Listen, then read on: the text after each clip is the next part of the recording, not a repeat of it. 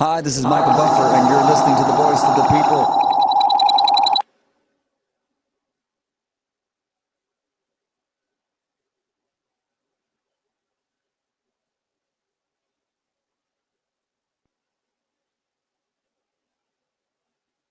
Hi, this is Michael Buffer, and you're listening to the voice of the people. Let's get ready for Boxing Voice. You're listening to the Boxing Voice.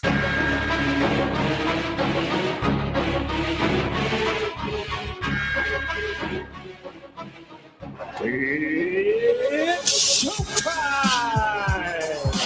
Welcome back, boxing fans. Blood is good. Tire face, a mask of blood. Blood is emotion. Too much blood coming out of the eye. Blood is a story, a drama. Deep gas, blood pouring right into his eye. Blood is what we want to see in terms of passion. Blood streaming now from the cut, the eye, the nose, the mouth, the cheeks swollen, and he's still gone. What we want is a bloody good fight tonight. We have Heather, the Heat Hardy. Is this you? This is me. I think I need to talk to you every night because you make me smile and blush over here. Never been a lame-o, never been a lame-o. Yeah, I love trips. I'm okay. You serious? You serious? And that's the good thing about UK. That's why I can't hate on them guys, man. They love fucking boxing. No fighters in England. They all bums. Did you hear what this idiot just said? Yo, son, you're gonna get your ass beat by Molina, son. Are you fucking kidding me? He's overrated. Do some pushes for me right now. For the interview? Yes. Let those dirty hands go. Get out of here, Virgil. Go home. What next? You want the table for the food. You not even honest. You want the table for the food. Boxingvoice.com. This is why we use the word sensation. All right.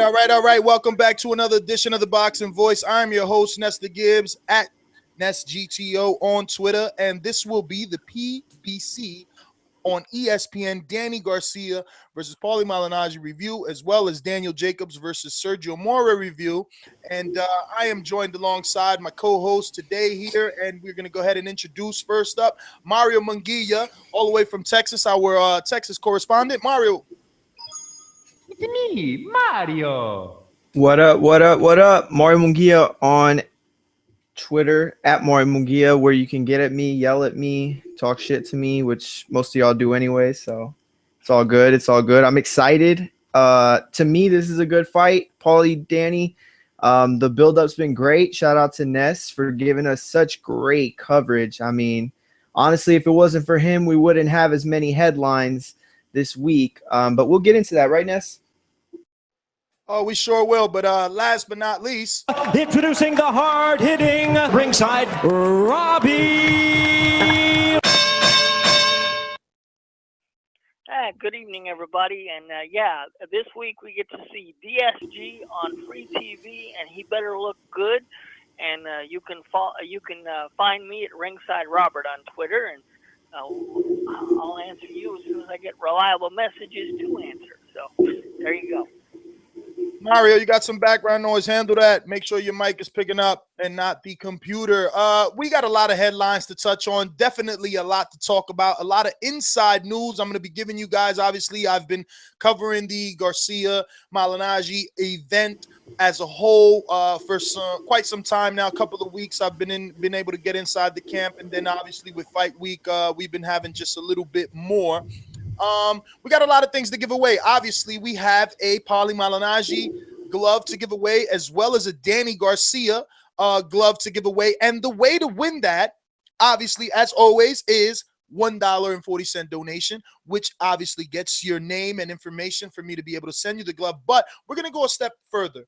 Shout out to Boxing Troll on Twitter and probably everywhere else. Boxing Troll, thank you for the suggestion. He suggested that it wasn't right that we were just giving away the stuff for free to any random winner when there's so many guys that support us and you know, go above and beyond in supporting us when it comes to sharing on various social medias anything that we might do. So those should be the winners, and he's absolutely right. So what we'll do is I will give away one glove to the guy that I guess is more engaging on social media, because I won't hinder you to just one outlet, and that can prove that via email. You should know the email, and if you don't, in the description on YouTube, if you're watching, it's in the bottom, and in the description on Blog Talk, if you're listening, it's in the bottom. Also, you can find links to review us on iTunes and links also to the audio only podcast version of this video if you're watching on YouTube, in case you want to watch on the go in your car with your earbuds. I actually had a conversation this week with someone that was at the Danny Garcia Media Day in Gleason's gym. Shout out to Mike. And we met for the first time. And, he said he loved the show and things like that. And, he loves to listen, but sometimes he can't because of our potty mouth. And I'm crying on the inside because he's not the first to say it. And it's so hard to refrain from cursing sometimes, but we're trying our best here. But that being said, you could always listen on a podcast on your smartphone. You could download our app, listen to it, put your headphones on, and the kiddies are never here. So remember, drop us a 5-star review on iTunes. I mean, if you got to say we're Potty Mouse, hey, we're Potty Mouse. And, it was easy to spot a guy like Mike because guess what? He was wearing a Boxing Voice shirt. So head on over to the Boxing Voice and buy your own shirt. Make it easy to be spotted. I'm going to be at the Danny Garcia fight, and there's going to be a bunch of us there. I'm even bringing my wife out this time. So, if you got a shirt, it's easier to find you. Plus, you're supporting your favorite podcast. So, that being said, we always talk about the Amazon link. And I want to say, man, shout out to you guys. We got a big, fat $23.17 check. But $15 of that went back to Amazon because they charge $15 to cut us a check. But thank you, because the people that did participate allowed us to make whatever it was that we did make, which wasn't enough to cover my parking today, but whatever. At least you guys are trying, and that's what counts. And the link is simple, very simple. No need to ask me, because it's amazon.theboxingvoice.com. Super simple. Amazon, where you're going to shop at, and theboxingvoice.com, which should be tattooed on your chest by now because you love us so much, right? And look, I'm an Amazon shopper. I basically use them to compare pricing as well. I don't just go buy anything at the store anymore without comparing it with Amazon, because if I could get it cheaper there, whatever. Plus, I'm a Prime member, so I get everything in, less than 2 days anyway. So it makes it simple. So if you're going to do some shopping on Amazon, you bookmark our amazon.theboxingvoice.com link, and we get a lucky little kickback. And for all you guys like Mario that are trying to get buff, I've been having I guess because of the summer, I'm shedding some pounds. So you guys actually are not calling me fat. Instead, you're calling me built, but I'm not working out. I should be, but I'm not. But if I was, I would use some On It products because they're organic. So whatever. Now that we got all out the way, because I have to say it, because if not, the lights go off. I do want to take it back to where it all starts from. The amateurs. This is going to be our first headline.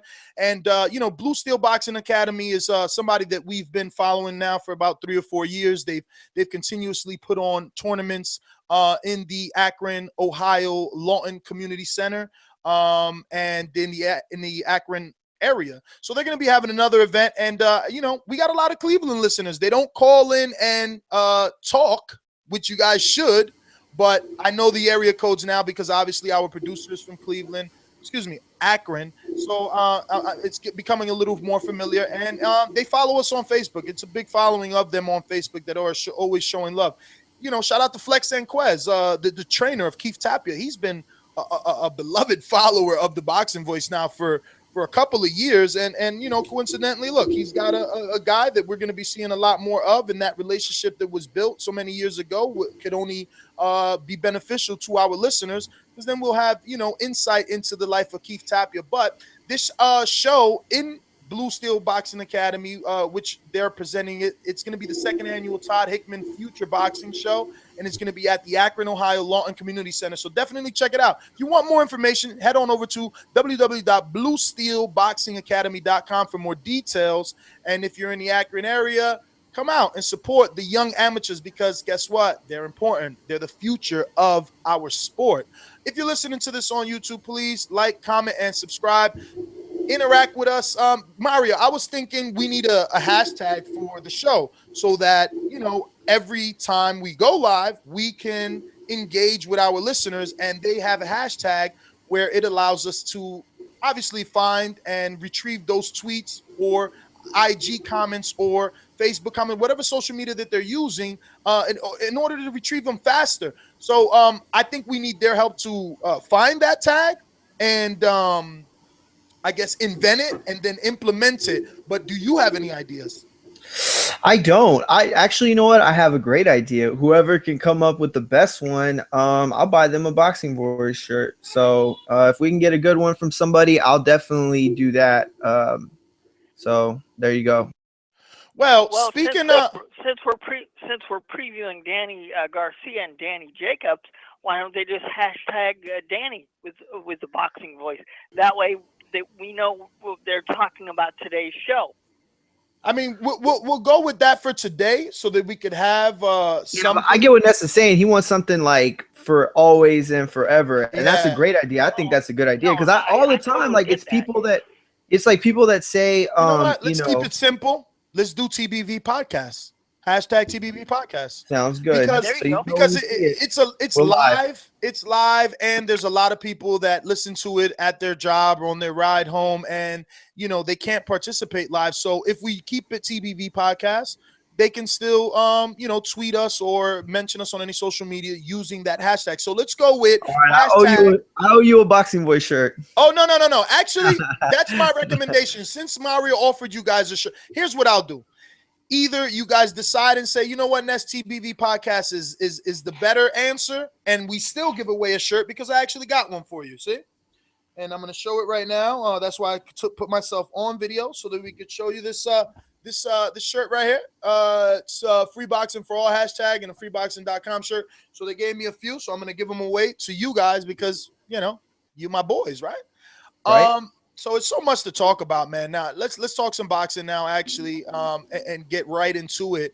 We're gonna have some guests, some big guests. Gary Russell Jr., the WBC Featherweight Champion, is gonna be on at 7:30. So that's in a couple of minutes. So set your calendars, your reminders. Make sure you're not doing anything at 7:30. Then we're gonna have the always knowledgeable, and he's truly a boxing encyclopedia, knows so much, and we could actually ask him a couple of questions about Todd Hickman. He knows a lot about Todd himself. At 8 o'clock, we're gonna be having John Iceman. Actually, I'm sorry, Ness. I got an update from our producer Gina, and she did say that there was a slight update, and Gary Russell's still at 7:30 Eastern.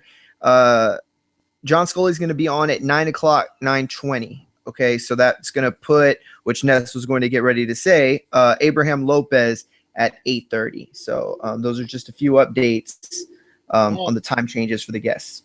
Boom. That was like Shaq and Kobe and Scotty and Jordan, right? All right, so excuse me, Skype needs your attention. I'm coming, Skype. I'm sorry. Okay, Scotty's calling. Who is that? Scorsese is always on the check-in. But this is a guy that knows how to keep himself on mute. So let's get into the bread and butter of the show. Actually, not the bread and butter, but just one headline before we – you know what? This is the Garcia review. So before we get into headlines, let's talk a little bit about this fight. There's been so much happening during this fight week. I had the opportunity to have some explosive interviews with Angel Garcia. If you haven't seen it, it's going internet viral for boxing anyway. Unfortunately, it's only boxing, so it gets thousands of hits instead of millions. But Angel Garcia really opening up on his feelings on Gennady Golovkin and Canelo Alvarez and even Oscar De La Hoya. And, interestingly enough, I would always bring up any good interview that I do, but this one is a little more intriguing simply because, get this, man, Tom Lawford, the promoter of Gennady Golovkin, he took to Twitter and he responded to the video and he said, actually, let me pull up the picture because that would make it even better, right?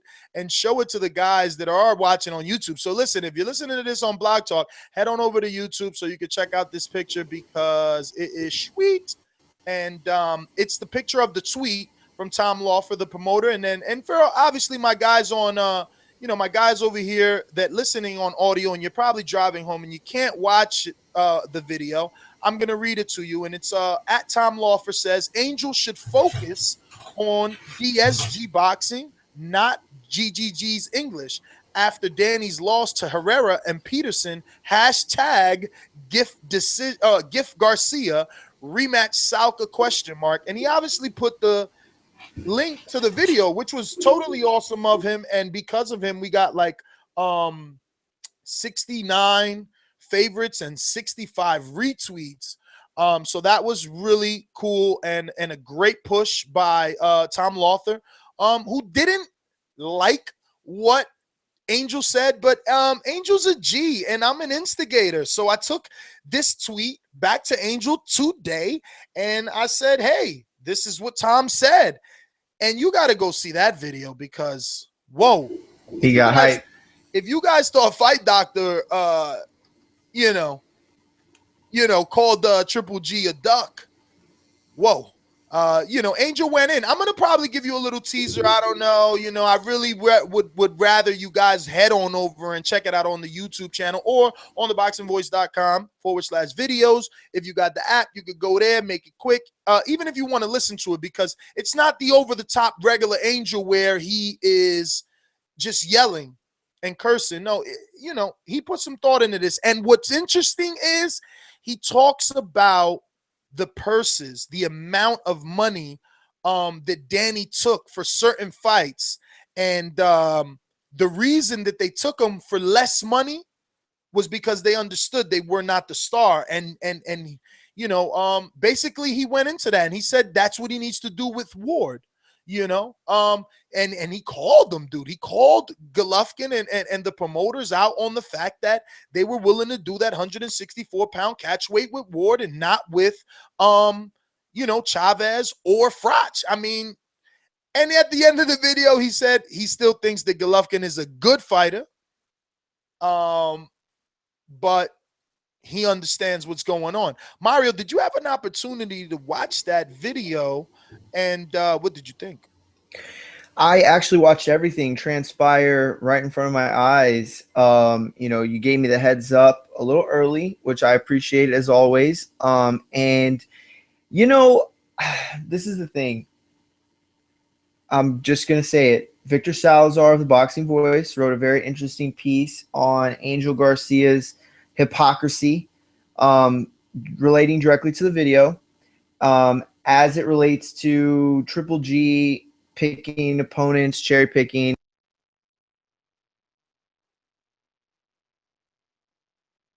Looks like we lost Mario there for a minute. We most certainly did. He dropped off, but he's back. When he gets things together, we'll keep it moving. So, obviously, this is the Danny Garcia versus Paulie Malignaggi. Oh, my bad. You lost me. Hold on. I'm sorry. It was a bad connection. Yeah, you dropped off. I was just blew looking at the ball. my Ethernet. Yeah, my bad. Okay, so anyway, Vic wrote the story, and it's a good story, and I get where he's coming from, and he's talking about the fact that Danny Garcia is one to talk. Angel Garcia is one to talk. Ness, can you hear me? I hear okay, you. I'm sorry. My bad. Look So, at over there. No. The video dropped, so that's why I was like wondering what happened. But anyway, look, the thing is that I get the emotions between camps, because calling somebody a cherry picker, I mean, that's like one of the worst things you can be called in this sport, and people will defend it, with all their honor. The thing is I kind of get where Angel's coming from in terms of the lack of recognition for Danny. Because that's been a lot of the tone and the talk for this that Ness has gotten over the last week or so in that camp. To me, it just seems like Angel, he demands more of our respect for Danny because of what Danny's done at 140. Danny said that he's done at 140 what only Mayweather's ever done at 147. And look, I'm not going to say that Danny's better than Thurman. I'm not going to say that he's better than Khan, because I don't believe that. I'm not going to say that he's better than Brook. Not at all. I'm not saying he's coming into 147 and he's taking over. I'm not even going to say that he's better than Triple G, because to me, he doesn't pass that eye test like Triple G does. But I will say that Danny Garcia has done more in this sport than any of those names that I've just mentioned. He's accomplished much, much more. And for me, I think that it absolutely has to be understood where Angel's coming from. That's just the beef he has, and it goes back to that. So when somebody calls Triple G a boogeyman, and they don't acknowledge Danny, it fuels that fire. And Angel talked about the Matisse fight, which was another good interview that Yeah, I don't know what's wrong with Mario. He keeps dropping off, but like I said, like he said, that was a very good interview. And you guys should check it out on YouTube. The fact of the matter is they're very confident right now at 147. They're feeling super confident in themselves. They're feeling like they can take over the division. They've obviously gone public and mentioned that on numerous different interviews, stating that as such that like Mario said.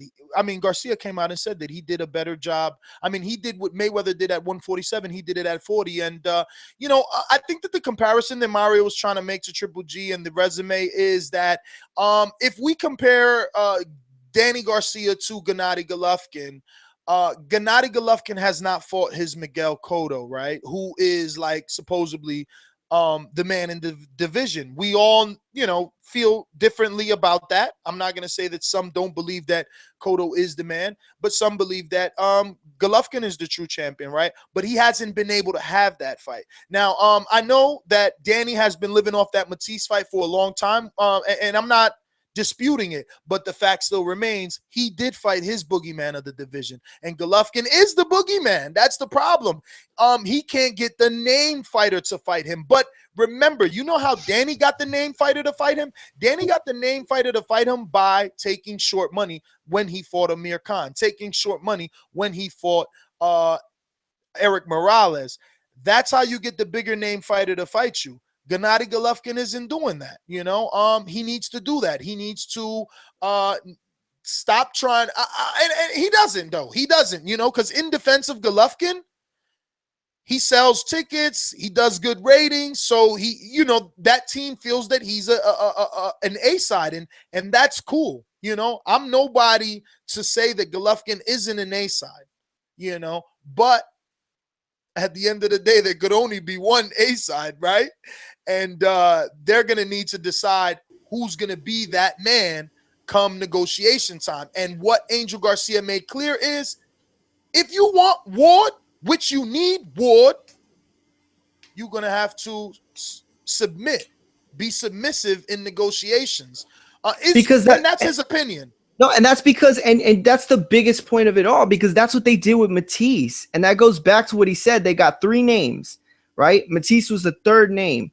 And Angel said, we talked to Heyman and we said, who's the beast? And it was Matisse. He said, who's the killer? Who's the killer? And he said, it's Matisse. That's who we wanted, and that's who Danny fought. And that's the biggest thing, is where's this concession for Triple G? Triple G's got to make that concession somewhere along the way. Danny was always put in to lose. That's never, ever been the case for Triple G. Triple G's never been in a fight where he was supposed to lose, or it was 50-50 or anything like that. And granted, it's because he's that good, but it's also because they haven't taken those necessary risks. Fighting Andre Ward at 168 is a risk. Is it a necessary risk?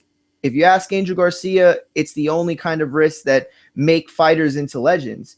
If you ask Triple G's camp, it's about dollars making sense, but Triple G's got to do it. It's getting to that point. Danny did it, man. With Matisse, everyone said he'd lose, and he stepped up big, man. It's just, I don't know. People don't give Danny enough credit. They really don't. What he did at 140 is better than what Triple G's done at 160 by far.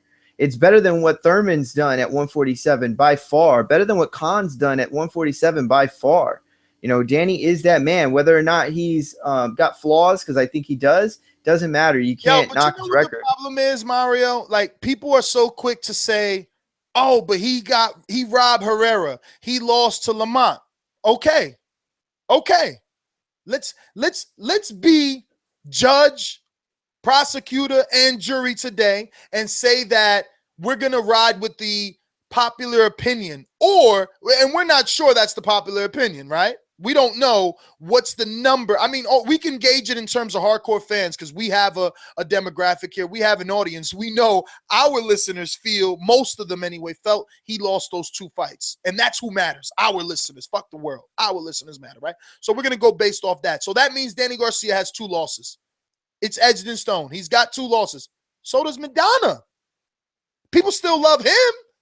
You know what I'm saying? You know how many fighters have losses that it doesn't mean the end of the world, but for this kid, they're trying to kill him. So the fact of the matter is he's facing Paulie Malignaggi, and that doesn't make it any better. That kind of makes it difficult. It's hard to defend a guy when you're fighting, you know, and I love Paulie. You know, I don't even know what to say at this point because Paulie's the same guy that right after the Mayweather fight came on a Boxing Voice and did an interview. You know what I'm saying? So that's important to me. But at the end of the day, he's probably the weakest link on the welterweights, top welterweights, and Danny is facing Malignaggi. But it is a very difficult fight because but that's listen to what you're saying though, Ness. You're saying he's the most difficult. He's the most difficult of the top fights. Why are you setting this bar so high for a man who's been fighting at 143? No. I get where you're coming from. Difficult. I didn't never say that. You missed. No, you said he's the least difficult. My bad. I messed up. You said he's the least difficult of the top fights. See, he's fighting a top fight. This is his first fight at 147. Why are we treating? Look who did Khan fight in his first fight at 147? Oh, good comparison. Fight at his first fight at 147. Who did he fight on his first fight on HBO at 147? You know what I'm saying? Like, look at Kelbrook. Who was he fighting at 147 before last year? Frankie Gavin. He just fought that man recently. Paulie Malignaggi is better than Frankie Gavin in every way. But listen, after Kell Brook won that title, he has fought Jojo Dan, Frankie Gavin, and now it's rumored this guy's fighting Bundu. And look, I don't have any problem with Bundu. You know why I don't mind that fight? Because we get to see just how good Keith is again. Because I'm high on Keith. So if Bundu can lose a fight to Brook, but make it look difficult or whatever, anything that's gonna give Keith an edge, I'm all for it. It's like what I always say. It's a barometer fight. Now we've seen Bundu versus this guy. We've seen Bundu versus Gavin and Keith. Now we'll see him versus Brook, and we can assess. That's why I don't mind it, but he should not be fighting 3 back-to-back Euro level fights. It's just insane as a champion. No, you're right. You're absolutely right. And that's the whole thing that boils down with me and Danny Garcia, you know, and this fight with Paulie Malignaggi. Doug Fisher, and I know I've mentioned this a few times, and it's only because I truly believe what he said. PBC has been bad matchmaking in the sense of if you want to build a star, the commercial success comes from the knockouts. It comes from the, you know, great performances. He's not matching his top potential stars, the guys with the most potential, with guys that are going to produce those kind of fireworks. But he's also not matching them with guys that are going to give him the utmost respect. You know what I'm saying? So, like, you can have a tough matchups that win over the hardcores, or you can have a decent matchup that they score a knockout and win over the casuals. This fight with Paulie is a great fight. Don't worry about casuals. Don't worry about hardcores. Don't worry about the appeal. It's a great fight. Hey, man, I love that you're our host, man, because you made this fight okay. And shout out to Sean Zattel, our Vegas correspondent. He did an awesome interview with Ken Porter. Hey, Mario, don't you let me forget to bring up the fact that Sean did this awesome interview with Ken Porter, which is fully uploaded. I just got to put the description and make it public after the show. But Sean Zattel, our Vegas correspondent, said Floyd Mayweather Jr. fought Sean Bay Mitchell, his first fight in 2005 at 147. And Sean is a historian. He's like another Beeb, just younger. I think we have our first guest. Let me go to Gina. Gina, are you ready? Let me see if we find her. But yes, Mario, you know what? For the whole, oh man, we should have spoke before this week. Maybe I wouldn't have been so hard on Danny, because I was looking at it like, I understand how people want better than this. I can understand that. I see that. So, but you made it right. You're right. There are a lot of people, especially a guy like Amir Khan, that is held in high regard. His first fight was Julio Diaz, right? Joel Diaz. Yeah, I think so. Was it Joel, or it was yeah, I think it was. You're right, Julio Diaz. Maybe no, wait. Not. No, Carlos Molina, wasn't it? Carlos Molina, that's who it was. No, I think that was actually Broner who fought Molina. Watch, I got it. And you know what the sad thing is? He's fought all those guys. Like, it wasn't his first fight. That's sadder. His first fight at 47 was Collazo. First fight at 47. At 42 is when he fought Diaz. Yeah, Oh, it was a okay, catchweight. coming up. Okay, yeah. Catchweight. And so, you know, Collazo or Paulie Malignaggi, who do you think is a tougher fight? I honestly think it's Paulie, because even if you go into that fight expecting to win, you can't expect to look good. I mean, I will say this. They're probably one and the same, Collazo and Paulie, but Paulie has demonstrated a little bit more in his career. And I guess on paper, he's also accomplished more. He's a two-time world champion. And it's like Paulie told me in the interview that I think this week. He's only lost to the good guys. Exactly. That's the biggest thing. It's not like he's lost to what the boxing fans these days, because they're degenerates and they're bad. I mean, we're all degenerates when it comes to boxing, but those boxing trolls, and not my boy at Boxing Troll on Twitter, but the trolls, you know, they think that Malignaggi has done nothing. But I tell you this right now, Mario, I wish I were Malignaggi right now. Right now, I mean, the dude's a millionaire. He's on TV, and he's about to fight Danny Garcia in the Barclays Center, his hometown. You know, basically the Barclays has been built for Malignaggi. I mean, and then look, I'm not hyping this guy up in any shape, form, or fashion, but at the end of the day, since that building is open, he's been in there. And GoldenBoy signed him specifically because that building was open, and because remember, it was GoldenBoy, so we think. It was Oscar. We don't know, because remember at that time it was Richard Schaefer steering the wheel of that boat. Yeah, true. But when they maneuvered to Brooklyn, Malignaggi was one of the first signatures that they signed up and they picked up, and he's been able to continue to sell. So the internet boxing fans that think Malignaggi is this feather-fisted fighter and they can't stand him, and you know this, that, and the third, he still continues to do between 10 and 13,000 at the Barclays Center. You're right, and it's good to be him too on the other side, because you know he's not expecting to win. Like, nobody's expecting to win. This is a Danny Garcia showcase. He has all the intangibles to pull an upset. It's kind of the same situation with the Adrian Broner fight. A little bit different, I think, obviously, but still, I think that it's a big fight that he doesn't have to come in as the loser in his mind, and that could upset the apple cart, like James likes to say. Yeah, man. So Gina, I guess she has not gotten Gary Russell Jr. just yet. So what I'll do is I'll get into the Sean Zattel interview. Man, this guy right on the beat. We were just literally talking, and I'm like, dude, you know, Danny Garcia, because Danny again has been vocal since making weight. Check out my interview with Tony Davis, the strength and conditioning coach, the guy that's really responsible for getting Danny to this weight. All right, we're in, actually. We got Gary Russell Jr. live here. Gina, you there? I'm here, and I have Gary Russell Jr. with me. All right, Gary Russell, what's going on, brother? Man, nothing much.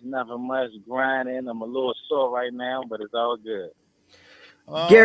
Gary, what's going on? It's Mario from the Boxing Voice. You know, we're glad to have you. I know that you're constantly in, you know, training. I know that you're one of those guys that likes to stay busy. You're like one of those guys that likes to stay in the gym.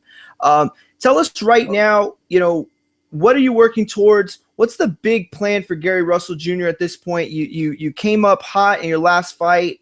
You're back in that spotlight. You're bigger than you've ever been before. You're obviously able to call shots now with the title belt. What are you looking to accomplish before 2015 ends?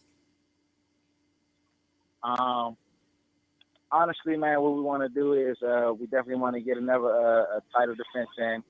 I would love to try to get a shot at this IBF belt. I like the way that belt looks. I love the color. Who's the IBF champion right now?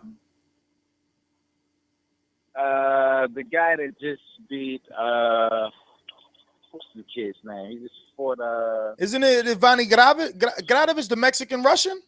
That's him. Gradovich, the Mexican, Robert Garcia's guy. Robert Garcia's boy. Okay. So you just like the way it looks, or you like the way that Gradovich matches up with you in the ring? Honestly, I like the way the belt looks. I like the belt. As far as the opponent's concerned, I'm gonna be so honest and so blunt with you guys. I've really never seen this guy fight before. I heard a lot of good things about him. I heard that he's a tough fighter. He's a good competitor, but I've never seen him fight before. honestly just like the belt. I feel as though it's time for me to just collect as many as possible. Okay, well, so and that's a fair statement. Honestly, I think so, because let me tell you why it's a fair statement, Mr. Russell. When you fought Johnny Gonzalez, I picked Johnny Gonzalez. I'm not gonna lie. When you suffered your first loss, and I think the boxing world, and I'm included in this discussion, forgot how skillful you actually were. Nobody should have ever picked Johnny Gonzalez over you in that fight, and I admit that to you now. At the same time, that skill set, it's something that we've seen develop. It's something that we've seen, but we never saw it against that competition until Lomachenko. You took the L, but you came back super strong.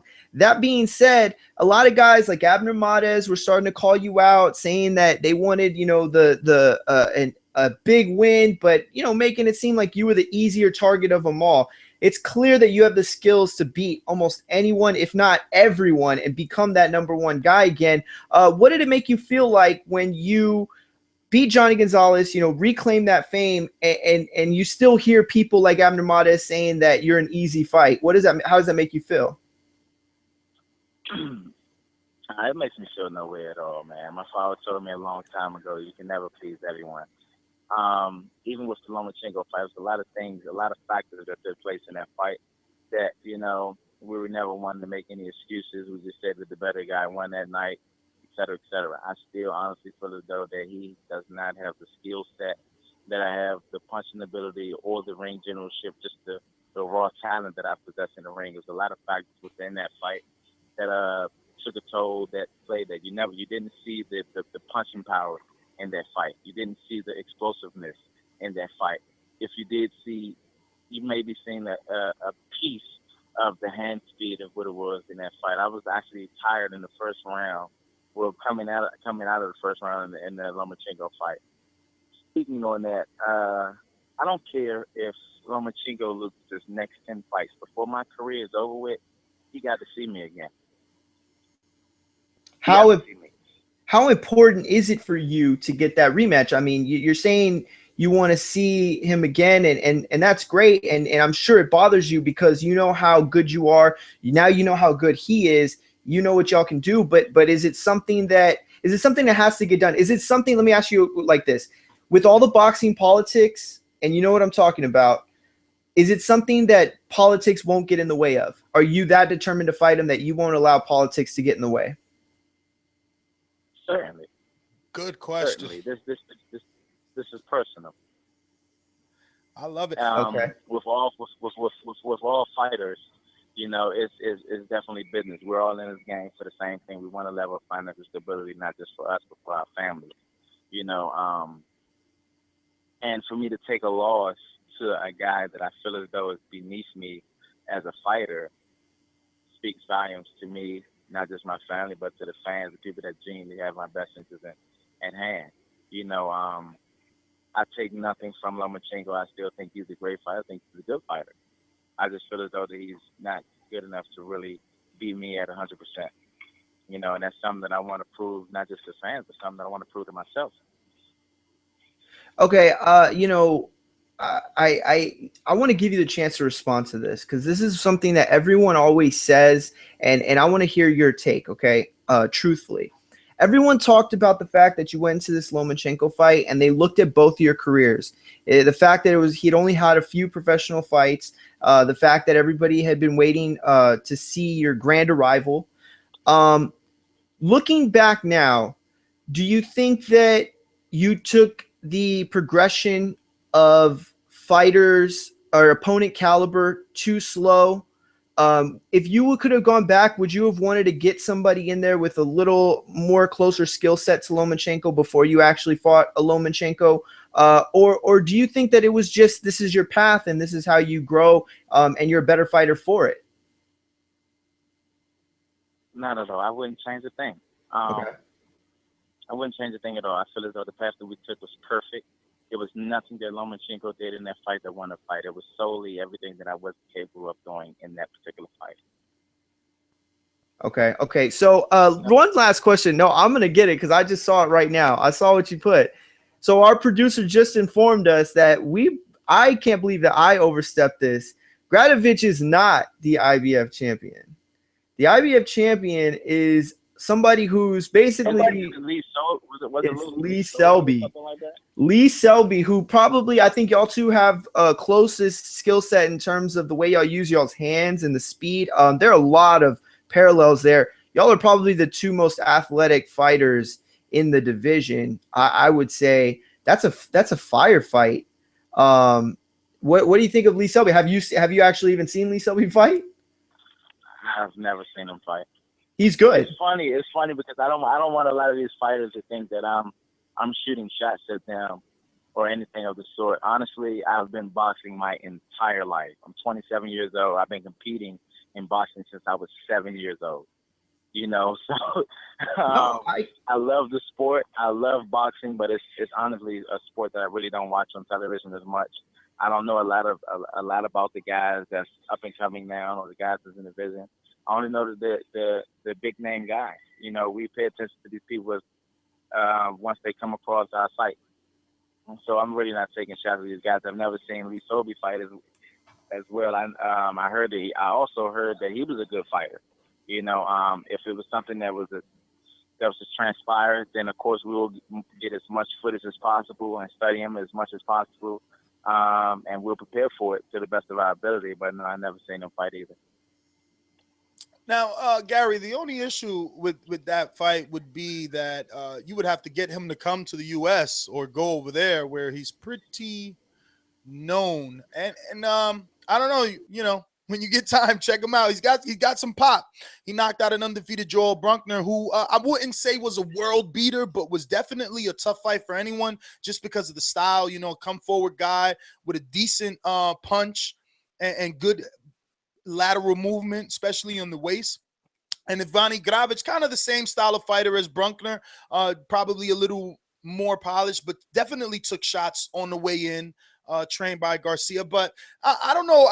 My co-host was stuck on the Lomachenko. I'm not as interested, I guess, on that subject until you said something. You continue to talk about the Lomachenko fight as if it was something that you did wrong or something that didn't take place properly on behalf of the Russell family. What is this thing that you're not fully letting out? Like, you know, you just keep mentioning it, but you don't say it. So what happened that we don't know about?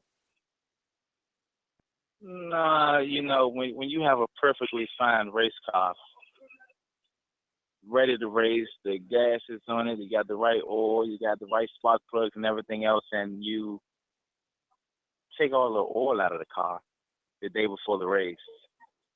It's the same car. It has the same engine. You have the same motor.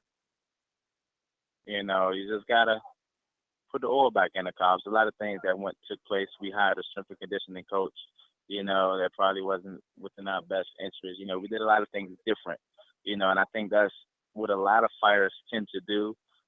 They magnify the event instead of keeping things traditional. You know, if it's not broke, don't fix it. And that was one of the situations that occurred within the Lomachenko fight. You know, like I said, we try not to speak too much on it. It is what it is. This is the path that was meant for me to take. We take it like a man, and we're gonna keep pushing. We're gonna keep grinding. Do you mind saying the name of the strength and conditioning coach that you hired? I mean, I'm sure it's out there. I mean, that's not even out there. You know, we're real introverted people when it comes to stuff like that. We don't like to point fingers or any et cetera. You know, that's why even when the fight occurred, we never even brought it up, you know. But there was a lot of factors within that last camp, you know, that took place that I feel as though would help for everything to happen the way that it did. Honestly, I'm glad that it happened the way it did, because if anything, I learned the lesson about myself that if it's not broke, don't fix it. It's interesting that you mentioned strength and conditioning and the fact that played a key role negatively for you, because obviously, you know, the main topic of today's show, other than, you know, you being a guest and two others, is the Garcia Malignaggi fight. Two guys that are actually using strength and conditioning coaches, and that strength and conditioning was a key very important part of both of their camps. For Malignaggi being an older fighter and a guy that, you know, basically has been out of the ring for a year, he hired Angel Memo Heredia, who comes with a checkered past, but also comes with a lot of positive results in terms of his fighters looking good once they deal with him, not positive as in testing positive. And then you have Danny Garcia, who is using Tony Davis, who has been able to keep Danny at 140 for all these years throughout the amateurs and everything, as well as continuously make him make those catch weights that were set upon him when obviously for a year and a half he's been trying to get out of the 140-pound division. And you know, you didn't have, I guess, the same success. So you do your own thing, your own diets now, or in the past, or is it your father that implements it? Honestly, we're basically back to where we were when we started. You know, we always did our own strength and conditioning. We always did our own nutrition. We always did everything on our own. You know, we got to a point where as though we magnified the situation. You know, a reporter asked me once before, you put in a lot of big cards, a lot of big events. Which one do you say that though was the biggest stage that you were in? And I really had to take time to think about my question. My answer, and I told him that they were all the same. You know, regardless of what the event was, the magnitude of the fight, the end objective is the same. And a lot of times people tend to magnify it and make it bigger than what it really is. You know, and that's what we did in our camp, man. And we brought someone in that was something completely different. We were in unfamiliar territory when it came to that, and you know, it just didn't work out for us. You know, maybe it will work for someone else, but it doesn't work for us, you know. So it is what it is, man. We're ready. We're back on our grind. We're back focused. We're back on track. And we're ready for anybody. So, Gary, I guess my last question, because we don't want to burn up too much of your time, and we do appreciate you giving us the time. I don't even know if you remember me. It's hard to know, obviously, but we've seen each other again in Tampa when your brother was debuting. I'm the tall guy. Gotcha.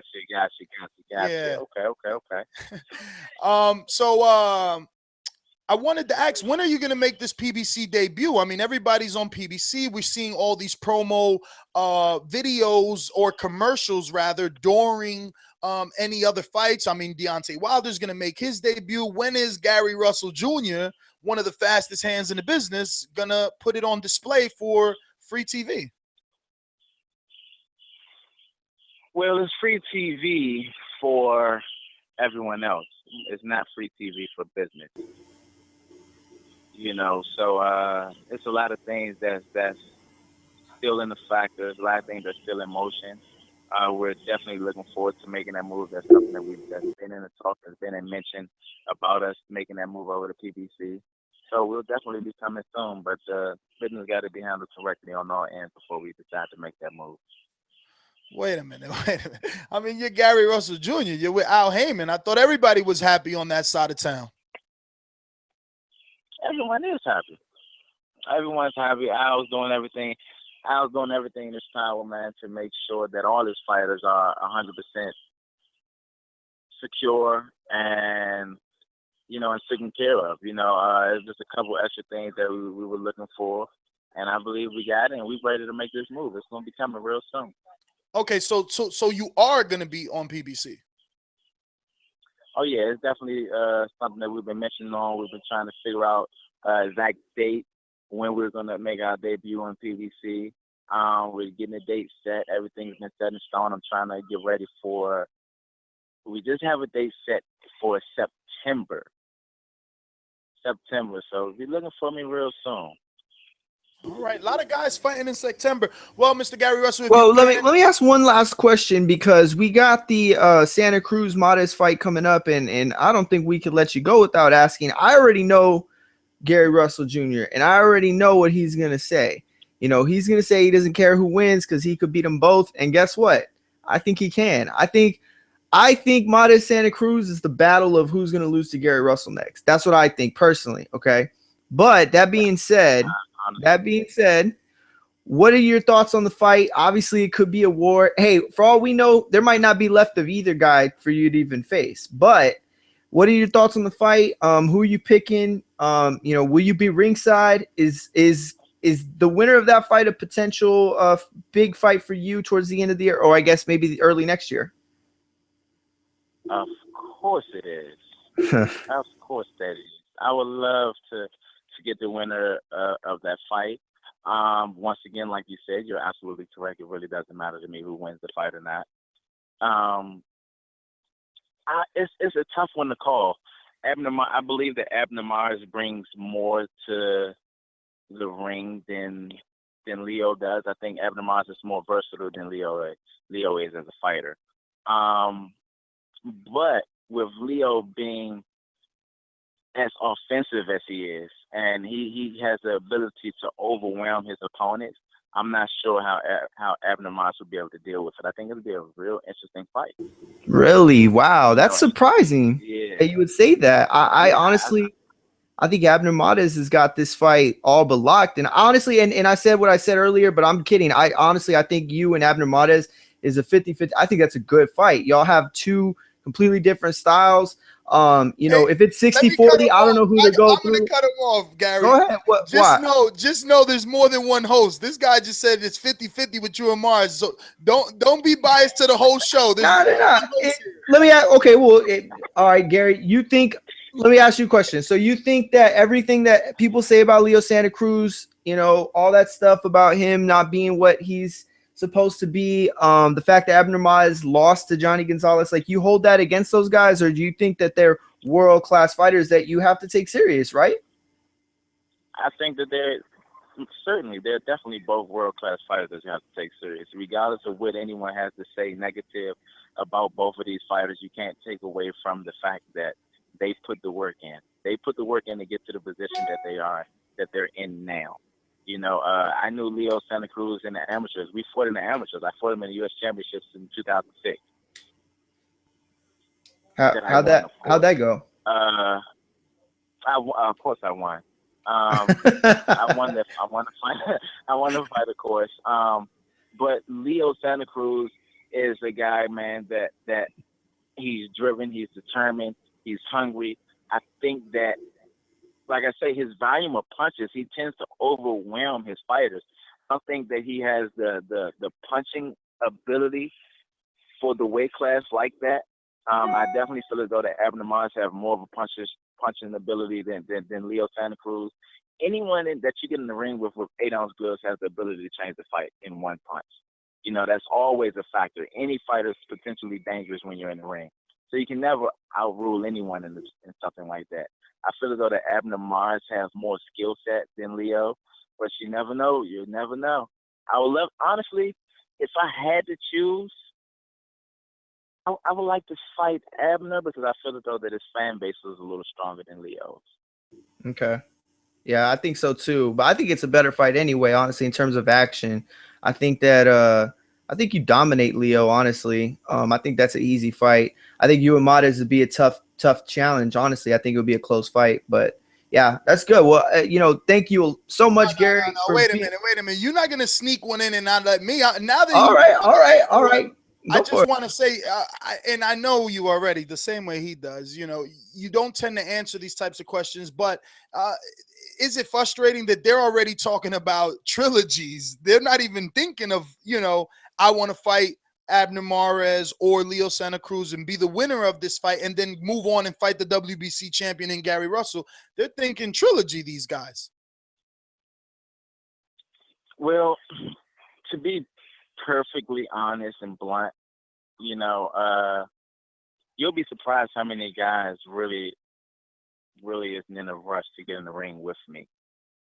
So I can understand how a lot of fighters would stay busy so we wouldn't have an opportunity to compete against each other. That's where business comes in at. That's where Al Heyman comes in at. I would love to compete against the winner of any one of these guys. I think it would definitely help my career, and I'm all for it. It's fair game. Well, all right, Gary. Thank you so much for the time, and we wish you the best, obviously. And hopefully, once something is signed, we could get you back on. We definitely appreciate it. If you have any social media, give it out as well. Say it one more time. if you have any social media, give it out as well at this time. So any fans that aren't following you, they can. Yeah, you can definitely find me on Instagram at Mr. Gary Russell Jr. You know, come check out some of these workouts. We grinding 3 times a day, 6 in the morning, aquatic training, swimming in the water. We back at about 1:45, strength and conditioning. We back at the gym now at about 7:30, working on our technicals and everything. 3 times a day, no days off. Birthdays, holidays, anniversaries. We get grinding. All right, Gary. Well, thank you very much, and you have a good night. Gina, thank you. I think All right, so there we go, brother Gary Russell Jr. Perfect interview, man. Very honest and open guy. Gave us some good information there, so I'm excited. Let's move into our first headline of the day. We talked a little bit about Danny Garcia and Paulie Malignaggi. We still haven't broke that down, but let's give them a little headline because, really, one of the twin towers that HBO has was on display last weekend as Sergey Kovalev took on Nabahid Mohammadi, and they averaged more than 1 million viewers, these guys. And not even these guys, it's really Kovalev, because who knew Mohammadi, right? So Kovalev definitely showing that he's a star. He averaged 1.014 million viewers for the live airing of the HBO fight between him and Mohammadi, according to Nielsen's media research. So the fight with Kovalev is his 7th on HBO, and it peaked at about 1.082 million viewers. The average audience was only slightly less than Kovalev's 8th round knockout of former champion John Pascal in March, which averaged 1.15200. So it did drop very, very minuscule, right? Because of, I mean, obviously John Pascal is a more popular fighter. So if he only dropped that little bit from Pascal to a Mohammadi that no one should know besides us hardcores, it seems like the HBO boxing audience enjoys Kovalev, and they're going to continue to come out whenever he's on, Mario. Yeah, that's the big thing about this to take away is that Mohammadi had absolutely no casual fan interest whatsoever. Jean Pascal, on the other hand, could be remembered from his Hopkins fights and from his, controversial take the test thing. And so, that's a pretty big thing to look at. You look at the opening round card too. I'm sorry, the opening bout of Saturday's card too. Pascal's controversial decision win against Uneski Gonzalez, which averaged 883,000 viewers.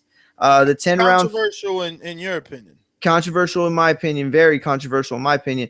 The 10-round fight of the year candidate peaked at 1.028 million viewers. Those are really good numbers for an opening bout on HBO. I mean, this was a good card, and I think it was very successful in terms of what it could have gotten. I mean, you look at some of the other fighters over the last 5-6 years, and headliners have failed to get these kind of numbers that the opening bout achieved. So I don't know, maybe, people were in the mood for boxing, but maybe not, because we have to remember that opposite of HBO was Premier Boxing Champions show on NBC Sports Net, which happened to be in Las Vegas as well at the Palm. So it was competing cards on the same night, but also competing cards for venue. They were both in Vegas, the HBO card being at the, what was that, Mandalay Bay?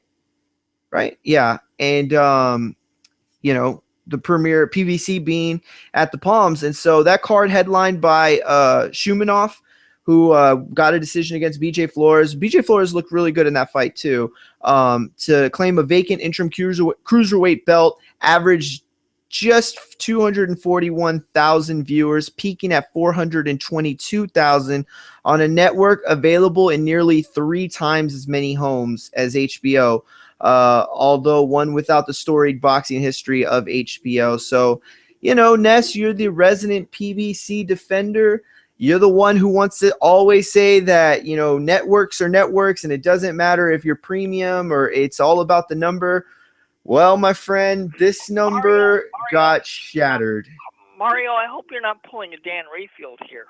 No, not at all.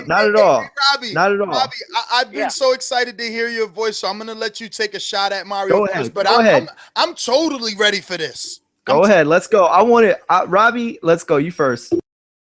Because Dan Rayfield did the same thing that you were just in the process of doing. He tried to compare which was the better card. A fight that was free on regular cable TV, PBC, or something you have to pay for if you're an HBO subscriber. And he tried to compare the two and put down PBC. That's why I jumped in here. I didn't know what direction you were headed in, but I didn't want you to pull what he did, because these fights are not comparable. You have to consider the platforms that they were both on. One you have to be a subscriber to. The other one you can get on your TV without having to pay extra. No. And you're absolutely right, Robbie. And I'm not pulling the Dan Rayfield, because what I'm doing is comparing Ness's argument for the last 4 months or 2 months, whatever, versus now, because Ness is the one that wanted to compare these. I would never have compared this. For me, the NBC sports card, it's like saying that a Showtime card, Showtime Championship Boxing beat a Showbox. Like, oh, they're on the same network, but it doesn't matter. Oh, I'm not comparing. You cannot see. That's my argument. You cannot compare. Hold on. This is because it went over your head what you read. Okay, you read. Tell me. NBC Sports Net is different than NBC, where Danny Garcia and Lamont Peterson fought. You understand that, right? You understand HBO is different from NBC, the regular network, and CBS, the regular network. But they're on the same level in terms of production. NBC but that Sports, doesn't matter. No, oh my obviously God. it does. There's I'm gonna let you argue. Go ahead. No, because listen, there's a big version of HBO. And there's the little version in terms of boxing, which is True TV. There's a big version of NBC, and there's a little version, which is NBC Sports Net. There's a big version of Showtime and a little version in Showbox, okay? Then we got the small players that don't exist anymore, which were Friday Night Fights, and we still have the ones that exist with our Unimas, Telemundo, not Showbox, Solo Boxeo, BN Sports, and what's the last one? Another Spanish one, right? I'm missing Fox Sports 1. If you want to compare these numbers are comparable to Fox Sports 1's. I bet you that. They do 400,000. And this is who they need to be comparing it to. But because when you want to be a bad mouther, you're gonna compare the smaller network. Yes, it's in more homes, but it's a smaller network, especially one that has no boxing history. And let's not forget, it has no boxing history. On NBC Sports Net. On NBC Sports Net. Main events did way better numbers on NBC Sports Net. How long ago was that? And look at Rosado made his career on NBC, and Rosado made his career on NBC Sports. Kovalov was introduced to the world. You're talking 3 years ago. Oh my God! But you said it had no history. What's 3 years ago? That's history. Mario, NBC Sports Network itself, the cable channel, has only been around for like 5 or 6 years. You cannot. But he's saying he's saying that there's been no boxing on it. That's what he said. Without a history, it has a history. It might not be as rich and successful as HBO's, and I get that. And Robbie, I want y'all to understand that I get HBO, like what y'all are saying. This isn't an argument that I'm trying to make. This is an argument because it's directed towards Ness and all the comparisons he's tried to make over the time. See, what Ness is doing, if the the listeners don't understand yet, he's finding arguments that work for his argument. And anytime that an argument works against his argument, he tries to find the loopholes in it, because he doesn't want to hear about the fact that HBO isn't in as many homes as NBC. He just wants to compare the numbers, because that argument hurts his argument. So he wants to ignore that. But you're right. You can compare. But no. NBC Sports is the baby. Yeah, it would be like comparing NBC Sports to HBO Latino. And I get that. So then why are we arguing? We're not. I'm telling you that if you're going to focus, if you're not going to take every little intricacy into it and talk about the fact that premium cable versus network TV is ridiculous, then I'm going to compare this one to that one. I'm going to compare the small little flag sister show. But you can't just because But you can't. You can't, but you do it. And I'm going to do it because you do it. HBO has sister networks, either True TV or HBO Latino or even HBO After Dark, man. And cable has premium. No. Listen, I'll even give you HBO After Dark, which put on some damn good fights that I'm sure could do some very good ratings. Yeah. Okay. It's a better show than it used to be. But you cannot compare. Okay, you cannot compare the can of Coca-Cola to a 2-liter, man. Stop the bullshit. But that's your problem. Is that's what you keep doing. You don't understand that NBC is the 2-liter and HBO is a can. That's what you don't understand. You don't get that. You think it's too much in boxing, buddy. Who has more Golden Globe nominees or whatever the fuck matters? Because you're talking about HBO as boxing. I get it. They didn't use Premier Boxing Championships for Southpaw. They made Jimmy Lennon use an HBO mic, and I get that. I get that, Ness. But your problem is you've been doing this comparison bullshit forever, and now you're seeing it's wrong. Now you're seeing it's wrong. No, you're wrong. You chose the wrong network to back. The problem is NBC Sports Net is not the equivalent of HBO. That's just the bottom line. So what is? Then tell me. I don't know, Lati. I just went down a list of names. So then you're telling me that an even smaller version of HBO, which is premium cable, which isn't available in all the homes, because not everyone that has HBO Latino, just so you understand that. It's going to be comparable to the same thing as NBC. So at ESPN, you have NBC Sports Network. Let's compare ESPN's Fight Saturday to HBO's fucking Card Saturday then, bro. My point is I don't want to compare any of these network television fights to. Well, it's not me anyway. It's not me. You acting as if it is you. No. All I did is use the numbers in my advantage, but it's not. I wasn't the one to say let's compare HBO to NBC. No, people are. Okay, you're right. No, you're right. People would already attack me because I'm the resident PBC lover, right? So they would already attack me about ratings. That's fair. Ness, PBC did bad. Check out the numbers. So when the numbers do good, it's like, yeah, check them out. When Danny do 3.4, check them out. When Thurman do 4.8, check it out. Of course. But then you guys want to find loopholes and say, oh, there are more homes. But they don't have the budget. They don't have the budget. You know why? Because NBC ain't fronting the money. NBC ain't fronting the money. Heyman is putting up the money, okay? HBO's budget, last time I checked, it was like $56 million. And then they got a budget cut to something like 32 or 38, even 28. It doesn't matter. Their budget has always been bigger than Showtime. Okay? So then what are you talking about? Like, you got a guy fronting the fights. He's fronting the fights. You're right. You're right. The money that Top Rank and Golden Boy and any other promoter choose to use at main events, they're building their fighters with HBO's money, man. I mean, people are this is what Angel Garcia gets upset about. People are ass backwards. You got a guy investing in something that you love. He's putting the money up.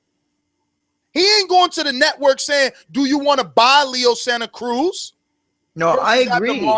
I agree. Obviously, you don't. No, I do. I do. My only point. You gotta be some sort of a genitalia rider if you agree with PBC. It's like no. There's no fine line with boxing fans. There's no in between. If you love it, you know you're in the payroll and stupid shit like that. It's crazy, man. And listen. Not the curse. I never wanted to compare these numbers, and I never thought it was fair to compare these numbers. My only point is that you have been comparing these numbers without deciphering between premium and regular network television. And so I took this opportunity as a chance to show you, because I knew that you would take offense to it, what the difference truly is. It's not fair to compare BJ and Shumanov. I'm wrong, Mario. You came out against the PBC when we did a show on the PBC. No. I was never against PBC as an idea. I was against Heyman. Hang on, he said. Oh, my bad. Go ahead, Robbie. Hang on. Now when Ness and Beeb came out for it, you were on the same show. I was here, and you came out totally against it. You wanted to support what Oscar and Bob were doing with the lawsuit, and you were on their side, and Ness and Beeb were on the PBC side. So you made your position perfectly clear that you were against the PBC. Have you changed your mind? No. If you go back, Mario, real quick. No. Robbie's new nickname should be Bobby Schmurder. Bobby Schmurder is what Robbie's now known as, baby. No. Listen. I'm gonna clear this up right now. I never ever said that I was against or for any of the lawsuits. What I said, and you can go back and listen to the show, this is exactly where I stand. I feel that there was nothing illegal done by Al Heyman, and if there is, there's no way to prove it. That's what I said. And not only that, I said that I thought that GoldenBoy and Top Rank, it was sour grapes. They were mad because Heyman beat them with their own game and beat them to the punch, and they were upset about that. What I did say is that I do feel for GoldenBoy and Oscar De La Hoya, and maybe what Heyman did was immoral, and maybe it wasn't right, but that doesn't make it illegal. Those were my sentiments, and even now, I'm not against PBC. My whole thing from the beginning has been I don't believe Al Heyman's going to do everything he can to make the most exciting fights. If he does, then I hope he wins the whole thing. But if he doesn't, then I hope GoldenBoy wins or Top Rank. Who I want one person to control all the fights so we can get the best fights. That's all I want. I don't care who wins. But my only point to making this whole thing was for Ness's benefit so that he can understand exactly what he sounds like when he makes those asinine comparisons between network television and premium cable. That's why I did it. You can't compare BJ's numbers, Shumanov's numbers, to the Kovalev numbers. You can't do it. That's my honest opinion. But at the same time, I'm doing it for the benefit of us being on radio and everyone who's heard Ness over the last few months compare these numbers and say that 2 million is bigger than 1 million, and it doesn't matter how you slice it. I'm only comparing the big fights, the big network to the big network. You're doing it backwards. See, that's your problem, though. You don't understand that you're not going to beat HBO. HBO is cemented as boxing. Why do you think Southpaw picked HBO? And they even used Jimmy Lennon and made him use a mic. They're always going to be the monsters. Okay, but listen. You guys are so. I mean, you guys are not gonna survive in the real fucking world, dude. I'm just saying.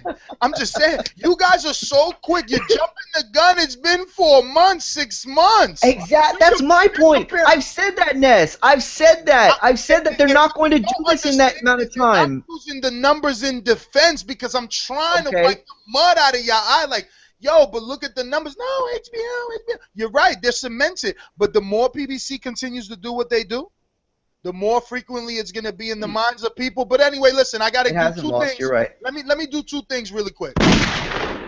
Because Robbie killed you anyway, whether he was wrong. Oh, man, that's some bullshit. Hold on a minute. It's official. He's Bobby Schmurder. He's Bobby Schmurder from here on out. Whether he was wrong about or misquoted you or not, the way that he went about it was official. So you're dead, okay? You're gonna have to come back reincarnated. I'm coming back like the Undertaker for Brock Lesnar. I'm gonna get you, Robbie. And I want to do this properly. Fighting out of Phoenix, Arizona. Boxing fans, here's Jameson. So I'll say two things that kind of go in the vein of your things. The one thing that pisses me off is like many people out there, I just want to see the best fights possible. I don't care if there's 10 promoters, 1 promoter, 100 promoter. Every boxer has to be his own promoter. It doesn't matter to me. But like with that said, like everyone talked about when PBC came around that this would this would take about a year or two for this to start picking up. And I could tell you, and I keep bringing up casual fans for one reason only, because it gives us a good window, or I guess a perceived notation that we have as boxing fans. And I talked to someone and I go, hey, did you catch the PBC card this weekend? He goes, no, I missed it. And this was with the Keith Thurman against Luis Collazo. I go, Keith Thurman was on the card. Why didn't you watch it? And he goes, it was on ESPN, so I assumed it was a lower level fight, so I skipped over it. So there is kind of this uphill battle which PBC has to battle to kind of, get the good fights back on and get that negative connotation out of people's head that anything on ESPN is just lower level kind of, debut fighters. So yes, I understand that there is this learning curve. My biggest problem with comparing HBO ratings to NBC ratings is that we dwell so much on the numbers. Like 1.8 million, we all flip out like, oh, HBO did this, oh, HBO did that. So like my thing is I don't know if it's something, whoa. Anyway, so my biggest issue is my grievance, and maybe we could try to, start something new. I would rather deal in percentages. If we know there's 12 million viewers for NBC, I would rather, say, 10% of the people watch with, 2.5. And then there's 4 million people for HBO, 1.8 million watched. So now we got like 26 or 27%. That makes more sense to me than dwelling on the actual numbers, because I do see the argument. It's hard to compare one big network to another because the viewership there alone is staggering. And the amount of households that have NBC is so much different than the amount of households that have HBO. So I'd rather deal in percentages. So that's my vent. That's it. But I will say, Mario got killed. All right. Let's reel it in and get back on focus. We're reviewing, obviously, the PBC on ESPN and all this weekend's fights. So we're going to start from the bottom up. Rafael Vasquez, I don't know if you guys have known him. Living on the East Coast here, I've had the opportunity to watch this guy live a few times on the New York boxing scene. Normally, Lou DiBella cards. He's fought a lot of times at BB King's in the Roseland Ballroom. And then, obviously, when Lou DiBella graduated with his alliance with Al Heyman and PBC, he became a Barclays Center favorite because he's from New York. And Rafael Vasquez is an interesting story. He fights obviously to bring recognition to autism because he has an autistic daughter. And he is he's an older guy. He's not a spring chicken. He's 37 years old. And he's obviously had a late start into boxing. He started in 2010, and he's only suffered one loss. He's faced, limited opposition, but he is world ranked, and he's probably going to get some sort of shot, obviously, because of Lou DiBella. I mean, he's not in the top 10 or even the top 25, but again, he's a good guy, 37-year-old guy trying to, get the money the way that he can and bring some support to his autistic daughter, and he's going to be around, right? So he's going to be on the undercard for anybody tuning in live. That's awesome. You should definitely check him out. Like I said, I've seen him. I've interviewed him. He's on the YouTube channel. Check him out. Also, one of our alumni here, Heather Hardy, who's infamously on our intro, is also going to be fighting. She's going to be actually in a rematch versus Renata Damasotti.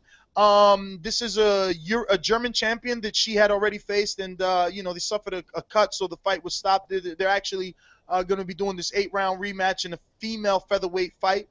Omar Douglas, you guys have been hearing me, here and there mention Omar Douglas. He is a junior lightweight, so he's going to be fighting in a 130-pound division, and he's going to be taking on Frank Santos del Alba. If I'm not mistaken, these guys are both undefeated. I definitely know Douglas is. I got to double-check Alba right now, but this is a guy that, we need to be looking at. He's definitely got some speed. Very good guy, good fighter, and hopefully you guys get a taste of this on I hope some sort of stream or something. And just real quick, let me mention that Ness has a video on the YouTube channel where he interviewed Heather Hardy. It's only a 4-minute video, 5-minute video, but it's really good. She talks about the fact that, with her promoters, close ties to Al Heyman and PBC, maybe we could see her on PBC one day, and she talks about the networks not giving female fighters a chance. She talks about the fact that she sold, I think, a little over or maybe close to $80,000 worth of tickets for the Barclays Centers just for her. That's her. Those are people coming to see her. That's crazy, right? There's a market for her, obviously, and man, she looks so good though. Like physically, she looked in really good shape. She looks ready. Before in some of her fights, I don't know, she didn't always look to be in that complete fighter ready mode. But she looks good. She really does. I'm excited. I hope I get to see her in some way, stream or something. Now, I just got this from Sean Zattel, our Vegas guy. He says, Kathy Duval already sent an offer to Arthur Beterbiev, the 9-0 with 9 KOs, defeated Kovalev in the amateurs. I believe it was 2 times he defeated Kovalev in the amateurs. Beterbiev promoter said, and the quote is that Kathy's sent a very fair offer.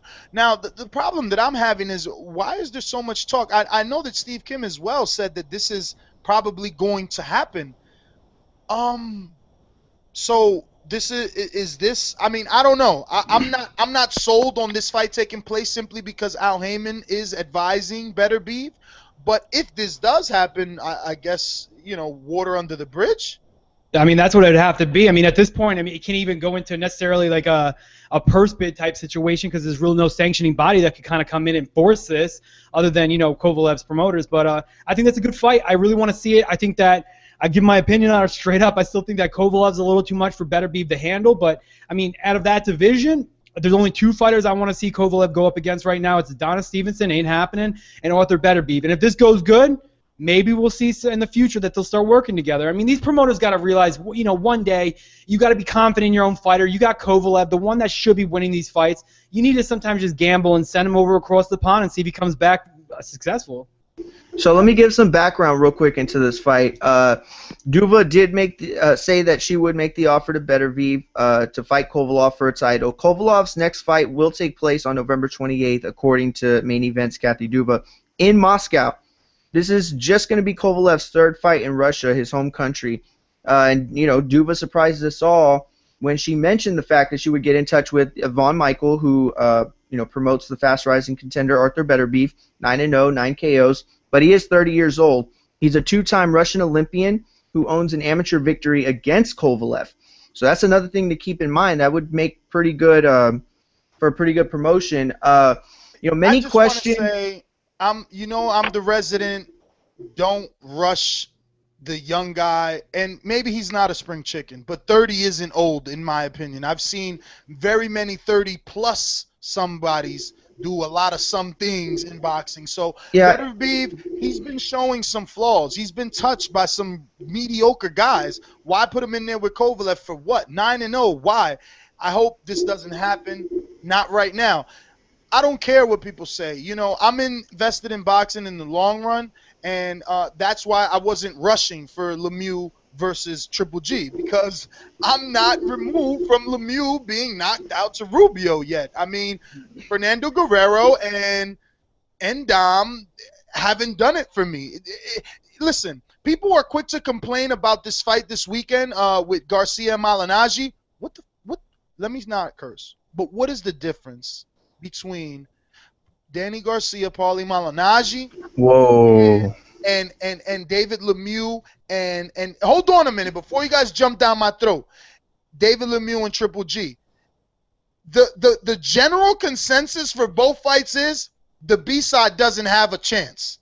Now, yes, we're gonna get some guys that they have the testicles so far down their back. And excuse me to my fathers with their young children listening, but they got those testicles of Golovkin and all those guys so down their throats that they're going to say, well, Lemieux has a puncher's chance, but that's all that he's got. Let's just be honest. No one on this panel is going to pick Lemieux. But the problem is that I think Lemieux's a little bit better version of Curtis Stevens, and I think he could push the fight a little bit more. Paul Malignaggi has a boxer's chance where I could kind of, counteract that and say David Lemieux has a knockout chance. The difference being is that we're talking about one fighter on the end of his career, another fighter resurrecting it. Paul Malignaggi's only fighting really to stay alive and relevant. He just got annihilated by Sean Porter. He's now, he fought Zab Judah, did great against that, but then he's coming off a couple losses before that too. And, to compare one another, I really don't see the comparison that you're trying to make. For me, David Lemieux, I let bygones be bygones. People, it happens. Manny Pacquiao was knocked out twice before we even knew who Manny Pacquiao was. Sometimes we need to just get over what we've seen in the past and move forward, because we know that Russ Amber told him not to take that Ricky Rubio, or that, not Ricky Rubio, the Marco Antonio Rubio fight. He told him not to do it, and he took it anyway. Then he was beating God, I keep saying that, Rubio in the fight. And then eventually he got worked down and got a little gassed because he was getting a little too punch happy because he believes in his own power. He got broken down and stopped. The Josine-Alcine fight, I don't even know what happened in that fight, to be honest with you. If you lose to that guy, that you got some things going on in your head. But he was able to resurrect his career. The win over Fernando Guerrero to me was good. It was impressive in the fact that he did what he should have done against him. He didn't struggle against him. Then he went up against a Gabriel Rosado and straight almost whitewashed him. He almost did just as good, if not better, than against what he did with Gennady Golovkin. Even Gennady Golovkin got touched more than David Lemieux did in this fight. So when people say, I don't want to see this fight because David Lemieux he got knocked out and blah, blah, blah. Curtis Stevens got knocked out at 168 against some, basically a journeyman. He came down, still gave a fight to Golovkin. So if you want to compare one or two, I think that David Lemieux has a better chance against Gennady Golovkin than Paulie Malignaggi does against Danny Garcia this weekend. But I will say, I think that the big if is how Danny Garcia feels at 147. I don't know, and that's what makes me nervous about this fight. I'll put it to you this way, as simple as I can. If Paulie Malignaggi upsets Danny Garcia, it won't be super fun to watch in the manner that he does it. If David Lemieux upsets Triple G, it'll be because he hit his head so far off his shoulders it landed in the 4th row. If Danny Garcia beats Paulie Malignaggi, which we all think he will, it won't be a super exciting victory. He'll do what he has to against a guy in Paulie Malignaggi who's going to box, who's going to move, who's going to be awkward. When Triple G knocks out David Lemieux, Triple G will have given us one of the most exciting fights that we will see for the year. They will hit each other, and guess what? Even when Golovkin wins, he will get hit in that fight, and he will get hit hard. My bad. Well, the fact of the matter is you still feel that Triple G is the overwhelming favorite, and Danny Garcia is the overwhelming favorite. And what you feel Lemieux lacks or has an advantage in and Malignaggi lacks, well, then Danny Garcia's resume makes up for that. Because Danny Garcia did face the beast in his division. And he became the beast in his division. Golovkin is known to be the beast, but he hasn't fought anyone to prove it. He's passed our eye test. That's what I just don't want people to you can't be pushing this dude without people need to do something before they actually can rep something. I'm not going out here and saying that I'm better than anyone. I'm just doing what I'm doing. If the fans say it, then the fans say it, and that's how Golovkin should be. And really that's how it is, but the thing is that his fans they're like Pacquiao fans, these guys, yo. I mean, look, man, Golovkin has some loyal dudes. Loyal. Listen, we're going to be having Abraham Lopez in about 4 minutes. Top ranked prospect, right, Mario? Golden Boy prospect. Oops, yeah, he's gonna be. Does he have? I think he has something coming up. He has a fight next week, not this Saturday. No, wait, not this Thursday. Right? Yeah, a week from today, the 6th. So we'll get him on and we'll talk a little bit. Listen, and there's no Golovkin hate. You know what I mean? I'm just still not. I'm just bitter. I'm bitter, and I've heard other people. No one is upset that they have to pay for this. And people are criticizing the fact that I'm using Porter Broner as an example. But I think that even Andy Lee, Quillen could be used as an example. It's just 2 top middleweights. That's all it is. 2 top 10 middleweights. But what else can you ask for right now? They're 2 of the most exciting fighters in the world. Okay, but again, I think that Quillen brings a certain level of excitement. Even in his draw fight, he got the knockdowns. I mean, you're right. I just think that the standard is set so much higher for other 160 pounders. It's totally unfair. Is how I see it. I don't know. Let me ask you guys something real quick though. Am I an asshole for thinking that Gennady Golovkin versus David Lemieux is something similar to Lucas Matisse, Ruslan Provodnikov? Not quite in the sense of their style, but 2 power punchers, one the top of the division. They're going to go right at it, and I think we're going to see firefight. It's not. Yes, it's not because there is no question of chin on either Ruslan or Matisse. Okay, there's a question on Lemieux, man. Yeah, okay, I can see that. But Lemieux's biggest losses, he gassed out is what happened. The Rubio fight, he didn't really get knocked out per se. I mean, he gassed out. He couldn't fight anymore. That's what happened. A knockout's a knockout, though, brother. So if a dude, no, I mean, fine, but I don't think it's a question of chin. Name of Marco Antonio Rubio, anybody who doesn't know him, he's got the bleached birthmarks. You know what I'm saying? If that dude could outwork you and gas you, what is Gennady? He's the Terminator, man. I'm not sitting here hating on him. I understand this man is one of the based on eye test, he's one of the best. He's one of the best. You know what you are? Oh, my bad. Go ahead. But, I also understand that his style, the things that he does right, There's no doubt in my mind that he's gonna get to Lemieux. It's just a matter of when. It's only a matter of when. I don't think it's cool that I gotta pay whatever amount, 50, 35, just to see when he does it. Because I know he's gonna do it. You know what you remind me of? You remind me of my dad. Well, I'm gonna tell you a story, and this is the way it is with Lemieux to you, and this is your problem. When I was 16 years old and I just started driving, we were gonna have a big family dinner at a restaurant right near my house, literally 2 miles away. I got lost. It was I drive by this place all the time. I got lost, ended up at the wrong restaurant, showed up an hour late because I was like 100 miles away from where I was supposed to be. To this day, this is 12 years later, to this day, my dad will make fun of me for that and hold that against me. Okay, do you need to put it in Google Maps, you know, how to get to the... And obviously I don't, and that's your problem. You're holding on to this stuff for Lemieux when he was young, and he made a mistake, and he made mistakes. These guys grow from them. So what are you going to say? Gary Russell's going to get knocked out to Leo Santa Cruz because he lost once, he'll lose again? You wouldn't give Gary Russell even a small chance against Lomachenko when they rematch? I'm not These saying are growing that, pains, Mario. bro. I'm These not are saying growing that. pains. I'm just saying I'm not going to throw Gary Russell, let's say, back in with Lomachenko because he beat Johnny Gonzalez. The same way I don't want to throw. I'm That's not a good you point. guys. That's you a good guys point. are the ones with no heart. No, you're right. You guys That's a good call point. me names. You guys are the ones with no heart. You are the one making Lemieux walk the plank. You got the sword to his back. You think my name's Oscar De La Hoya? You got the sword to his back. You got the sword to his back, and you're condoning what's happening. This dude is rebuilding, and he's being forced to fight the guy that no one else wants to fight. No.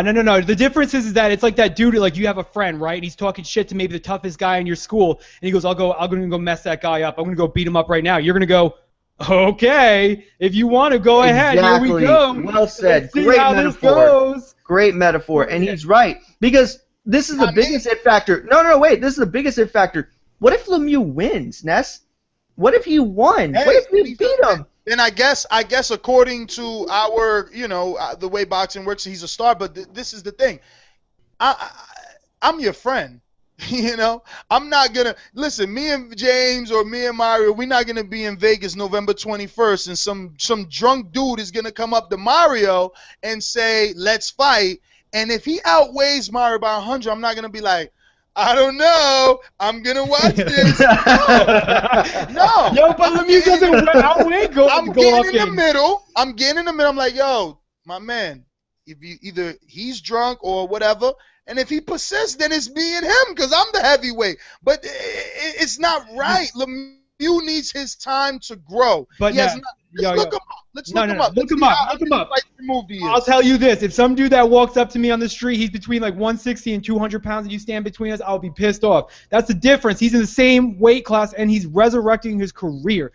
Like I said, he's had impressive performances. He resurrected it, right? After he got knocked out, he lost to Alcine, right? Then he's fought dudes I'm not even going to try to pronounce, okay? Not even. I don't even know these names. He just got a marquee name in 2014 with the Fernando Guerrero fight and the Gabriel Rosado fight, both in 2014. His only fight, okay? And the last fight in 2014, it was on December. So his only fight of 2015 was Ndam. And you want him to fight Gennady Golovkin next. I thought the Ndam fight was impressive. That's like exactly, is that impressive to you? Listen, that's exactly what they did with Chris Algieri, and it was unfair. He went from Provodnikov to Pacquiao. Like, that's insane. But who should he go to then? He can't go to Peter Quillen because he's on the top-ranked GoldenBoy side. Who else does he have? Exactly. Other than Gennady Golovkin, who would you accept right now? Curtis Stevens. Curtis Stevens is a good in-between fight because it's another fight. Huh? Then who's Golovkin fight? Come on. They've been finding him plenty of guys. Yo, it doesn't matter. I can't put up with Rod Selko when there's, a good Matisse available. It's all good. It's all good. We've chewed it up enough about that. We're still waiting on Lopez. Listen, if you're listening on YouTube, please do us a favor, man. Be nice and press the like button. And if you're commenting, continue to comment. If you haven't subscribed, please do so. Remember, number 646-478-3068. I'm going to take some calls while we wait on Gina, and we'll get to some more headlines. 518, you're live. Who's this? 518. Yo. Yes, sir. My fault, man. It's Antonio from Mahoney, man. It's been a long time. What's up, Antonio? Oh, actually, Antonio. Not much, man. I'll be back, baby. We got our I'll remember. Hey, Robbie will remember Antonio. Don't worry. Robbie never forgets. I'm so sorry. Gina, I you got there? it. I'm here, Ness. Can you hear us? Loud and clear. Okay, great. I'm on the line, and I have Abraham Lopez with me. How you doing, Abraham? Abraham, you there? He doesn't want to talk to you, Mario. I'm not sure if he dropped. I had him here a second ago. All right. Well, Gina, if that is the case, remember. All right. Yes. Okay. Okay, Ness. Well, keeping it moving. We're gonna get into. Well, look, we were talking Golovkin, Lemieux. Let's just get into the particulars. Let's do it. Don't know, Gennady Golovkin and David Lemieux agree to fight on October 17th. The fight is gonna take place at Madison Square Garden. And again, I'm not totally upset because I get to cover it. It's gonna be in my hometown. You know, I'll get to ask this guy some decent questions, and we'll get to pry some answers out of Golovkin because he's been, you know, attempting to learn English. But my last interview with him did well. So But are you gonna go? Are you gonna go Cotto hard on him? I mean, no, because I understand that it's Cotto doing the avoiding. No, I'm talking about when you went at Cotto the way you did. Can we No. expect that with you with Triple G? Not really, because listen, I have no knocks at Triple G. It's people that Okay. don't want to fight him. He wants to fight. All right. That's I'm fair. not mad at him. I'm not mad at him. I like him. He's a good fighter, and he's a fighter that's good for the sport.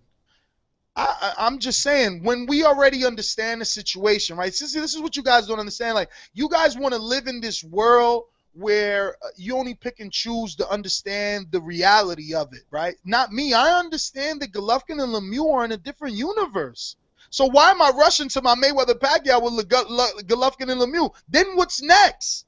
We got nothing. But at least if we get Lemieux versus maybe Curtis Stevens, you got a common opponent. You build it up just a little bit. I mean, again, and I know Nothing for Something keeps sending me the link, but I haven't had time, and I'm going to have even less time to watch the fight on fucking YouTube, bro. They need to give – I'm a HBO subscriber, man, for years. And it's not just for boxing, but they need to give me Lemieux on HBO before they make me pay for Lemieux. This is just outright disrespectful. You've never seen him on HBO, Mario. You're paying for nobody. You don't know him. You are a hardcore fan, so you're making it okay. What you're not doing. Actually, Nesta, the Rosado fight was on HBO with Lemieux. All right. How many freaking. What? I just said that was 2014. Bobby Schmurder. Back in the house. 2014. And Rosado's a common opponent. All right, so I don't even know how you guys remember back to 2014. It was so long ago. Tell me about it. It was only 6 months ago. It was only 6 months ago. But listen, I still think that I don't know. Look, it was long enough for a hardcore fan. I mean, I do this show twice a week. We talking about 6 hours of my life every week, and I didn't remember he fought Rosado on HBO. I mean, I'm not making this stuff up. It's okay, whatever. Let's take another caller, man. I mean, let's go back. Antonio. Yeah, I'm going back. Okay, my bad. Don't shoot me. Yo. What up, pimpin'? You can hear me? Loud and clear. Yo, real quick though. When your scorecard's at though, Nas? My scorecard for which fight? Yo, where are they though? Where are they right now? For which fight though? Oh, the Gonzalez and Pascal fight. Oh, I got it right here on my app. What's up? No, fuck them shit. Throw the shits away. Yo, you didn't have to score the fight. You didn't have to score the fight in order to see that Gonzalez won that fight. You know, so that this whole, scorecard shit, take that shit out the window, Hey, Antonio, hold But on, anyways. man. Hold on. Lopez is back. I'm sorry, brother. Gina. Yep, I'm here. Abraham, are you on? Yes. Okay, great. Hey, Abraham, this is Mari Munguia for the Boxing Voice. I just want to thank you for being on with us. Let's jump right into it. You had a substantial layoff. You're back now. what went into the decision for you to put your boxing career aside in 2012 and focus on yourself and focus on your education? You know, I think it's a brave move. I applaud you for that. So what was the choice for you to do that? Actually, you know, I was left with no choice. I had managerial and promotional issues, and they put me, you know, they sent me aside, and that was it. Like, I was waiting for them to contact me, and they never did. And so I was always training, getting ready, you know, just in case they ever called me, and they never did. And my contract expired, and at the same time I finished school, and now that my contract finished, I contacted Austin Galoya, WonderBoy Promotions, and, you know, I mean, we worked up a contract and signed with them. Okay, and so you came back. Your first fight coming back, you scored a draw with Juan Carlos Martinez. But then, in your next fight, which was the last one against the kid from Ghana, you stopped him in the 5th round with an impressive KO. Do you chalk that first fight, and not trying to give you an excuse, not trying to give you an out at all, I just want to hear it from you. Do you chalk that first fight with Martinez coming back as ring rust? Is that the reason you got the draw, or was he a different kind of opponent? You know, explain to us, because it does seem like a layoff coming off of that, you know, kind of layoff with 3 years, you know, and you get a draw. It seems like you could kind of get a little leeway for it, but are you giving yourself leeway for that? Yeah, you know what I mean? Ring rust, I never believed it, but hey, it's true. Being out of the ring for, you know, 3 years exactly. I mean, it was tough. It felt being awkward. You know, I thought I was gonna get rid of it during sparring, but it's, you know, it's a different ball game once you're sparring and once you're actually fighting. You know, you feel it, and also, I mean, Joel Diaz has helped me prior to that fight. In my corner, he was my trainer for a couple of fights, and you know, I mean, like El Pez, he was training with Joel Diaz at that time, so, I mean, Joel Diaz knows me very well, so, you know, I mean, he knew my style, but, you know, I mean, hey, I take the draw over a loss anytime. Now, you know, speaking of GoldenBoy, you mentioned them, and you're back with them. And if you're just joining us on the BoxingVoice.com, we're here with Abraham Lopez, who has a fight on August 6th. It will be televised. You are the main event, correct, Abraham? Yes, I'm the main event. Okay. And so before we get into the actual fight, what's life like for a GoldenBoy fighter these days? You know, everybody talks about the big split between PBC and GoldenBoy, and obviously GoldenBoy doesn't have the amount of fighters that they did at once, but I think what they lost in fighters, they're making up for in choices and just overall mentality. They're determined to make the best fights, which if you were in GoldenBoy and you figured you weren't going to be match tough, and I'm not just speaking of you, I'm just saying GoldenBoy fighters in general, that was a good thing that you didn't want to get. But now everybody's on the chopping block. Anyone could be matched with the toughest fights. They're going for the best fights. They're going for quality over quantity. And I think that's excellent. But what's it like for a GoldenBoy fighter these days with all the politics going on, with all the things happening in the background? Where's your mindset at? You know, how determined, how focused, and how much do you believe in the partnership you have with GoldenBoy? You know, I mean, I'm very blessed to be with the company. But, you know, I mean, I'm the fighter. You know, if they told me to fight this guy, I'll fight that guy. You know, whoever it is, I'm here to fight. There's really, I try not to think about, you know, I mean, those politics. You know, I mean, that's the business side of it, and, you know, I mean, that's not my part. I'm here to fight. I'll fight anybody. So sitting in the, I mean, I'm sitting in the passenger side. So if they told me, you know, fight, that's what I'm going to do. So I don't really focus on that. I respect that answer, I do, but does it make you as a fighter proud to know that the promotion that represents you is making a public statement, and they're actually following it up with actions to make the best fights possible? Are you proud to be part of that promotion, unlike some of the other fighters in the other promotions and the other stables that don't have that luxury, and they're constantly being picked on and saying, oh, well, this guy's not fighting anybody, and he'll never fight Golovkin, he'll never fight Lomachenko, he'll never fight whatever, going down the list of anybody other fighters. Does it make you proud to know that at least you're represented by that kind of company that is for the fans and for the fighters to get the best? Yeah, you know what I mean? Yeah, I'm very proud. You know what I mean? This is we were boxing. You know what I mean? We're trying to duck anybody or hide behind anybody.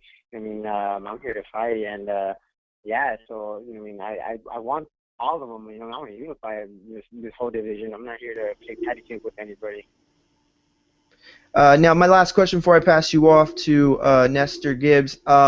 You have a fight coming up on the 6th. You are the main event. They're pushing you pretty hard. The Golden Boy seems very excited that you are part of the stable. I think they believe in you. You had a lot of fans in the audience in that last fight at I think it was a Fantasy Springs, was it? But anyway, yeah, Fantasy Springs. What do you know about your opponent coming into this 8-round fight? Have you seen tape on him? Isn't it a TBA right now? No, he's fighting. Who's the? It's No, they just announced. Who? Jorge Diaz. Jose Diaz. Jersey. Okay, from Jersey. Okay, so what do you know about him? What do you? Wait. George Diaz? George Diaz from Brunswick used to be with Top Rank? No, Jorge Diaz. I don't know if he was with Top Rank. Yeah, you said he's from Jersey, right? He's from New Jersey. Yeah. That has to be him, 130 pounds. But you know he's being trained by Ken Porter now, right? Is he? I really don't know. Yeah. Yeah, when I was in Vegas. Studying his tapes. Did you get that one? He knocked out that amateur Cuban. Wasn't it? Is it Bartholomew, something like that? Nah. Man, he's got a highlight reel, I'm telling you. But that's all. It's been a while since that happened. He was signed to Top Rank at one time. I'm telling you, he's from Jersey. He's actually from Brunswick. And when I was out in Vegas in June, he was out there with Ken, and they're working together. It's funny because Ken did say he was flying in tomorrow. So he didn't tell me he was on that card. Actually, no, this is the East, so no, that fight is next week. Yeah, but so what do you know about Jorge? You study his tapes. He's a great fighter. A good record. But he's an aggressor, which is fine. And he's a little shorter, so I gotta use my distance with him. And obviously I'm Mexican, and the Mexican versus Puerto Rican blood boils, and we like to bang it out and give the fans a good show. So, but I gotta do my first. I gotta start off with my game plan. If that doesn't work, I gotta switch it up, and whatever it takes to get the win. All right. So Abraham, you're gonna be headlining the Belasco Theater, right? Yeah. And this is your first time. I know that Go ahead. I'm sorry. Yeah. It's a blessing, to be headlining an event in LA. I'm about 20 minutes away, my hometown. So a lot. I expect a lot of family, friends, and fans to be out there. So I gotta put up I gotta put a great show on for them. So I'm ready. I'm 100%, more than 100% ready. And I'm a pound above weight, so I'm feeling good, and I'm feeling strong. Yeah, man, that's awesome. Wow, a pound away from weight. That's very close to weight. Almost a week out, man. How long have you been in training camp? Did you get a full 8 weeks for this fight? Oh man, I fought May 22nd. Yeah, May 22nd. I took a week off and got back into the gym. And since being, I was out for 3 years. I want to not rush it completely, but I'm very anxious to get back into the ring and back into that rhythm, which I did feel the last fight. I felt like all the three of us was out, at the door. So, I mean, the more active I am, the better I feel in the ring. So, I mean, I train. I love to work out. That's one thing I love. I love to work out. I mean, if I'm not, I mean, even I took that week off. I wasn't in the boxing ring, but I was doing other sports. Believe it or not, I picked up jiu-jitsu, so which is it's really cool.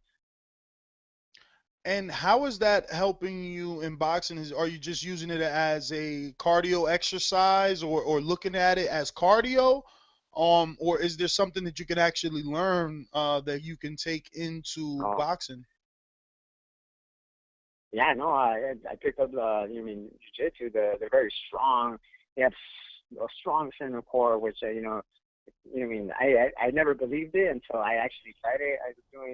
I was working out, sparring with, and you call it sparring as well, working out with some kids, and I was like, I was grabbing the hands, and I was able to move his hands, but to move his actual body was completely difficult, and he was able to just grab me and just pretty much bring me down, and I was like, wow. I started working out, and I started, doing the exercise they do, and I feel strong. I feel very strong. My center core feels, at 100%. Yeah, man, that's great, man. Listen, so it's a bit difficult, obviously, for us to have a bunch of information on you. Most of the fights haven't been televised, and those that have, we've obviously watched. And you're gonna be making a name for yourself. Like you said, you've been out the ring for 3 years, but GoldenBoy is obviously keeping you active. Are you happy with that pace? I mean, you made that clear, saying that you've been out for 3 and you want to make up for lost time, but just talk to us about the pace that they're moving you along in, because this is going to be your 3rd fight this year. It's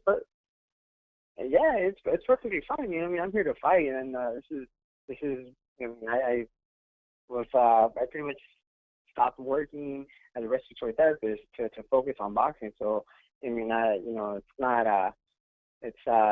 not a necessity to be fighting, but hey, man, I'm not getting any younger, so this is what I want to do, and to be world champion is my dream, and I want to get there as soon as possible, and unify the titles. Let me ask a follow-up question to that real quick. Do you feel pressure at all? Like, is there pressure on you in terms of the layoff that you had, 3 years? Do you feel pressure to get in as many fights as you can and quickly get there? Because I know you talked about the fighters that you fought with in the amateurs. I think Randy Caballero is one of them. Leo Santa Cruz, if I'm not mistaken. Some of these guys have gone on and I they've never fought them. I started at the same time that they did. And so Okay. to see them, I never fought them. So to see them, get up to becoming, these champions, it hurts. I'm like, man, I could be up there like that. So that's why I want to push myself hard and to get there. To be at the level they are at right now. So I want to, as soon as I can, be world champion. That'd be great. Like I said, I'm not getting any younger. Age is not on my side. I'm 27, so fighters were done at 33, 35, maybe longer now, because fighters don't fight the actual, they don't fight good fighters. They start going, I guess, cherry picking fighters. But I don't want that. I want to be remembered as a great champion. That's awesome. That sounds like, that you're a perfect fit with GoldenBoy and their mentality at this point. Sounds like Amir Iman. Yeah, right. He does, man. That's good. Well, Abraham, we want to thank you for coming on, giving us the chance to interview you. We wish you all the luck coming up here in the future, and I really do hope that you're successful the rest of the way, because it would be a great story, I think, for kids to see how you took the time to make sure that you had your education before you got the successes of a fighter. I think that we need more of those kinds of stories in boxing, and not just in boxing in general. So we're pulling for you, man. I really do hope that you can get that world title and be an inspiration to a lot of kids out there, fighters and athletes of any sport. But at this time, if you want to mention any social media so that our listeners can follow you, you can do so at this time. All right. Well, first off, thank you for that. That means a lot. I want to push kids to reach their goal. It's possible. If I was able to do it, anybody can do it. So I thank you for that. But yeah, I have you can follow me on social media and Instagram and Twitter at Team Abe Lopez, and on Facebook Abraham Lopez. But yeah, thank you so much for having me. I appreciate it. Yeah, but you didn't even say your nickname. How's people gonna recognize you as the Chamaco if you don't use it? Yeah, it was something I wasn't gonna use. Coming back into the, I was using it before, and people were like, "No, you gotta be Chamaco again." I was like, so I started using it again after I started my social media. I didn't think about it, but yeah, my father was like, "No, don't use the name anymore." But yeah, I need to, I guess, change my social media and into adding the Chamaco. But yeah, if you follow me on Team Abe Lopez, I have Chamaco, and my name is Chamaco, and so yeah. All right, hey man, thank you very much, brother, and we hope to get you back on. Hopefully after your big win, brother. Thank you so much. I appreciate it. Thank you guys. You guys take care. All right. Have a good night.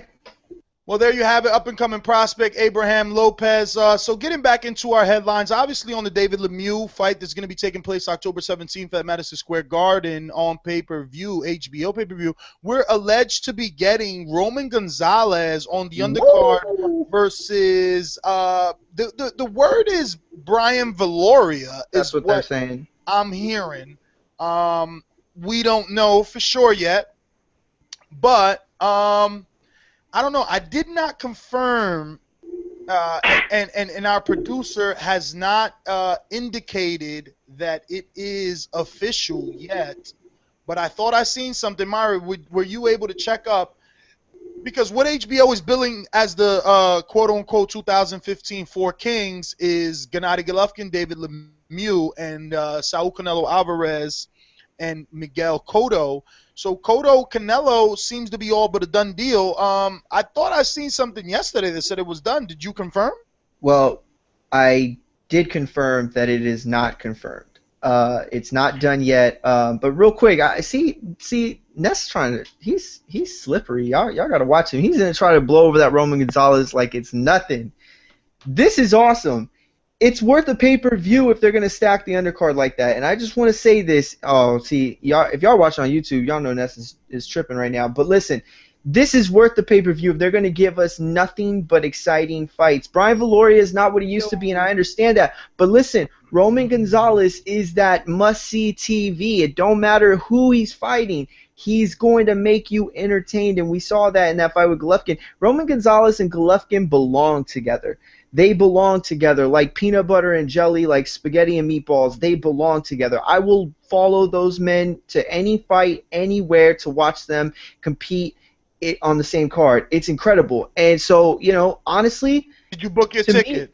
I did not book my ticket because stop lying. Stop lying. I'm gonna say it though. Hey, Robbie, get the gun out, Robbie. Get the gun out. This guy's not dead yet. Get him. I'm just telling you. I'm just telling you that that's a big one. I'm going to take another shot at him anyway, because you notice the way he asked the question. He goes, "Oh, are you so happy to be with GoldenBoy? They're putting you in the biggest fights, and they have to put out the biggest fight now, and the other stables aren't really doing that."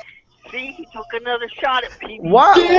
Robbie's a GoldenBoy hater. Comes again, bro. Robbie's a GoldenBoy hater. That's first degree right there. Right. He knew he was gonna come to kill you, bro. All right, Robbie, I don't want to hear you watching GoldenBoy anymore.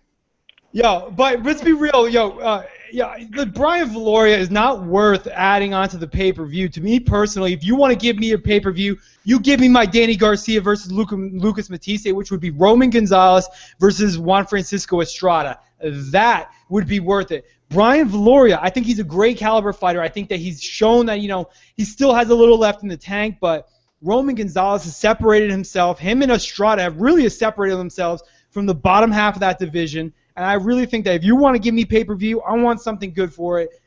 Brian Valoria versus Roman Gonzalez, while it'll be a good fight, isn't enough for me to say I agree with pay-per-view. James, and you're right, but just to put it out there. Mario, you are dead. How are you even talking? Just to put it out there, they did try to make that Estrada fight next, but they hit a snag from Estrada's side, is what I'm hearing. So that might be the case. It's not their fault. It is not their fault, but I can't justify it and say that it's going to make me want pay-per-view then at that point. Then it's just, meh. And that's a personal like opinion. That's a personal opinion. I don't want anyone to get me wrong because I do like the fight. And if out of anybody in that division, I almost would prefer Brian Gloria because he does have a punch. I'll be the first to tell you I love Roman Gonzalez. I do. I really do. But he does have those kind of Golovkin tendencies when he gets a little bit confident. He allows his hands to drop a little bit and he takes some shots. If there's one thing we know Hawaiian Punch can, punch. So I do like it. But he is getting a little bit, older in his years. The more we see him, the less he's going to be of who he is before. So I can't justify and say, this is worth the pay-per-view for me. Estrada, it would have been worth the pay-per-view to me. That would almost be better for me to watch than actually the David Lemieux versus Golovkin fight. But I like how they're pairing the two of them together. If they're going to market them, they're going to market them together. They're really feeding off the Mexican fan base and pushing it towards it. I think both of these fighters, if they continue to the path that they're on, I don't see any reason why they can't keep doing what they're doing and eventually maybe do build up to a Canelo Alvarez versus Gennady Golovkin pay-per-view where we then have Roman Gonzalez versus Estrada. But I don't know. I don't have indications that all that's going to fall into place. I don't get the feeling that it's going to happen. So at this point, I would love to see Roman Gonzalez. I guess if on a pay-per-view, I'd rather see him than maybe some other bum fight on there. But I'm not. Yeah, I wouldn't say it would push me over the edge. It's not like we're paying for Roman Gonzalez. He's the added benefit, and I think. Yeah, but that's the same thing with Danny Garcia versus Lucas Matisse. Danny Garcia versus Lucas Matisse. I wasn't paying for them, but realistically, that was the fight I really was paying for. But it was on Canelo Mayweather. At the end of the day, you're not gonna not pay for that fight. You know what I mean? So I mean, that's an all-time. That was like a once-in-a-lifetime type of card. We probably won't get one of those things again for a long, long time where the stars just lined up. But for me, if we're gonna pay for this card, it makes it better. Can we at least agree to that? That Roman Gonzalez versus anyone makes it a little better. And if your opinion is that it doesn't make it worth, not versus anyone. See, that's the problem right now that we're having with Triple G. Triple G versus anyone is a pay-per-view.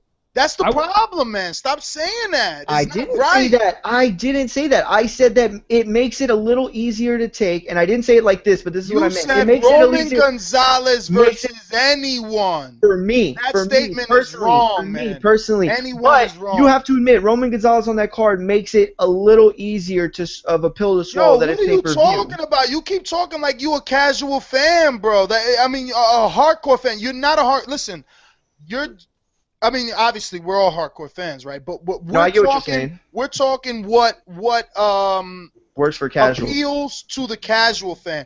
Nobody knows Roman, man. This is his second time on HBO. If he makes it there, it's HBO's fault we don't know him because Valoria, who's the alleged opponent, was fighting on Unimas last Sunday, man. None of y'all seen it. I seen that fight. None of y'all seen him knock out Omar Soto. I'm a hardcore fan. They don't care about the casual fan. Why wasn't he on HBO if he's going to be on a freaking pay-per-view? No, you're right, and I get what you're saying. Like, nobody saw it. I mean, I saw it, obviously, but no one else. I get what you're saying. Commercially, it wasn't a fight that was appealing to anybody if they're going to build it. And it goes back to your thing with David Lemieux, who hasn't been on HBO recently. Why didn't they get the Dom fight to set the stage better? I get it, but at the same time, you say something that's always appealed to me. You always say that one phrase, and that's don't count someone else's pockets, right? So I'm not going to count HBO's pockets in the sense that was it bad promotional tools to not have these guys on the network? Sure. But it doesn't make it less appealing to me. And so Roman Gonzalez on this card makes it easier for me. Look, I don't like that Golovkin Lemieux's a pay-per-view. I don't. I'm going to buy it, of course, but I don't like it. With Roman Gonzalez, it makes it easier for me. And maybe it's a bias because I am a Chocolatito fan, but, be it as it may, you're going to be entertained buying this card, and now you're going to be doubly entertained. Listen, I'm not denying that at all. And I'm sure that they will. But let's move on to, I guess, Canelo and Cotto. Okay. And the fact that it's almost being made, this fight? Site determined, but the deal's not done. Can we all agree that we're almost fairly certain that you're confident as hell that this fight's going to be made? I understand that. No, I'm not confident. I'm not completely sold, but it makes me feel better that, and according to our producer, Matt, he has for us the information that it has been agreed to with the catch weight of 155 pounds, and the date is being ticketed for November 21st HBO pay-per-view at the Mandalay Bay in Las Vegas. The fact that we're not having 2 dates and we're not having to bounce around, that they have it set in stone, but it's just not officially set in stone, those are good things. The issues not related to the date and site, which have been agreed to, they're little things. They're little things in between finalizing this fight. According to sources on both sides, Cotto and Alvarez were not thrilled about fighting at the MGM Grand because of the feeling that it's Floyd Mayweather's building. That's why they're having it at the Mandalay Bay, and that's understandable. That's the information that we got yesterday that Ness was talking about that led many to believe that it was finalized. They've both fought in mega fights and Wait, Mario. Against what does it matter? I mean, I don't even see, these guys are divas, man. No. I'm not saying it does. I'm just saying that's the information. I know that. No, Okay. Mario. I'm making conversation with my co-host. Okay, I know go that ahead. You're just reporting the news. I'm making conversation with my co-host. My question is, why does it matter to these freaking guys? It doesn't. They're two big ass divas, man. You know what the problem is that you're right. you can kind of see through it. They say it's the fighters, but let's be real. Ever since Manny Pacquiao versus Floyd Mayweather, we saw Bob Arum and Manny Pacquiao take their asses over the Mandalay Bay and really pump that. Should it be really a surprise to people that now all of a sudden they want to start fighting their fighters at Mandalay Bay? It's a good not point. shocking to me at all. That's a good point. Golden Boy following suit. And let me ask you a question, Ness, in terms of the site and in terms of all this stuff being settled. You said that you're still uneasy. Why are you uneasy about this fight, even though we have a date and we have a venue? Whether or not you believe in the reasons for it, why are you not convinced? Because in my opinion, there's no reason why this fight shouldn't be signed and sealed and delivered already. Cotto has been offered a lot of money in the past when Canelo was not as popular, not as proven, and when Cotto was thought to be close to retirement. Now he's the undefeated or undisputed middleweight champion of the world, But there's one thing you're forgetting is Miguel Cotto will sign contract when Miguel Cotto is good and damn ready. You're absolutely right. And that's why I'm weary. That's why I don't believe. There's always that audible fair. that we get with Miguel Cotto, but to be honest with you, and if anyone thinks this fight ain't happening, I'll shave my head if this shit doesn't happen. Shave it big style. If it doesn't happen by 2015, you'll shave your head. If it doesn't happen in November 2015, I will take a razor to my head directly on this show with nice, fucking Dollar Shave Club and all on top of this shit. All right, but to be fair, if it's made and they get hurt, you don't have to shave your head. Like if it's made and then like they get hurt or they have to postpone it, you don't have to shave your head. Well, yeah, that's of course. It's funny that James brought that up because I remember when we were in Vegas, he said we should start doing bets like that. Like, if people are out there, if you're ballsy enough, I'll do dumb shit like that. I'll do dice bets. Do some pie bets and stuff like that. I wouldn't mind. Yeah, that's cool. We're live here on video. Listen, let's take some callers. Let's open up the phone lines. 908, you're up. Who's this?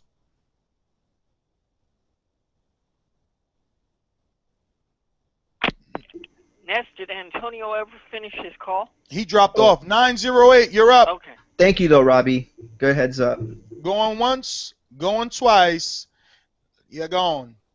Remember, for all those guys that email me and all that stuff, Amazon.theboxingvoice.com is the Amazon link. I just want to ask Robbie real quick. Robbie, do you have like some what's it called? Like a memory where it's like not photographic, but I forgot. Like your memory's like crazy. Photogenic? Mario, I think so. Mario, No, the simple that's fact wrong. Go ahead, Ness. I'm sorry. I was going to say, Mario, the simple fact is, since I was born, legally blind, I've always had to use my memory throughout life, especially in school. So I'm good with numbers and things like that. So. That makes Robbie, sense. real quick, that makes sense. Not to drag this all boxing. This is very interesting to me. Do you feel that maybe not necessarily having the best sight has also improved other senses in your body to kind of magnify it? I've always heard that. Absolutely. Why do you think when Gabriel Rosado fought and he had the eye issues that he's always had, I was against him continuing because that's why I'm sensitive when fighters get stopped with severe cuts, because once you lose your eyesight, you can't get it back. There's no surgery that can bring it back. So I'm going to stand up for fighters that have to quit because of those reasons. Everyone's That's a a tough good guy point. until they lose their eyesight. Everyone. So there you go. Thank you. Back to boxing. Back to the callers. Actually, back to John Scully. Gina, you there? I'm here, and I have John Scully with me. Hello, how you guys doing? We're good, John. How's it going? Everything's all right. Just got everything situated, and I'm ready to go. John, it's so interesting and actually a coincidence that you're scheduled for today, and today was the day that we were actually giving a little bit of publicity to the Akron, Ohio area, and this is going to be the second annual Todd Hickman Future of Boxing show out there, and I know that you know a lot of Todd Hickman, man. So could you give us, I guess, one of your most fondest memories that you may have about this young guy that no one really got to see and had all the talent in the world, really? Right. Well, you know, everyone knows that great 1984 Olympic team with all the gold medalists, and you know, you had at 112 pounds, you had Stevie McCrory, Milt McCrory's brother, and Stevie was I remember them calling him a wonder kid at the time. You know, a super fast amateur. Just he beat the Cubans, he beat the Russians, he beat everyone, and what had happened was Todd actually beat Stevie twice in the lead up to the Olympics in '84. So Todd he finished at 2-0 versus Steve McCrory, and Steve McCrory ended up winning the gold medal in the 1984 Olympics. And a lot of people don't know that, but Todd beat a lot of people who were very, very accomplished amateurs and guys who went on to good pro careers. John, and I'm going to bounce all around before I pass you to some of my co-hosts. Obviously, I just interviewed you. I don't know if you remember. I was the one that interviewed you in Tampa, and right. I'm interested to hear your thoughts on the John Pascal versus Yuneski Gonzalez. I hope that you've seen it because obviously, you know, at once upon a time you trained Chad Dawson, and he obviously got in and shared the ring with John Pascal, and I just wanted to get your thoughts on that fight. It's a very controversial one. Even my panel here is split on who won that fight. So how'd you see it? Well, to be honest with you, I was actually at a fight that same night. I was at a boxing match, so we couldn't watch the fight. But all I know is this: the feedback I've gotten has been almost unanimous that it was a bad decision. That's what I've heard. That's for what it's worth, that's what I've heard. Things happen. You know, at that level, guys. It just shows you. I'll tell you what, like Roy Jones in his prime and Floyd Mayweather now. You know, for these guys, like a guy like Pascal to look so good in certain fights, and then to lose to this guy, you know, or to win, but a lot of people thought he lost and have a bad performance against an unheralded guy.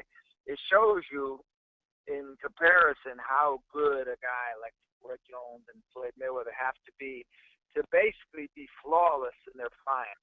And Floyd, past his prime, has been flawless. To stay that consistent on the professional level, on the elite level, is really something to be impressed with. And I think people take it for granted with guys like Floyd. But if you look at other fighters, and Pascal's a good example. I mean, Pascal has looked very good in some fights, but apparently the other day he did not. Whether he won or lost, there's probably no dispute that he didn't look good. So, in my opinion, it kind of feeds off of, what I feel is a guy like Floyd Mayweather, how he can look pretty, he's never looked less than good. He's always looked good every fight he's ever had, pretty much. Yeah, I think for Pascal, it's the fact that he fights in that Roy Jones style, and those styles are dependent on athleticism, and I guess with age or time or battles, those reflexes slow down a little. I want to pass you off to my co-host Mario Munguia, but before I do that, just for shits and giggles, would you ever train Chad Dawson again if he asked you to? Because of all the inconsistencies, I'm sure that he's left you once or twice now. Actually, twice, and gone back to you, right? After 2 times? Right. No, I wouldn't. You know, I mean, I'll say this: the first time we separated was not on bad terms at all. And I will say that we were not bad terms. We left. We had to separate because he was in the process of leaving his manager and his promoter at the time, and the problem was he trained at a gym of mine that his manager actually funded the gym, and he stayed at his manager's house. At the time, Chad didn't even have a car, so Chad stayed in his manager's house. So if we continued to train each other, he wouldn't have had any way to get to me, and he wouldn't have had anywhere to stay when he got to me. So, but the second time, you know, it was just a bad situation with the weight loss, and I think he was a little upset that I came out and I said it for what it was, that the weight loss was a huge mistake. And, you know, I don't know why he would be upset with that. I mean, because it's a fact. I mean, anybody with any sense can see that he wasn't the same person. Not even boxer, he just wasn't the same person trying to fight at that weight. And I thought it was a big mistake. And, you know, and it was selfish in a way because I had, you know, in my line of work, you know, I'm a trainer. That's my line of work. That's my job. And Chad is always going to be Chad. And as long as he's a good fighter, he would have been at the top making money. I rely on other people wanting to train with me. And if people saw that and thought that was my work, you know, it would damage me, you know, business-wise, career-wise. So I had to let people know that I was against that, you know. And a lot of people would say one guy on the team said, "Oh, we win and lose the team," and that's nonsense. That's a myth, because we all have our agendas. And when that was all going down with Chad, I told them, I said, "This is a mistake. We're doing this wrong. This is not the way to do it. It's not the way you make weight." And they shot me down. They neglected. They rejected what I said. So I wasn't going to take the loss, you know, like act like I had something to do with it, because I was the only one in that whole group that was against the way we were making the weight. So, you know, it was selfish in a way, but I had to, you know, let people know from a business standpoint. So I literally have not talked to Chad since the night of that fight. We have not spoken since.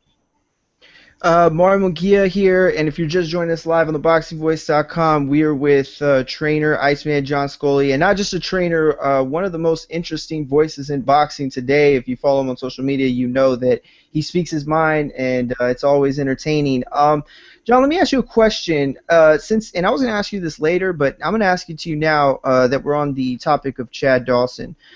You're familiar with Andre Ward, probably as much, if not more so, than any expert in the field.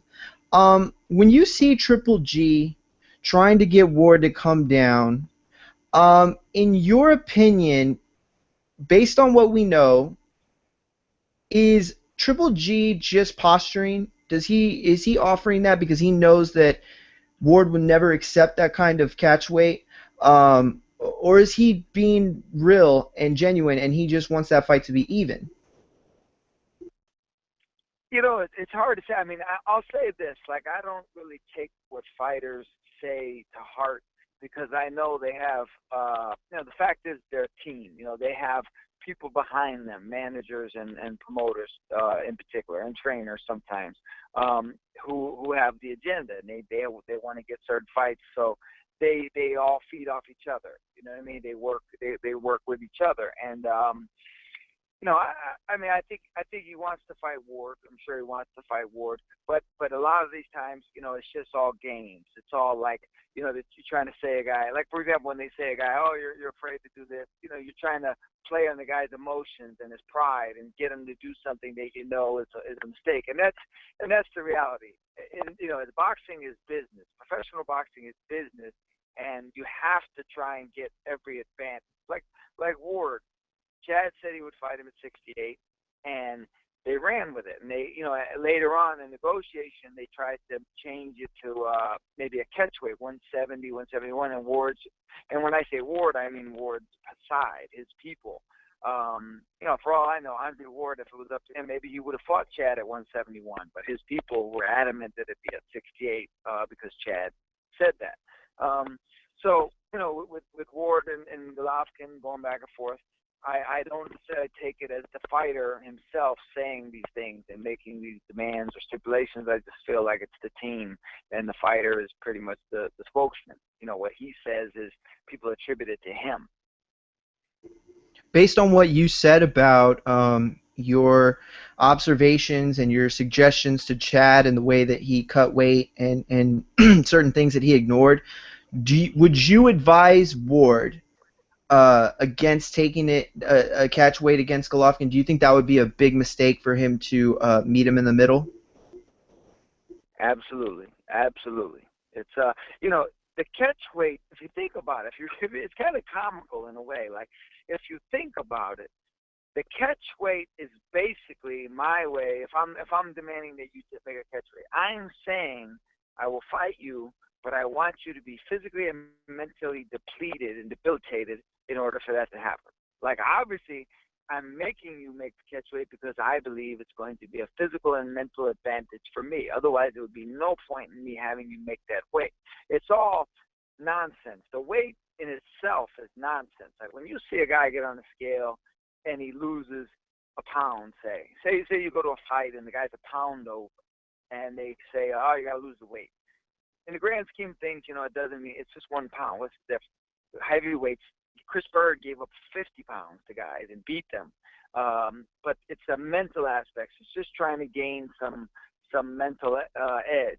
Now, you do that with a guy with a catch weight, and now he's got to deal with it not for 1 day, but he's got to deal with it for 8 weeks of training camp, knowing that he's got to lose a little bit more than he did last time, knowing that last time he had some leeway and he still had difficulty making it. So the catch weight is basically a way of saying, I'm not 100% confident. I need an extra advantage against you. It's almost like a compliment in a way to ask a guy to make a catch weight, because you're respecting him that much, his skills or power or whatever it is, by making him make a catch weight. So I actually, if somebody asked me to make a catch weight, I'd actually be kind of flattered in a sense. But it's it's all just business, and you know, I hate catch weights. I'm very much against it. I think it's you know, it ruins the integrity of boxing. I mean, if you're a middleweight, you're a middleweight. That's it. Period. You're 160. If I can't fight you at 160, then I can't fight you. That's it. Like, I'm not a middleweight, and because I don't know,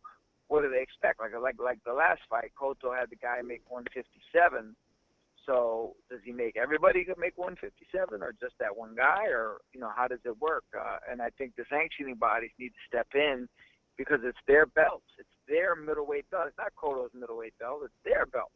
And they have the weight of 160, and they have the weight of 168 and 175 and 147, and that should be the way it is. So it just shows you how much the business aspect of boxing has really interjected into everything. And I'm not a fan of that at all. Yeah, I couldn't agree more, and I promise you that the majority of our listeners feel the same way, because they've said that over our airways plenty of times. Changing the subject a little bit, let's talk about Knockout, the reality show that you're on, and it's in its second season. It comes on every Wednesdays on Nuvo TV, I believe it is, the station, what it's called. And it's been fun to watch so far. I think that the group of guys they got are really talented. I like the divisions that they picked this year. You know, the one thing that honestly I would say that my only criticism is, and it's not a criticism, it's more of an observation. I really wish that we would get like moments where it was just you and the other trainers sitting down and chatting, because man, those moments, like, they're brief, but at the same time, like, you could tell. I mean, I think there could be a reality show just on y'all. Like, y'all are some of the most outspoken, right, and you know, funny, entertaining guys. Let me tell you what you're really gonna like. And I don't know, I don't know anything about the show. I don't know what's coming up next. Like, they don't tell me anything. I'm as surprised as you when I see it. But there is going to be a segment coming up where Floyd, Shane, and myself are sitting in the ring, and we're interacting with each other. If they show everything, it'll be an extended sequence. It'll be they could make a whole show just on that day that we sat in the ring, we sat in chairs in the ring, and we interacted with each other, talking about the training, talking about different things, and and I think it's exactly what you're just describing and what you're looking for. So I'm actually Awesome. the whole 8. I think it's been like 7. I think there's going to be 7 episodes or whatever it is. I'm not sure, but that's the one that I've actually been looking forward to the most, and I believe it will be. I believe it will be the second to last episode. So that would be like in 2 weeks. Awesome. I'm really looking forward to that one. So, John, I just want to ask. I see that on your team you got Jason Litzau. How has that been? Because man, we haven't seen Litzau in a long time, and you know, it was an interesting story that he had. You know, defeating the odds and being an underdog and putting all. If I remember correctly, this guy even put a second mortgage on his house, according to HBO, to bet on himself against Right. Celestino Caballero. And then he won that fight, and he actually got a big fight afterwards versus Broner, where he was knocked out, and we never heard from him since. Right.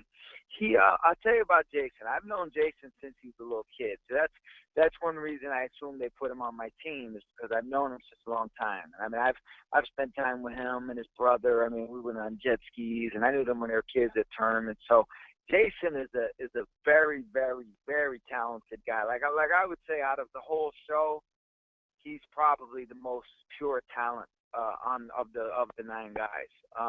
Just a boxer puncher, just can punch and box and do all kinds of things in the ring. It's just a matter of him. He's one of these guys that's never really put it all together.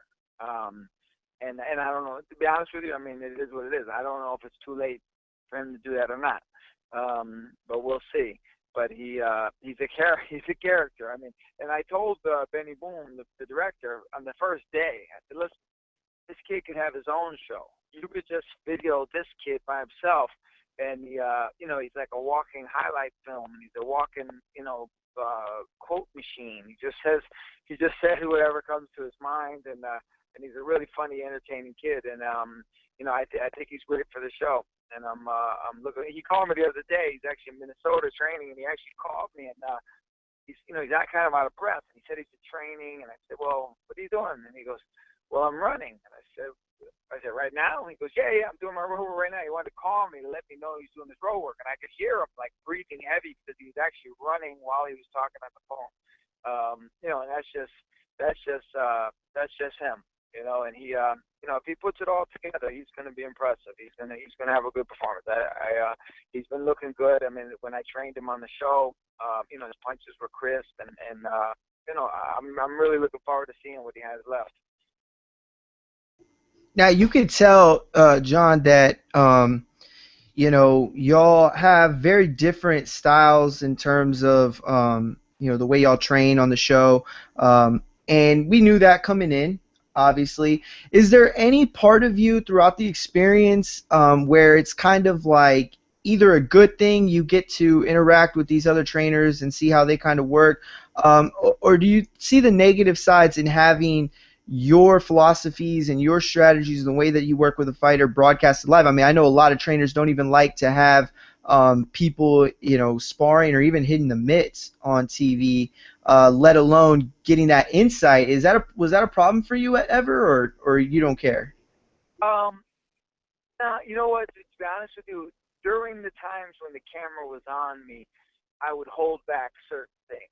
And I've learned over the years, like I've managed to, I have certain things that I do in training and certain ideologies I have that I try to keep a little bit secret. I try to keep just within my group, just within my fighters.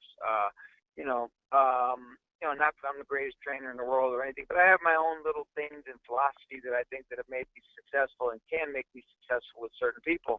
And I've tried to keep it a secret. It is what it is. I mean, some guys just like to talk about how much they know about boxing, and they lay it all out there and they let everybody know. But on the show, I was able to let people know enough and let them see enough of me. But I didn't have to let all the secrets out that I'm trying to work on with my guys. Now, John, I want to ask, how much of what we're seeing is real? Because I know Keith Tapia well, And I know that his trainer for a long time has been Flex Sanquez from the Ohio area. So Yeah, Flex. Yeah. yeah, so to see Mayweather kind of be in the corner of Keith and take the credit for what is probably going to be a pretty good cruiserweight in Keith Tapia, it's just a bit weird. What happens to Flex? Is he at least second in the corner? Right. I'm sure he'll be there. Like yeah, I'm sure he'll be the second. It's just you have the name, for the show.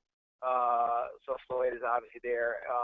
And being completely honest, I mean, like Mike Oliver, I've trained. I've known Mike since he was 9 years old.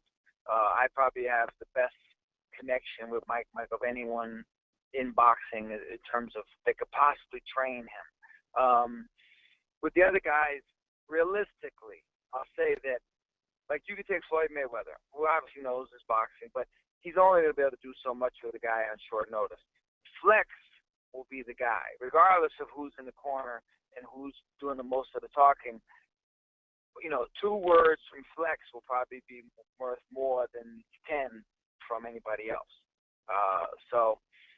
You gotta look at that aspect of it. Even with Jason, I'm sure Jason's trainer of many years, Bob Van Sickle, I'm sure Bob is going to be in the corner with me, and we're going to work together. It is a unique situation because Floyd really just met Keith when we started filming the show. I've known Jason since he was 14, so I've been lucky enough to have a connection with him. Just like with Raphael Murphy, who I just met when the show started, but as luck would have it, like such a small world that boxing is, Raphael trains with Andrew Maynard, 1988 Olympic gold medalist. Andrew Maynard is one of my best friends, so I happen to get the guy that one of my best friends trained. So I talk to Andrew all the time, and so I have a nice connection with Raphael as well. So my team, I kind of have a really, really close relationship with them, more than probably the other trainers do. John, I'm going to completely switch topics, and we appreciate you being on for as long as you have. Thank you. So I'm going to ask you this last question, and we'll let you go because I know that we've had you on for a while now, and you got other stuff, I'm sure. There's no problem. Awesome. Thank you. Okay, so I'm going to tell you this, and I was hoping I'd get to ask the last question because I wanted this to be last. I saw an interview that Victor Salazar, who works for the Boxing Voice, did with you a while back. And I'm going to paraphrase it because I wasn't able to get the exact quotes, but basically what I took from what you said, he asked you, this was right before the Dawson Ward stuff happened, he asked you what the most important aspect of a trainer should be for a fighter heading into a kind of fight like this. And you basically said that there is never that moment where a big fight shouldn't determine what a trainer does for a fighter, and it's about honesty. Someone has to be honest. And that's what I've always gotten from you, is that you're honest. So the way that the state of boxing is today, with PBC and GoldenBoy and Top Rank and all these fighters separated, I know that you're an honest guy, following you on social media for years, so I know you're going to tell it like it is. PBC wants to be the commercial success that the NFL is and the NBA and MLB. Can you realistically see boxing returning to that forefront if they're unwilling to let the politics go and make the best fights regardless of who fights for who? Right. Yeah. It would. To me, the boxing business is always basically going to be the boxing business, and they're going to maximize their potential. Their earning potential, and et cetera, et cetera, et cetera. So, it's not like if you have a $1 million guy, and you think he's going to, I'll give you an example of years ago. There was a kid, if you remember Julian Letterlow, rest in peace, Julian Letterlow, big puncher, right? And just a massive puncher. And when he was about 5-0, they called one of the guys in my gym at the time, was a good fighter. They wanted to fight him. Nobody knew who Julian was, and I was like, man, why would they want to fight him on our show, on our local show? Why would they fight him? So I called one of my friends in the game, and I said, you ever heard of this kid, Julian Letterlow? And he goes, stay away from him. I go, yeah, the kid's only has 7 fights, though. He goes, trust me when I tell you, stay away from him. This kid is a monster puncher. Stay away from him. and that was it. So we kept our guy away from him. So the fact is, like, people wanted to see the fight. They offered the fight, but you have to be intelligent and you have to maneuver properly. And it's always going to be that way, regardless of what anybody says about making the best fights and everything. You're not, a businessman is not going to make a fight that he thinks his guy is going to lose unless he gets paid huge money. So I really like the PBC and what they're doing and everything, but boxing is always going to be the business, and they're not just going to risk their guy just because people want to see a good fight. They're going to always try to. The number one rule is among promoters is always, and I was told this from a young age. They always told me, you always go in assuming, like, with every opportunity, every advantage that you can possibly have. You don't win if you're outgunned past the 50-50 mark in terms of the balance, then you don't take the fight. And and that's regardless of any smoke and mirrors. That's I'm sure that ideology is going to remain intact. Yeah, I'd think have you're to right. disagree. I think he's right. Absolutely. I mean, based upon the matches that we've already gotten, they're pretty 50-50. A lot of them. I'm not saying that there aren't any lopsided ones, Mario, but I mean, you got the Lee Quillen, Garcia Peterson. Who else was there? Porter Broner. There's numerous that were pretty even. That There's like at that level, but I mean, I'm saying maybe a little lesser level, like on the way up, like to get to that level, they don't want to risk unless it's for a world championship. Oh yeah, well I mean, but that's risk it, But that's a Like given. back in Every those days, network. There was a lot of fights. John, that's a given. Every network and every promoter is gonna invest in their fighter. I mean, you got to build the guy up. Yeah, but where's the line, though, right, John? I mean, do you get what I'm saying? Like, where's the line? I mean, eventually you're going to be Keith Thurman and have never fought anybody in the top 5. Like, at what point? Like, you were saying the same stuff about Canelo, Ness, a while back, is he hadn't fought anybody at so many but fights. no one on line? PBC. Stop it! Come on, man. No, I'm not. I'm just. No one on PBC has went 35-0 without fighting somebody like Canelo did. Okay, and I'm just saying that there gets to a point, and I'm not disagreeing. I'm just saying there's a line, and Listen, I look think at Julian Williams, right? Julian Williams is about to be put in a fight that, in my opinion, he has no business fighting. I mean, I think he's fighting Joey Hernandez. I'm not sure, but or is either Austin Trout. One of them. They're either or a guy is fighting Joey Hernandez. The other guy is fighting Freddie Hernandez. So it's insane, right? But Julian Williams, he's been in there with some guys where you're able to look at him and say, he passes that eye test. He's been able to do some things to certain guys that makes you a believer. Am I right or am I wrong? So you don't think he's been moved along properly? At this point, I think he's being moved along too properly. It's time to push him in the direction of a better fight than a Freddie Hernandez. But that being said, he's being brought up. Thurman, people talking about, PBC doesn't know how to build fighters. What are they doing with Thurman then? He's getting guys that allegedly you don't think are on the caliber that he should be fighting, yet he's doing it on the grandest stage. That's called showcasing. Sounds like promoting to me. Yeah, I don't know. Maybe. I personally like the shows. I think the shows are good. I like the shows. I was at the last Thurman fight. I had a kid turn pro on the undercard, and I like the shows. I think the fights are pretty well matched, and I mean, it's good. It's obviously good for TV. It's good for boxing because I haven't heard this much buzz about an aspect of boxing other than the Mayweather-Pacquiao fight in a long time. Like, people are talking about the PBC fights on a regular basis, and which I haven't heard people talk about a fight series in quite a while. John, and you know what? You were at Tampa, right? Because there were so many mixed views. I was there. And I have obviously a different opinion than what some of the tweets that some of these other media members chose to do that night. What was your assessment of the environment of that facility during that fight? Did it look empty? Was it lively to you? What did you take from it? I thought it was lively. I thought it was a good. I didn't think they were like fanatical. You know what I mean? I didn't think they were like going bonkers or anything. But I thought it was good. I thought the crowd was pretty into it. It was a nice crowd. I was out there in the crowd watching the fight afterwards, and yeah, I felt a certain amount of like energy from the crowd. Because Floyd, there seemed to be a lot of local pride because Keith is from that area, and it almost like a lot of people in the audience. It was almost the way they were cheering. It was almost like they felt like they knew Keith personally because they lived in Tampa or they lived in St. Pete. So I thought that was kind of cool. I think the shows, from what I've seen on TV and from being there live at a couple of them, I think the energy level is pretty good. I think what I really like is the way they come out on stage and with their big picture. You saw it. They have the big picture in the background, and it's almost like a concert in a way. I thought that was a nice little touch, the way they came to the ring. It's something different. And like I say, here we are. We're talking about it, and all the other shows I've been on, they've mentioned it to me quite in depth.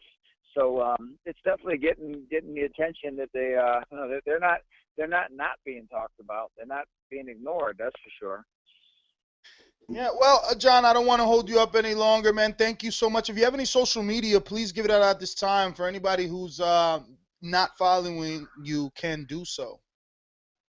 Well, I am on Twitter and Instagram, Iceman John Scully. I do a lot of stuff. I put up a lot of pictures. Just a lot of the pictures are my own pictures, and there's other pictures I run across. I actually put up a picture not long ago. I don't know if you saw it, but George Foreman and Sonny Liston in the ring together at Johnny Taco's gym in Las Vegas. It was around 1970, so Foreman was at the beginning of his career, and Sonny was at the end of his career, and they were getting ready to spar. So I put a lot of stuff up like that, get some conversation going. And on my Facebook, I'm on John the Iceman Scully, and the Iceman is one word. It's connected. And I do a lot of boxing talk on there, and I invite anyone listening to request me there, and we could get some conversations going. Awesome. All right, John. Well, you have a good night. Gina, thank you again. Let's take some more callers, John. It was a pleasure. 225, you're up. I'm sorry. 225, you're up. Talk to us. All right. Listen, I was there with John, and I like that he was honest, and like he said, he's been on other shows, and people have brought it up. So I guess he's right in that aspect that, like, if we're talking about it, I guess that's all the publicity that it needs. 225, I'm gonna try you one last time. What's up, Mario? Ness, go to Fernando. He's got something. Oh, yeah. He keeps. I'm Fernando. I'm so sorry. Is it the 327, right? Fernando, this you? Yeah, that's me. All right, guys, we're live with our Las Vegas correspondent Fernando Pimentel, who has a very important announcement.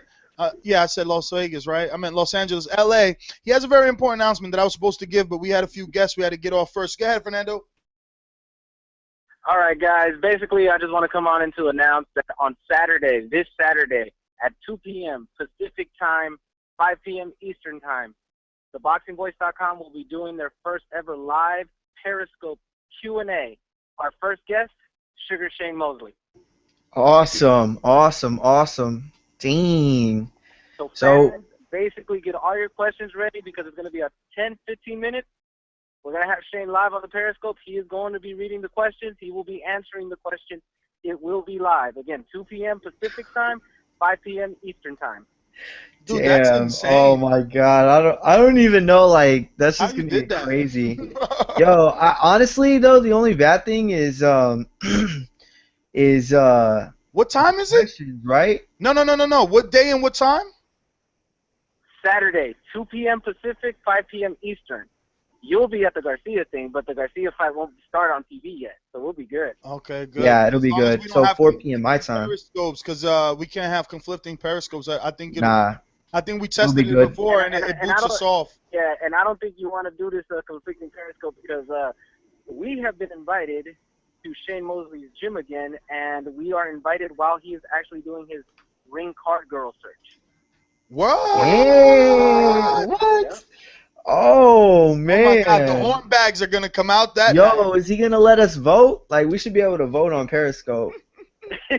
I'll talk to him about it, but you already know ultimately he's gonna have the last word on it. Yo, but Fernando is the man. Here and there.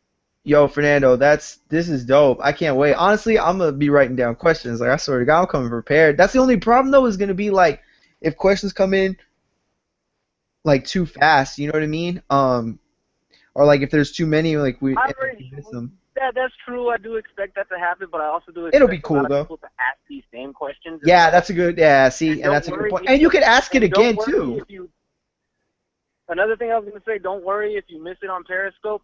I will be also filming this live session as well. So that would mean later on the YouTube channel, it will be up as well so you can catch up. Awesome, awesome. Dang. So Look at y'all Fernando. guys, y'all listeners are going to get, man, this is going to be awesome. Like, y'all get the chance to basically produce your own YouTube video for us because it's going to go up. And instead of Ness asking the question, instead of Fernando, instead of Sean, instead of Rod, it's going to be y'all. And so, and me too, because I'm not missing that. So, man, that's awesome, dude. I can't wait. I'm excited. I'm excited for the ring car girls, too. Shane Mosley will be our first guest. I am attempting to get other people as well for the upcoming weeks, but our first guest for this live Periscope Q&A for the Boxing Voice will be Sugar Shane Mosley. I say you go for Mares, man. Mares likes you enough. When's that ring card girl That's where search? I was going with Mares and Santa Cruz, but I'm still talking to their people to get it accordingly, and then I'll give you guys the date and time for that too. When's the ring card girl search? Dan, that's all Mario want to know. He didn't answer. It's on Saturday. It's at 2 p.m. We'll be streaming. We'll be doing everything on Periscope at 2 p.m. The ring card girls get it there around 2:15, but I'll have for a good 15 minutes before anything starts. So it'll all be in like the same block, like the same window, right? Correct. Window of time. Basically, Cool, I'll cool. do the Q&A one, cut that one down, and then start a new one that'll basically us helping Shane with the ring card girls. If you got Shane so on board, try and get that Wi-Fi passcode so that the stream could be clear. I'll see what's up. I'll see if they have a Wi-Fi there. Hey, Fernando, let me get to some calls, man. We've been on all night, and we haven't gotten to many, but thank you. And, Thank you, Fernando. Good luck with that, brother. We're going to promote the heck out of that. Can't wait. Guys, Can't wait. LA, Fernando Pimentel, at Fern_323 on Twitter, at Fern_323 on Twitter. He is our Los Angeles correspondent, and he's the one that brought you the last Sugar Shane Mosley back The in-depth interview. In-depth interview back in July 11th time, I believe. 832, you're up. Who's this? Whoa! And what up? Hey, hold on one second. Let me get you all this Bluetooth, bro. You're not about to come down on me. Hold on. Well, it's too late for that. You already admitted you're using it. You're supposed to be not using it. Yeah, you know how it is when we. Yeah. I hope he ain't just drop off. Man, you know how people be driving these trucks and shit, bro. We hooked on that Bluetooth and all that bullshit like that. But yeah, man. We making our picks right now. I'm going with Danny Garcia, man. It's Dan. I'm going with Danny Garcia. Knockout. You heard me in the 5th round. Wow. Early. That I'm early? watching the Angel videos. That early in the 5th round, I think he got something to prove, bro. I think with these close fights and these I don't know, questionable decisions, bro. He got a whole lot to prove. He got way more than Paulie to prove, you ask me. So he got to come out. He got to show what he made of, because he got Keith Thurman, he got Sean Porter. He trying to get the possible Mayweather fight if he signed that new contract and all that, man. He got to do something. He did Paulie, it really, I mean, if Paulie win, that's good or whatever, but Danny Garcia, he like the young buck, man. He got to show that he ready for this division, and you know what I'm saying, he going to be ready for them young lions that's out there. It's looking like right now he fish food, so he got to come out there and he got to really handle some business. So I think he's gonna try to get him out of there kind of early. Me, I'm not disrespecting Paulie. I like Paulie and all here. I mean, Paulie can beat him, but I think he coming for blood. You know what I'm saying? He chasing chickens and shit. Well, we about to see what all that's gonna turn into. We about to see if he really got the feet moving he say he got. You know what I'm saying? And my boy Daniel Jacobs, the golden child, I think he gonna take care of business. And yeah, man, he got his eyes set on Triple G, man. Yeah. But, Hey, man. that's all I got. I don't want to hold you up. I know you got a lot of callers. All right, you know brother. What I'm saying? Ain't no in the building, baby. Thank you, NL. Hey, Mari, I'll tell you this. For all our bettors, I got the inside scoop that Mora's knee is no good. Yo, So- you should have given me the inside scoop so I could write the story. So I'm going with the Daniel Jacobs stoppage. I wasn't going to pick stoppage because Mora has always been crafty and all that. But I'm being told he's not going to be able to be the guy that moves around. Yo, you need to chill out for real because I got throwdown money, throwdownfantasy.com money on the line, and you're telling people this, and they still could pick Daniel Jacobs, and you're getting me bumped with that money, man. I'm trying to get that prize. I'm sorry. And Sorry. I believe my source. I'm telling you right now, I believe my source is right. And Yo, you know what? I'm so glad you mentioned that. I want to mention this real quick because I'm actually writing the story on it, and I just want to give a little leeway into it. Ness interviewed Daniel Jacobs yesterday, and at the media workouts. Y'all need to go listen to that Daniel Jacobs interview. For all y'all that trash him and don't, and me too, I trash him all the time for the lack he of made opponents. Wassam a believer. Wassam tweeted No. me and said that. Listen, this dude, he's real as shit though. You can knock his resume, but he's real as shit. He actually said on camera in front of Ness that he understands that Golovkin should be held to a higher caliber. He admitted that that for all the talk about him not fighting anybody, he admits that that is the case. He feels the same way, and he completely feels like Golovkin should be held up higher than him. Like, everything that we say on this show about him, he admitted. And that's being real.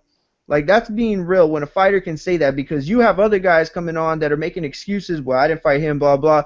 You know, I didn't really like the thing he said about Macklin and Sergio Mora, about, you know, him putting it on social media and Macklin getting a bad response because, you know, I don't know.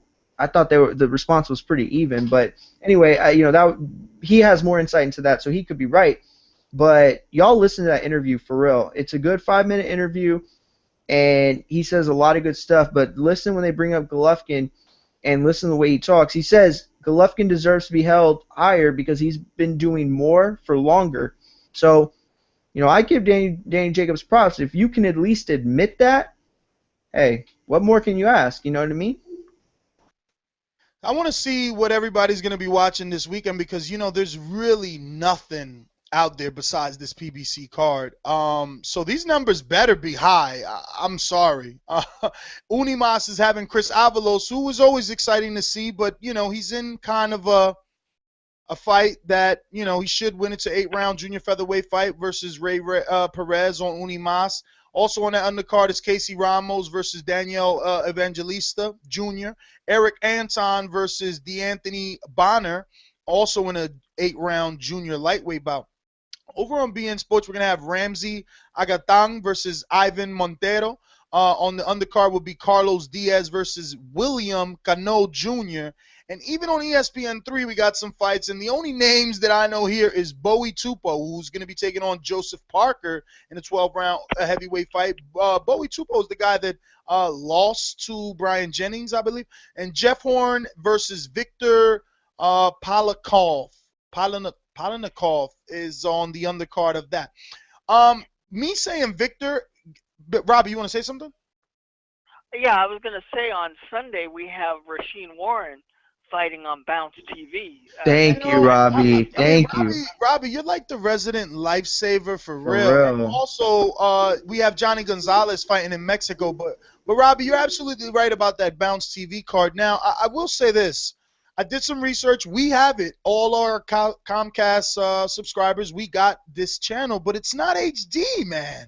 You got it HD, Mario? Nah, I don't. Trash, bro. It's a bad look. It's a bad look. I'll be honest, the other day I was checking it on my app to make sure I had it, and I put, you know, watch off the app that played it on my TV, and it wasn't HD, so I was sad. I've tried to find one. There wasn't an HD version, and they were playing Boomerang. So I stood watching it. So obviously this is a network that has commercials, and sure enough, they had a promotional commercial for this this Payano, Juan Carlos Payano fight versus Rashid Warren for a WBA bantamweight title, and it was Ludacris, the rapper, actually making the introduction for the fighters in the fight. And really? Yeah, it was. They paid him to do an advert. I mean, he had to be paid, I guess. Either Bounce TV paid, I don't know. But he introduced the fight like as if he, like he mentioned their names and everything. It's based around him and the fighters. So that was interesting. They're trying to use, I guess, the urban market to introduce more, boxing fans. But this is the first time boxing is going to be on Bounce TV. And it's a predominantly, I believe, South African network. Is it South African or? I have no idea at all. I didn't know anything about Bounce TV until they started getting the rumors that Heyman was going to be on it. But it's a solid card. I don't know who's going to be all televised, but we're going to get to see Daquan Arnett, who we haven't seen, or at least I haven't seen in a while. We haven't seen him since Not Gomez. Frankie Excuse Gomez. me. No. Eddie Gomez. Eddie Gomez, yeah. And so he's the guy that I was high on, and I still think he's really good. Did you see my Periscope with Daquan Arnett in Tampa? Yes. He's you ducking me.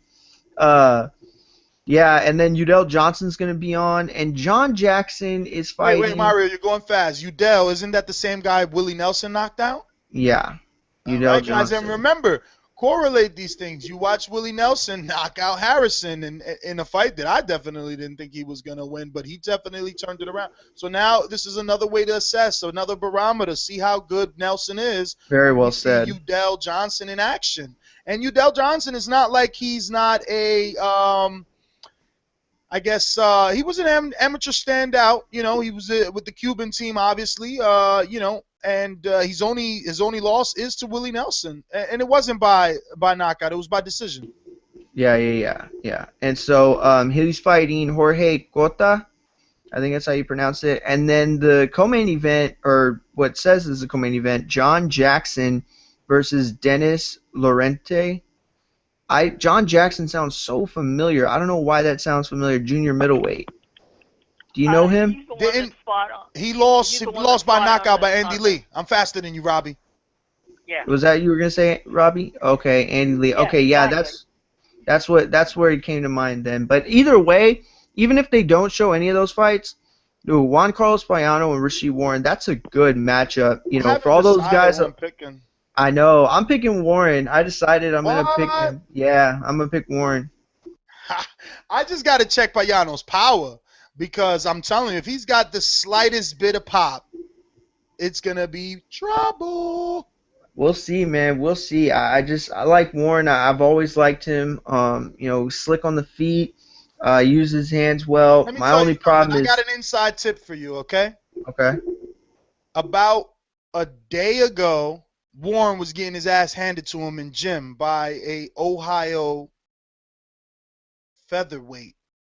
What weight class is Warren? Javier Fortuna. Junior featherweight, I believe. Or did he move up already? I think he did move up. So all right, let's just say by a featherweight. I think he's 130. Yeah, let's say by 120. Yeah, junior lightweight. Let's say by 100. I meant junior lightweight is what I meant. I'm sorry.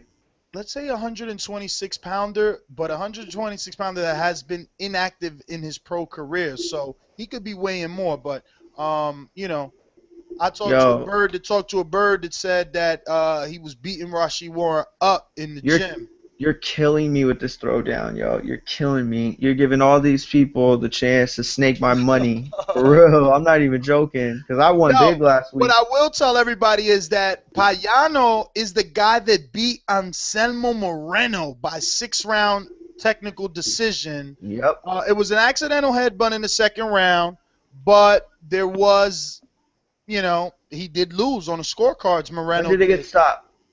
Yeah, I mean it's a headbutt, so it gets stopped. They go to the No, but when did it get stopped though? What round did it go to? I'm assuming in the 6th round. Oh, it says 6? Okay. I thought you said second round it was a headbutt. No, second round was a headbutt, but I guess they stopped it by the In the sixth round. 6th. Okay, yeah. I knew it was a headbutt before. I just couldn't remember when, but I didn't think it was that early in the fight. Yeah, but he won, you know what I mean? He won, and you got to give him credit. Everybody was so high on Nelson Moreno. Not to say that you still shouldn't be, but that was a solid win, and it definitely makes Payano the favorite in this fight based on the fact that Warren hasn't beaten anybody nearly as good. So it's a big step up. I cannot wait for this fight. Seconds. And not only that, dude, at the end of the day, Anselmo Moreno is a huge win. Rashid Warren hasn't done anything remotely close to a win as big as Moreno as a pro. But Mario said it. He's got speed, right? 443, you're live. Who's this? Justice calling from Charm City. I want to say good night, peace to the panel. I really don't know what the topic's about because I always call the show 60 seconds. Not that tech savvy. Well, So, we're talking about Danny Garcia, Paulie Malignaggi today. Oh, I heard y'all someone speaking on Cotto. I chimed in when y'all had a guest on. I got money on Danny Garcia. I don't think Paulie has it in him no more, to be honest. Not that, so it'd be impressive Even with the for inclusion Danny. of Memo? What? Say what? I said even with the addition of Memo Heredia, you think he has nothing? Hell yeah, because Paulie has he has light bulb for hands, man. So I don't really, he don't have the type of jab, right? The type of punching power that could really offset Danny for anything. He's gonna walk right through him. 10 seconds. But before I go there, right, I want to build on this real quick because y'all brought up Miguel Cotto, or at least your guest did. Miguel Cotto versus Sergio Martinez, Sean Porter versus Adrian Broner, or Berto versus whoever the fuck, and Amir Khan versus Chris Algieri. If there's anybody that deserves a big fight right now, September, it is Cotto. And if he catch weight, if him and Floyd fight at a catch weight, no one would care. And that's what made me want to speak on this, because Cotto he's a little too small for middleweight, right now, because there's some big boys up there. But if him and Mayweather fought for this middleweight title, no one would care about the weight. You understand what I'm saying? Now, to my understanding, Cotto is signed with Rock Nation, so it may step on Al Heyman's toes, and Al Heyman got a monopoly on a lot of fighters. Mayweather may be a little intimidated moving on in the future. You don't want to piss a guy like Al Heyman off, but I feel like if people put their petty emotions aside and they made that fight on just regular TV like they said they was going to, I think that would be big for the sport. Jay-Z making a guest appearance on the All Access talking shit, about Mayweather and his fighters going to crush him, this, that, and the third. It's just good for the sport. Everybody went. It's a historical fight. If we look for people that's coming off an impressive win, Cotto is the only guy that I see in the last year, at least, that has a win of any contender or champion that's worth talking about. Not Keith Thurman, not Sean Porter, nobody.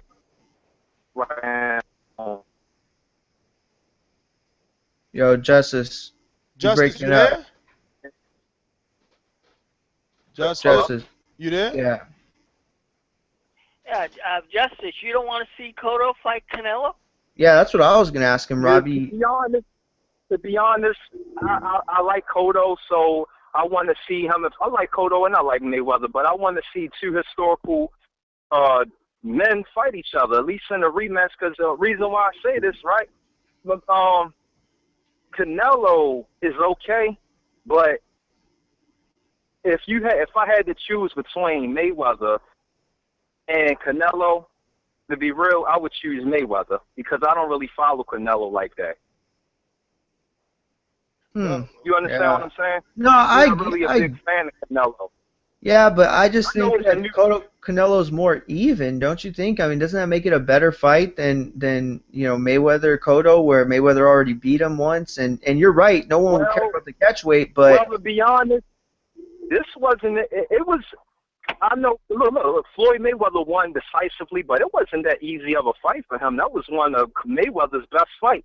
out of 48 fights, it's not many that I go back and watch. You're But right. the Miguel Cotto fight, I at least watched that 3 times already. You see what I'm saying? And if Cotto can make at least 5 rounds look like the 8th round, remember, he outboxed Mayweather thoroughly. I've never seen no one outbox Mayweather except for Cotto, even though it was 1 round. But I'm saying, think about that, man. You know, Cotto has the rematch can't be nothing but fireworks. Trust and believe that. Mayweather's not knocking Cotto out at 38. I don't care what that 12th round looked like. So I'm just saying, we know for a fact that it'll be at least competitive than anyone else, than anybody else Mayweather fight. You know, y'all might not agree with it, but I'm just saying, you know, I want to see the sport grow. I think that everybody will win. NBC would win. Anybody that care about the purses and all of that, how much money the fighters will make, they win. Cotto fans win. If he beat Mayweather, if he knocks Mayweather out or even knock him down, I mean, Rock Nation win, his stock goes up. You know, it's like it's nothing but win as a result if they do take this fight. You're wrong. In my opinion, I think the Canelo Cotto fight is bigger right now than the Mayweather Cotto fight right now. Right now, I mean, obviously they could sell it because Cotto's a middleweight. It'll be another title. He'll be moving up somehow with some funky catchweight for Floyd. But the significance of Canelo and Puerto Rico, Mexico. The fan base of Canelo, the fact that they've been wanting this fight, the fact that Canelo's really backed Cotto into a corner, it would look bad, I think, at this point. But anyway, Justice, I got a lot of people. I'll be back. Thanks, brother. Oh. What happened? Justice. No, I just want to say, you really think Canelo versus Cotto would do better than Mayweather versus Cotto? Hell yeah, better. I think so. I'm glad you used the word better because if we're talking action, hell yeah. Okay, well, to each his own then, bro. I'm done. All right. Yeah, listen, those two styles, don't get me wrong, everyone knows I'm a Mayweather fan and I appreciate the boxing style, but the two styles of Canelo Cotto seem like they're going to mesh up a lot better, in my opinion. Jersey Sev, man, what's going on? 201? 201? 201? He fell asleep. That happened to him last time. Yeah, I mean, and then he's gonna text me saying that I missed him or whatever the case may be. I know a amigo who will charge you 0 and throw you a kilo. I bet in a week, bro, your pockets be stuffed like Chipotle burritos. What's up, guys? It's AB. AB, what up? AKA Wassam. Hey, did you cry? Did you cry when Angel Garcia put Gennady Golovkin on blast with truth? I was actually laughing because he literally, it looked like he was in a mental asylum, literally. Sure. He was in a mental asylum because he put it out there that Gennady's willing to go to 164 for Ward, but 168 for Golovkin, for Chavez, and 168 for Fraj. He kept it G. He put it out there. He was in a mental asylum. He was in a mental asylum because he told Gennady take short money like everyone else does to get the big fight. I mean, all right, I see that. I could see him being in a mental asylum for speaking the truth. Right? One guy gets 325,000 views and the other guy does 80,000, sells that 80,000 tickets. It's, apples and oranges. You can't compare the two, right? A side, B side. You know this. Who's got the resume, buddy? Hey, resume 6 years ago. Stop living in the past. Track record, baby. Track record. Numbers don't lie. And you know what the funny thing is? His best opponent, Fraj, would rather retire than to have all the home court advantage and the weight advantage over Golovkin. Well, he would. You know why he would retire? Because he got nowhere to go. He either's got to fight Golovkin or fight Ward. Remember, the WBA mandated it. Or you forgot. I'm sure you forgot. You forgot. But let me tell you this about Ward. Let me tell you this about Ward.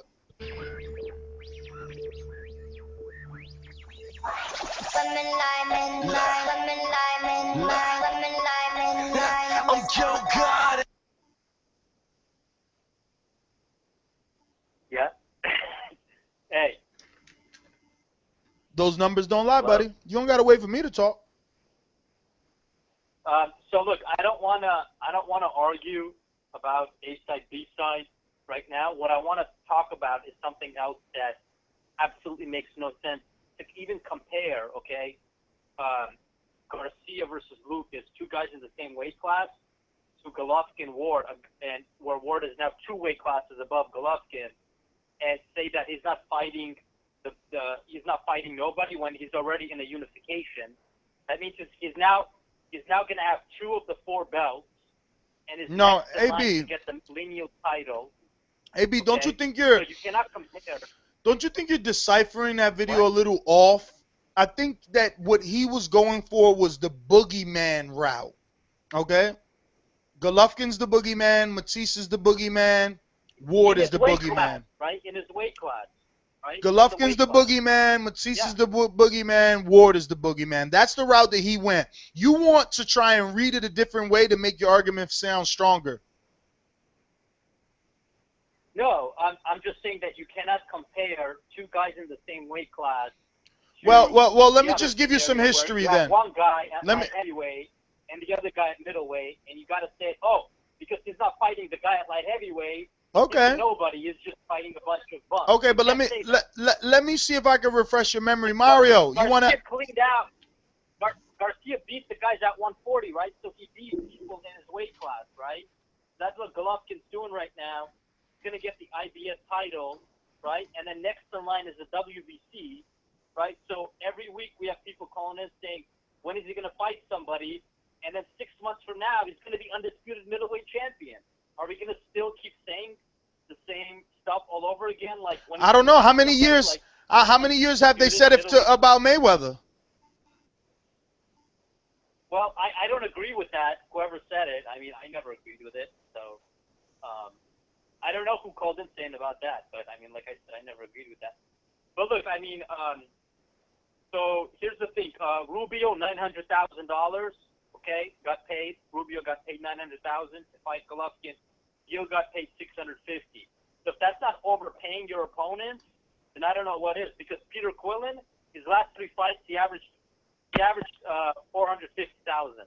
Okay, AB, how much is David? Yo, Luiz getting buddy, paid? you're so wrong. Okay, Peter got 1.9 for that last fight. So knock it. Oh, yes, No, yes. he didn't. All right, man. Yo, listen. You go believe your favorite fucking writer who lies and gets checks, and don't believe Ness then, who knows the fucking truth, bottom line. I know. Make it so bad. I seen the check. How about that? 1.9. Well, I ain't even going to lie. I didn't see the check. But I'm not going to lie. I'm not going to lie. No. I'm not going to lie. I didn't see the check. But I will say someone very, very close to TBV seen the check. I can't say their names. Peter Quillen made less than $400,000. All right, AB. Okay, AB. Okay, you're at home on a fucking computer reading shit. I'm telling you the truth. Fine, read your articles then. ESPN is not a source? No, ESPN it's not a source. It's not a source when you consistently got the biggest dude on ESPN picking sides. He didn't pick sides with Espinoza. He didn't pick sides with PBC. He didn't just compare HBO to PBC. Don't be foolish. Don't be foolish. There's agenda. There's agenda there. Wait a minute. He didn't switch his tune. Hold on, AB, hold on. He didn't switch his tune the minute ESPN sought PBC. You don't remember that, right? You don't remember before ESPN having people. Right now, he made less than $400,000 in the Andy Lee fight. AB, you're getting this from ESPN, and you asked me, are they a reliable source? And I told you no. And I'm giving you factual information as to why, and you're laughing that you're reading it from ESPN. I mean, I don't know. It's hard for me to refrain from calling you names. Okay. What are you not getting? So basically, what you're saying. What are you not getting? What I'm saying. Up, right? What I'm saying is what I'm telling you. Okay. Dan Rafael was writing horribly about PBC. When ESPN did their inaugural event, he wrote beautiful stories about PBC. There's an agenda, man. Don't be foolish. Am I making this up? Peter Quillen it says Peter Quillen $500,000 and $125,000 of that went to leave because of the weight penalty. You hear this? You hear this, Mario? He's still reading from ESPN when I just told you you can't believe that. But choose to believe it then. So, choose to believe it. Whatever. right. Because I'm making that up, right? Am I making it up? Were they not writing negatively before they signed that inaugural event? That's my question to you. Okay, Ness. All right. You're saying he made, okay, just whatever, okay? Yeah, he made 1 point, even though all the sources claim he made less than, $400,000. Dude, do you? I don't know how long you've been following. Do you remember when I did the interview with Peter Quillen? The only one who did the interview with Peter Quillen after he did not take the fight with Korobov. Let's not forget that, okay? Do you not remember in that interview him saying that he was going to get more for not doing what they wanted him to do and doing what he was advised to do? Yeah, you don't remember. Listen, hold on, bro. Hold on. You fucking hard-headed. You don't remember 500,000 being the rumor that he got just not to take the fight, right? But you believe that, but you don't believe that he got more for the actual fight. You know the purses are public information, right? Like what fighters Oh my get. God, yo, Like, listen. You see, all right, I'm muting you. I'm muting. I can only take so much of ignorance. Okay, what did Ken Porter do to Adrian Broner at their press conference? Did he not make it obviously clear that all the money isn't put out there because these people have what? Different circumstances. But in Broner's case, he made it perfectly obvious that child support was his biggest hurdle with his checks. Am I right? Well, yeah, you're right. But let me clear this up. But is this the first time that we've heard a fighter get something, but really they got more? Did not Rosado come out and publicly say he got way more than what was mentioned for the Triple G fight? And let me straighten this out. You're right. Let me straighten this out. AB is referring to the purse that is turned into the commissions that are public information, and he is right.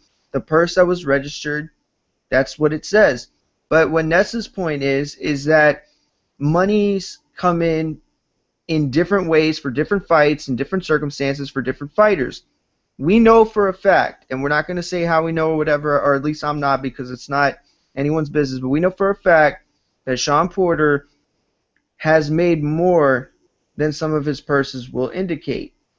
Now, he got paid for the fight, what is registered and what we can see as public information, but there are other bonuses and things that come in that don't account for the purse itself. Mario, because the two checks that Chavez had in the picture, they were fake. One was fake. Or somehow they were both added up to the same amount of the original purse, but he had two checks. They wrote him two checks. I mean, this dude is, it's difficult with these people because you come on here week after week and you're as honest and transparent as possible. I mean, are there other people that you have to reveal your source? Like, I got to say how I know he got 1.9. You either choose to believe it or you don't. You want to believe the liars? Go ahead.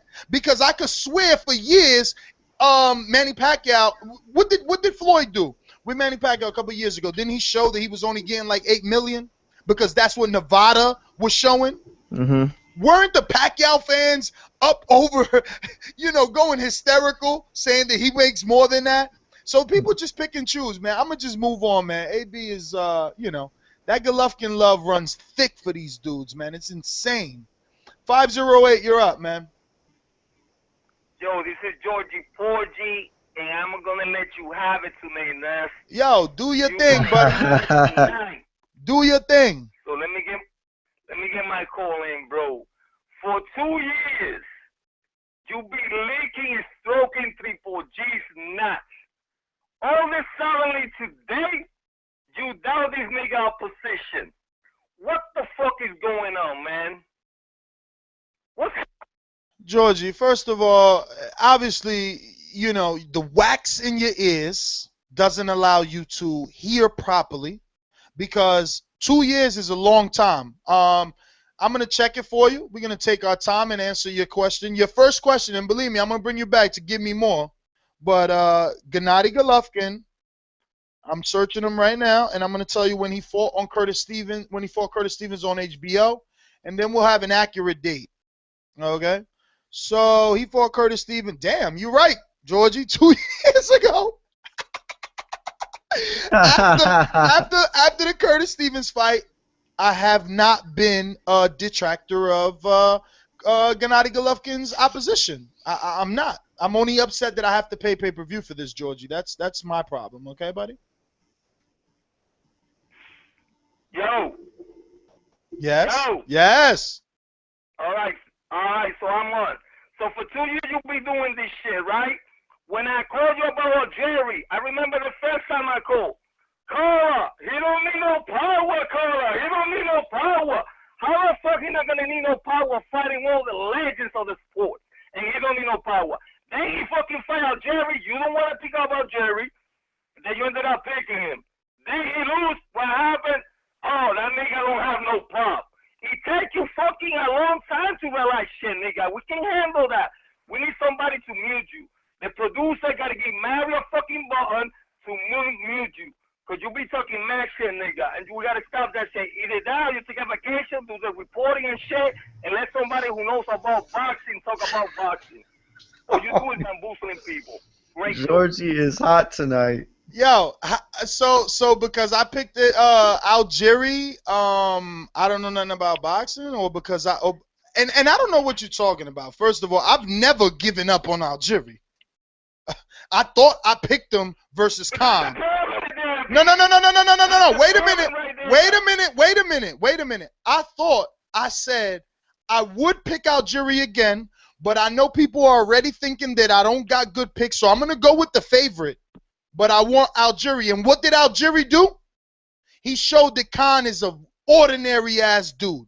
Okay? You can't expect. I knew that. You yeah, but you think it's a big deal? You think it's a big deal? My man. It doesn't make you smart, Georgie. That's what you don't understand. It doesn't make you smart that you pick. It doesn't make you smart that you pick Pacquiao. All right. You pick Pacquiao, so you know more about boxing. It's not about me picking Pacquiao. It's about you fucking coming around for after you talk all that shit for you don't ever even apologize. But come around what? Come around what? I've never got off the Algieri bandwagon. So you're making stuff up. I've never got off the Golovkin bandwagon. You got the wax in your ears is so thick. You didn't hear me in the beginning of the show when I said I'm still on Golovkin's side. I just don't want to pay for a regular fight. But you so dumb, that you can't hear that. You know why you don't want to pay? Because finally you see a trade. No. You're wrong. No. No, you're wrong. He finally got a trade. He finally going to fight somebody who's going to fight him back, and he's going to push hard enough and going to make a difference. And now, Georgie, I want you to put money on it. I want you to put money on it. Georgie, put money on it.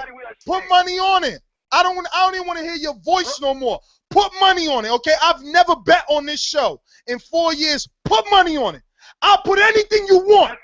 I'll put anything you want. The Golovkin walks him. You think he got power? No. Don't back out. My friend, don't back out. Don't back out, because you running around talking about I'm changing my mind because Lemieux got some pop. Shut up. Let's bet. And I don't bet. Let's bet. We could bet for whatever you want. We could bet for shaving our head. We could bet for pies. We could bet for smacks. I'll travel to see you to smack you. Or we could bet for money, whatever you want. Don't talk. Put your money where your mouth is. I've never got off the Golovkin bandwagon. I made it perfectly clear in 2013 when Curtis Stevens hit him with them 2 consecutive shots. Ain't nobody beating him. They not beating him at 160. They not beating him at 160. You hear me? And I'll repeat it again for that thick-ass wax in your ears. They not beating him at 160. Let's put some money on it, though. You calling in here talking brave. You calling in here talking tough. That Lemieux got this punching power. Let's put money on it. Let's put money on it. Stop hiding behind all your yelling. Let's put money on it. We ain't got to do nothing but put money. And it don't got to be cash. It don't got to be cash. Like I said, you can shave your you can shave your head. You can shave your head on the internet. I don't care. I want something from you for talking tough. Let's bet right now. Let's bet right now. Let's bet. No, don't say whatever. Don't say whatever. Give me the bet. Give me the bet. I'm letting you have it. I'm letting you hang yourself. I'm giving you the rope. You tell me what you want to do. Do you want to cut your head off? Do you want to lose money? Do you want to get smacked on TV? What you want to do? What you want to do? Tough guy. All right. Whatever the conditions you want, but I'm going to tell you that. I'm going to tell you this, nigga. If I win, I don't want to see you in the fucking show. Don't talk in the show for a fucking month. That's what I want. Yo, you wouldn't know what to do without me for a month. You wouldn't know what to do without me for a month. In 2 episodes, you be talking about your Ness come back. Who? I'm ready to bet, baby. I'm ready to bet. We can lock it up right now. Whatever you want. I've never even seen you. I've never even seen you. So for all I know, you could send a bum to shave his head on TV. Yo, producers, give me a mule button for fucking He got one. He got one. He just don't use it. Hey, yo, I send 5 people. I send 5 people emails so they can have controls of the back end. So I'm not the only one that has to accept calls or hang up on calls. If they don't use it, it ain't my fault. I'm not biased like you guys think. I'm 100% real. That's why you're going to pay. That's why you're going to pay. I'm sure you got a fucking ponytail. We're going to cut it off. You sound like you got a ponytail. You sound like you're still holding on to a 36-year-old ponytail and it's balding in the front. I want you. I want that hair. We clipping it. We clipping it like Angulo. I'm gonna go head on your ass. Listen. You got my email. Listen. You got my email. You got my Twitter. You got my phone number is public. If you want to bet, let's do it. Let's do it. Oh my God. I mean, this dude just said. I mean, who in the world is picking Lemieux? Only this guy.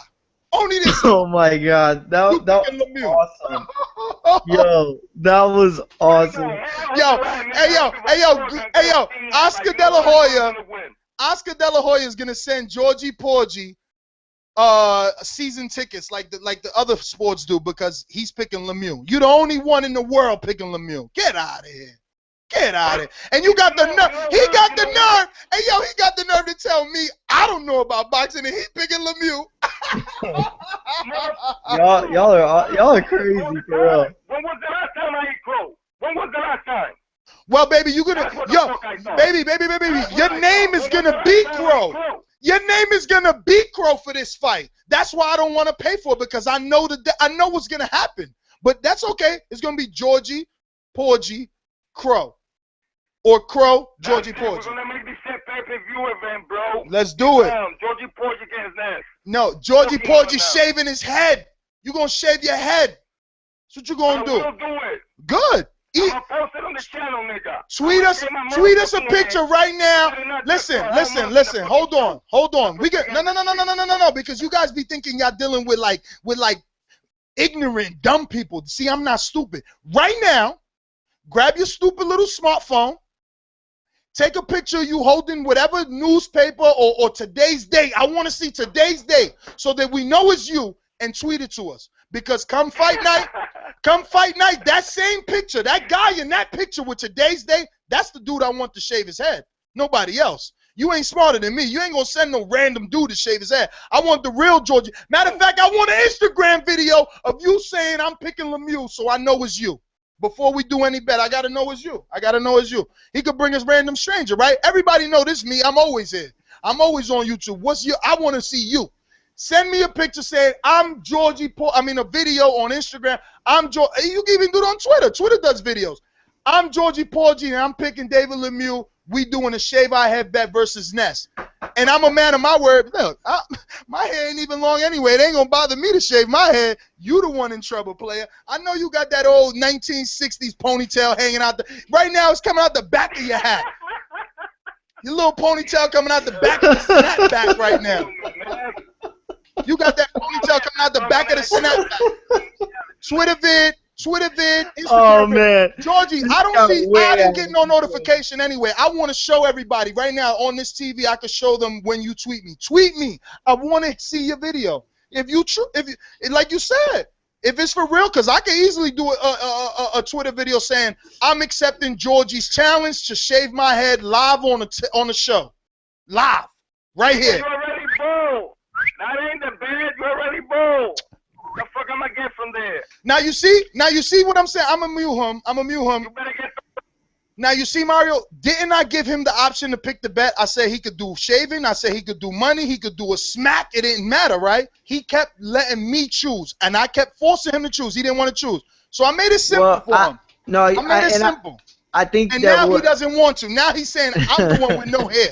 Yo, we should give everyone's heated. We should give Georgie the chance to calm down and to rationally think of a real suggestion. I don't think it should be Ness away from the show for a month because, I mean, let's face it, if Ness don't come around, then the show ain't going to be done right the way it gets done. So that's kind of unrealistic, but, you know, he's got to pick his terms. Let's all calm down and let him pick his terms. Dude, it's Gennady Golovkin. If he really wants to stick to that bet, I'll do it.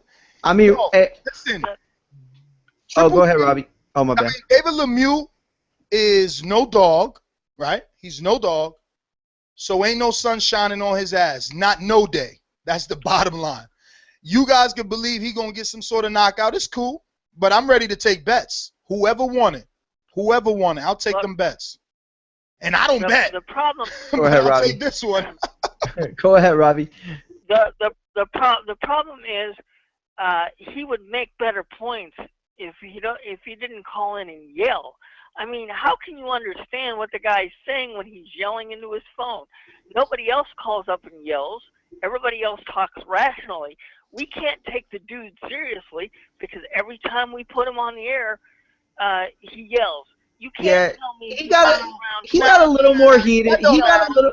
No. Yeah, he got a little more heated than normal, but that's understandable. It was a heated conversation. So I get what you're saying, Robbie, and you're right. He is a loud talker. I don't hold it against him at all. No, I don't hold it against him either. Look, it just got that way. They were hot, and he doesn't normally talk like that. We all know that. I just want him to sign the contract. Take the test. All he got to do is sign the contract, and we don't even need your signature. We just need your Twitter vid or your Instagram vid of you accepting the challenge, Playboy. Let's see how bad you are. 951, you're up. 951, going once. Going twice. What up? Oh, who's this? Hey, what up? What up, compa de Los Angeles? What up? Compa. Hey, first of all, Nestor, man, I got to check you, man.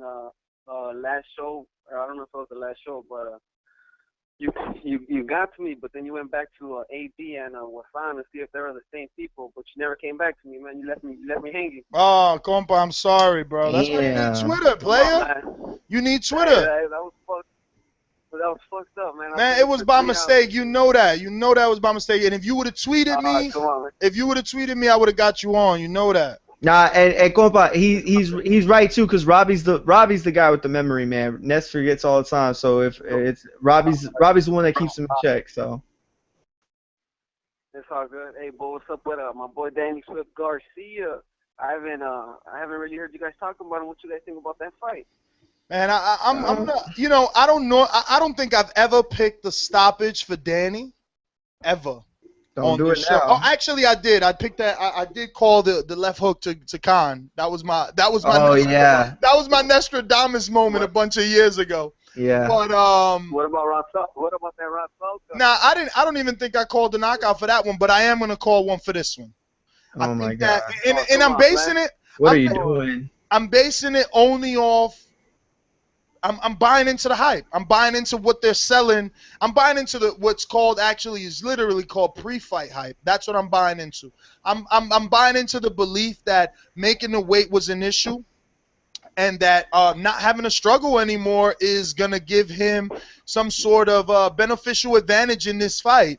I think that a healthy, happy fighter is one that can do what they can do best. I mean, he said it himself the best. He said this is the first time he didn't have to hold the training camp to lose weight.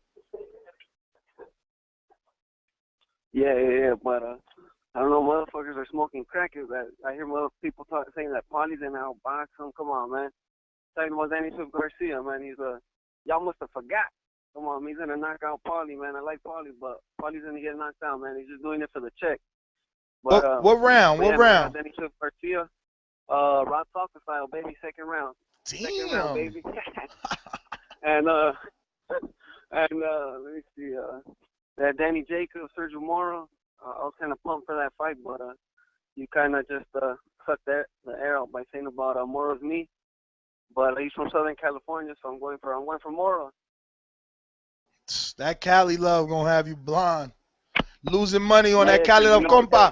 Hey, be prepared for Crow Sunday, man, because that's what you're gonna get. I gotta represent that California, Snoop Dogg and Tupac, West Side. Hey, compa, man, thanks for calling in, brother. We got 561. You're up. Who's this? Hey, what's up? This is DJ Fresh from Jamaica to West Palm Beach Live. What's up? Nothing more, just chilling, yes, just calling you to pick the fight with Danny Garcia and Paulie Malignaggi. It's gonna be an easy fight. It's gonna be an easy fight, and Danny. Yes, oh, go ahead. Yeah. Yes. I'm picking a fight. I'm just stopping the fourth round. Yes, a TKO. Wow. Garcia stopping. Paulie is in the fourth round. And what about the Danny Jacobs fight? You think he's gonna win? Yeah. Yes. It's gonna go to a split decision. Yes, a split decision. Okay, that's cool. And that's the thing too. If Ness is right, then that's bad because Sergio Mora's legs and his ability to move in a smart way is really what's going to carry him in the fight. But if he doesn't have that leg, man, it's gonna be a tough. I mean, but wasn't his leg showing signs in the last fight already? I mean, you can make the argument that he slowed down over more than the last fight. You can make that argument for sure. Well, the last fight, especially on ESPN, he looked terrible. I thought he lost that fight, honestly. Me too. Yeah, me too. And I remember that fight. I can't remember the name, but it was a young kid out of nowhere putting it on him. Yeah, didn't he wear like a wrestling mask to the ring, I thought, or something like that? I can't remember. Jamaica, thanks for calling in, brother. We're going to get to some other callers here. 701. Yo, what's up? What's up? Boxing, I got you guys.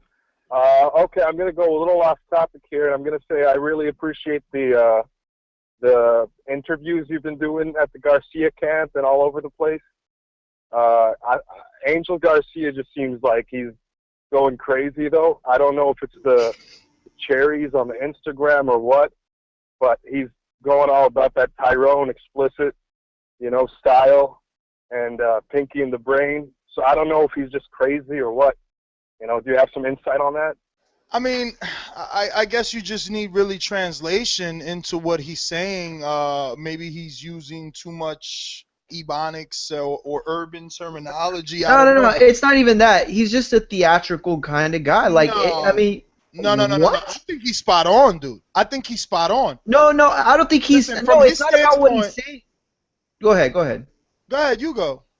Well, I think what the caller is saying, I don't think it's about the context of what he's saying. I think it's about how he's saying it. He's really, he's theatrical. Like Again, when he says what he believes, he says it in a loud manner. And go back to the Zab Judah. Go back to the Zab Judah fights. Go back to the Khan. Like, that's the guy I remember. Yo, Yeah, but who what's the doesn't- difference though? What's the difference? I don't think there's any. I don't think there's any. Exactly. That's my point. That's just him being him. He's not crazy. He's just Angel a being loud, Angel. That's the hot-headed Puerto hashtag. Rican guy, and that's what he is. I like the dude. He's so entertaining. I love him. He's so funny. I think it's for entertainment. I think that's what he's doing. I don't think he really. He's saying what he feels, and he's being 100, but he's saying it in a way that he's gonna get you entertained. And you're right, caller. I mean, the stuff's been great. I mean, it's been, if he rubs you the wrong way, then you probably got a problem with it. But if he doesn't, then you're entertained. Well, for that video, the first 2 minutes, he's just going off on long dick style. That's the only thing I can make out. Yeah, but again, it depends on if you understand what he's talking about, and that's what I was gonna try and explain. I mean, I think that the Tyrone thing comes, obviously, for those that don't know. Philly. Tyrone is some weirdo, because I think he's a weirdo. It's some weirdo that goes around with another weirdo recording Tyrone walk up to complete strangers and do some things that in certain neighborhoods he may get shot and killed for. And then he would explicitly say what he's going to do to this complete stranger's wife in the stranger's face. So it's very aggressive and very disrespectful. And I think that Angel knows exactly what he's doing, because he feels that the aggressive manner in which people are attacking his son is very disrespectful and aggressive. So he's combating it in a aggressive manner. Well said. I mean, at the end of the day, if we try to take our fandism off of the fighter and stop being a fan and just look at it from the outside looking in, there's no reason that Danny's page should be full of cherries. Because if you're Mayweather, the same reason I'm giving Mayweather a pass to fight whoever he wants, he beat the guy. Golovkin hasn't beat the guy. Danny beat the guy. Neither has Thurman, neither has Khan, neither has Earl Spence, neither has no one. Those points, like to suggest that Danny Garcia is no one now coming in at 147. Cherry picker. A flawed way, cherry picker. And that's a flawed way of thinking. This is his first legit shot at 147. Paulie Malignaggi is a better opponent than most guys get in their first jump up. And at the end of the day, Ness said it perfectly. Angel is being as aggressive as he feels that people are being aggressive towards his son. Well, I mean, the funniest part, Mario, which needs to be said, is obviously Tyrone says he's going to do some sexual explicit acts to your wife when you're not home. So his thing is that the guy that created the cherry page that puts all the cherries and cherry videos on Danny Garcia's Instagram page is in the audience. He's watching. He's visiting Danny at the fight. And while he's there, Tyrone is back at his house handling the wife. You seen that video with Tyrone at Jesse Hart's gym? No. Yeah, Jesse Hart's from Philly, right? Yeah. Yeah, he went into Jesse Hart's gym, and he said the thing that he always says, but it was staged, like it was staged, but it was hilarious though. The funniest one I seen, because Tyrone's such a tough guy, but there's a new dude. You know that, right? There's a new personality that has arrived because of Tyrone, and he's looking for Tyrone. They found each other. Oh yeah. Tyrone ain't want no problems. What's that dude's name? I don't know, but Tyrone ain't want no problems. I mean, even though Tyrone did, Tyrone ain't no punk. I'm telling you, this dude is huge. He walked down on Tyrone, and they start tussling right away, and Tyrone is pretty strong. But that big dude is big. He's for real. I don't know, man. I guess I don't even know how to find Tyrone. It just always ends up on my Facebook somehow. Look, for those people that are criticizing the Paulie fight, remember Paulie's a former two-time world champion, and that's not easy to do in this sport. So Paulie's not cherry-picked because of he's not a good fighter. This is going to be a good test for Danny. If Danny knocks him out like everybody wants him to, then he's going to stand up and say, okay, I'm here, guys. I'm ready to take on the Keith Thurmans. I'm ready to fight the Cal Brooks, the Amir Khan. Well, he's already saying that, Robbie. He's been saying that to me all week. But that's the thing, Ness. For the casual fans, Danny's got to look impressive. If this goes the distance and he wins a unanimous decision, I guarantee you Sunday we're going to have people calling him, well, Danny didn't look good. Yeah, that's the saddest part, Robbie, too. I got a question, though. Yeah, go ahead, caller. At this stage in his career, though, and after the Sean Porter loss, Paulie still, I mean, he even lost to Adrian Broner after Broner jumped up 2 weight divisions. And it was a split decision win. But, I mean, Garcia's still picking a really soft touch. I mean, Paulie's never looked this bad, you know. His legs are gone. Hey, caller. We don't know if he's got a chin anymore. Caller, do me a favor and tell me who else has moved up in weight and had a better opposition. Current fighters too. Let's keep it current. Current junior welterweights, because I'll just remind you that Timothy Bradley, his first fight at 147 was Luis Carlos Abreu. I believe his next at 47 was Casamayor. I thought his first was at Casamayor, was against Casamayor. No. Are you sure? Still with Gary Shaw when he got that HBO fight with Juan Carlos Abreu, remember? Yeah, I think you're right. Yep. Not only that, Manny Pacquiao. Manny Pacquiao. What was his first fight at 147? I think his first fight at 130. Wasn't it? I think his first fight at 135 was David Diaz. Who was the next fight? Ricky Hatton, right? He went up to 140. Oh, no, he fought Hatton after De La Hoya, didn't he? So he fought De La Hoya. Okay, so let's just say it's De La Hoya. It still doesn't help your argument. You just talked about Paulie Malignaggi's legs being shot. Shit, everything was shot on De La Hoya when Pacquiao fought him. That's true. Yeah, that's true. He got him to retire in the corner. And we made it clear. I'm fine with Paulie making this fight. Hold on. Being the fight. Hold on, we're not done. Hold on. No. I want somebody real after that. No, because I'm not done yet, though. I'm not done. There's a lot more people. We made it clear that Sean Bay Mitchell was Mayweather's first 147-pounder.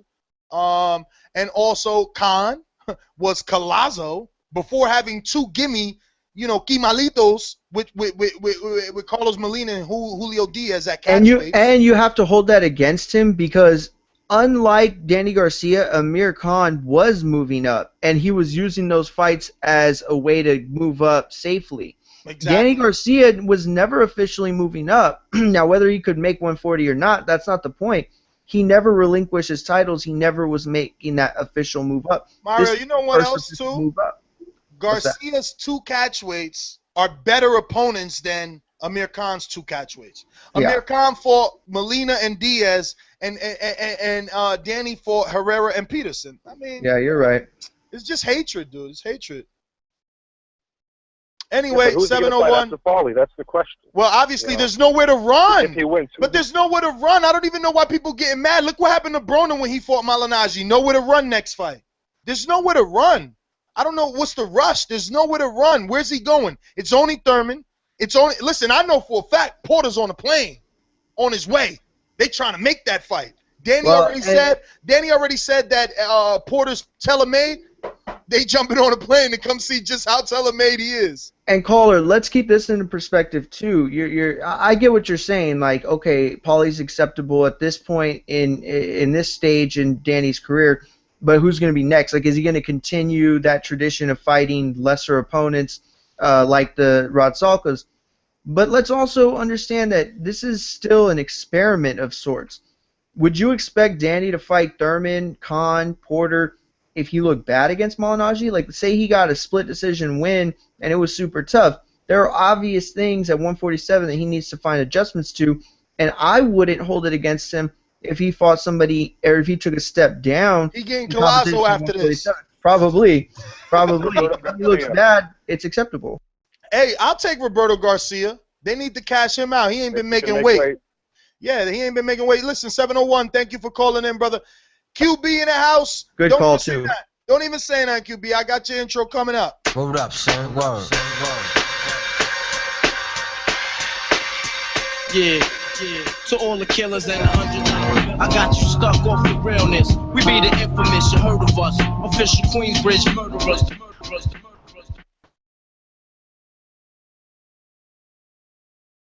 Oh man, QB dropping the ball. Going once. Going twice. Up.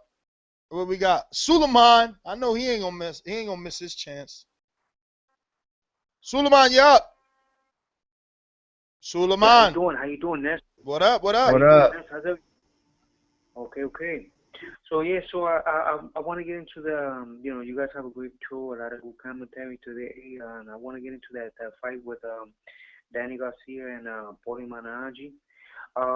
People forgetting Paulie has great footwork in the ring. He's very intelligent. Even though he broke his hands early in his career, he's fought a lot of high quality fighters, and he's matured as soon as he went into the welterweight division. Okay. The reason I think he lost that fight with Sean Porter was because he started adjusting with to a body type, because the press conference and everything with Adrian Broner, everybody was making fun of his punching power, so he started loading up on the body used in that fight. To this day, I still think he won that fight, but they gave it to Broner. Broner became a 3-time champion, right? So then he went and he fought Zab Judah, and he got even dropped by Zab Judah in the fight, okay? And he started incorporating the body attack, and it sapped Judah's strength. Judah started going on defensive because of the body attack, so it was effective. So now he takes that fight into the Sean Porter, because he had a couple of regional belts that he won, and he had aspiration to become a world champion again. He went into Sean Porter, and he started using that same style, and that style didn't work with Sean Porter. Sean Porter powdered him, and he put him out. So now, I don't think he's going to use that same style against Paulie. He's going to probably use the Senchenko style that he used, tapping, using the right hand to try to open cuts. I mean, Danny Garcia, he was a small, he has a big back, muscles and all that, but he's a small junior welterweight, okay? He locked out in a lot of good fights, but what I saw what he did with Lamont Peterson was running a lot, and he had trouble cutting the ring. The ring was big. So if this guy uses his footwork, it's going to be a long night for Danny. Danny has to put him up fast. He has to cut off the ring quickly. He has to incorporate a jab, but if not, it's going to be a long night, because Paulie's a thinking fighter inside the ring. A lot of guys avoid to fight Paulie. Even when he fought Juan Diaz, they took the first fight. They stole that fight from him. He won. He got a rematch. He won it. Okay. So the resume he got is pretty good. He got a good resume. He fought a lot of guys. That guy that he won the IBF championship at 140. That guy was a puncher from Australia. Nindu. He was hurting people, and he beat him twice. Okay, and then he beat Kano also at the 147.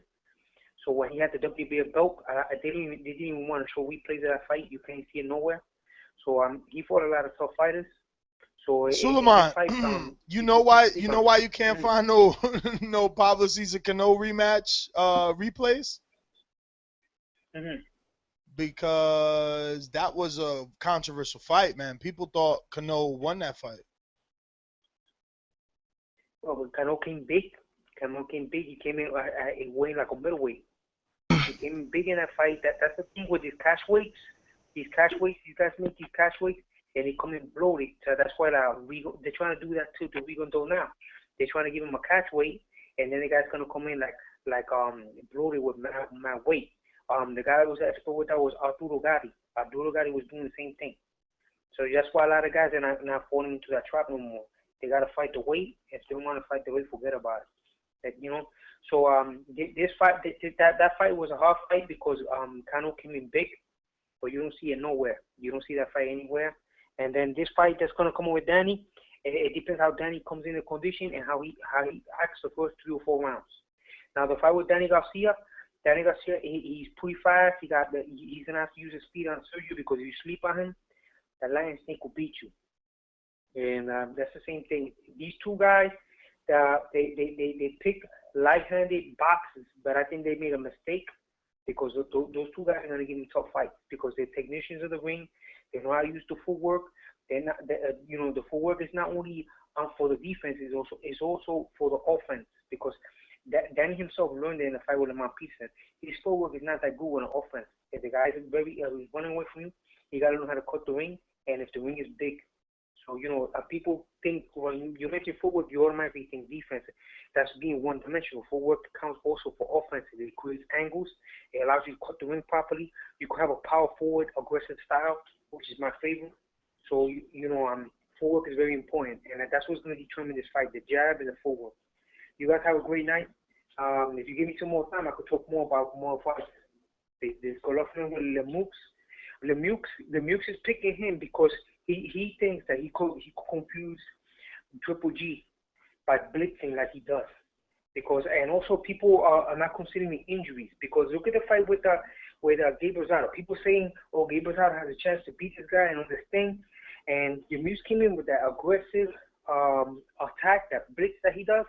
And before you know, his eyes swelled up, and the fight slipped away from Gabe Rosado's hand, and he stopped the fight. So, and also with this guy, Hassan and them had the legs. It looks like Angelo Dordin fighter has the jab, has the beautiful legs, the French style and everything. He did it before against Curtis Stevens. He came with Lemieux. Lemieux blitzed him, confused him, and he kept on dropping, and he keeps on getting up, boxing him, and he keeps getting dropped. So, this style here, he's the wild card in the division. He's the wild card because the crazy puncher that's not afraid to let his hand go. He's like a David Haye. Back in the day, people used to talk about David Haye, but he had the wild, crazy punching style. And if he uses it against Triple G is a European fighter, very aggressive, very technical, but he hasn't encountered a guy that's not afraid to throw his hand. You know what I'm saying? He's not afraid, hey, I'm gonna go out, but I'm gonna go out swinging. And if he does that, and he creates an injury like a swollen eye or a torn retina. There's many factors in the ring. I mean, Victor Ortiz had his jaw broke. He fought Joselito Lopez. Jose Lopez came out of nowhere and broke his jaw. David Hayes broke his toe in a heavyweight fight. So, injuries play a factor. So, that's why you see, like, Floyd, when he's fighting, he's very defensive. He's always on the defensive because, anything could change the play of the fight. So you guys have a great night. Thank you for giving me extra time, and you have a blessed evening. Thanks, Suleiman. Appreciate it. Good call, too, man. I agree with you about Paulie Malignaggi. We're running out of time, folks.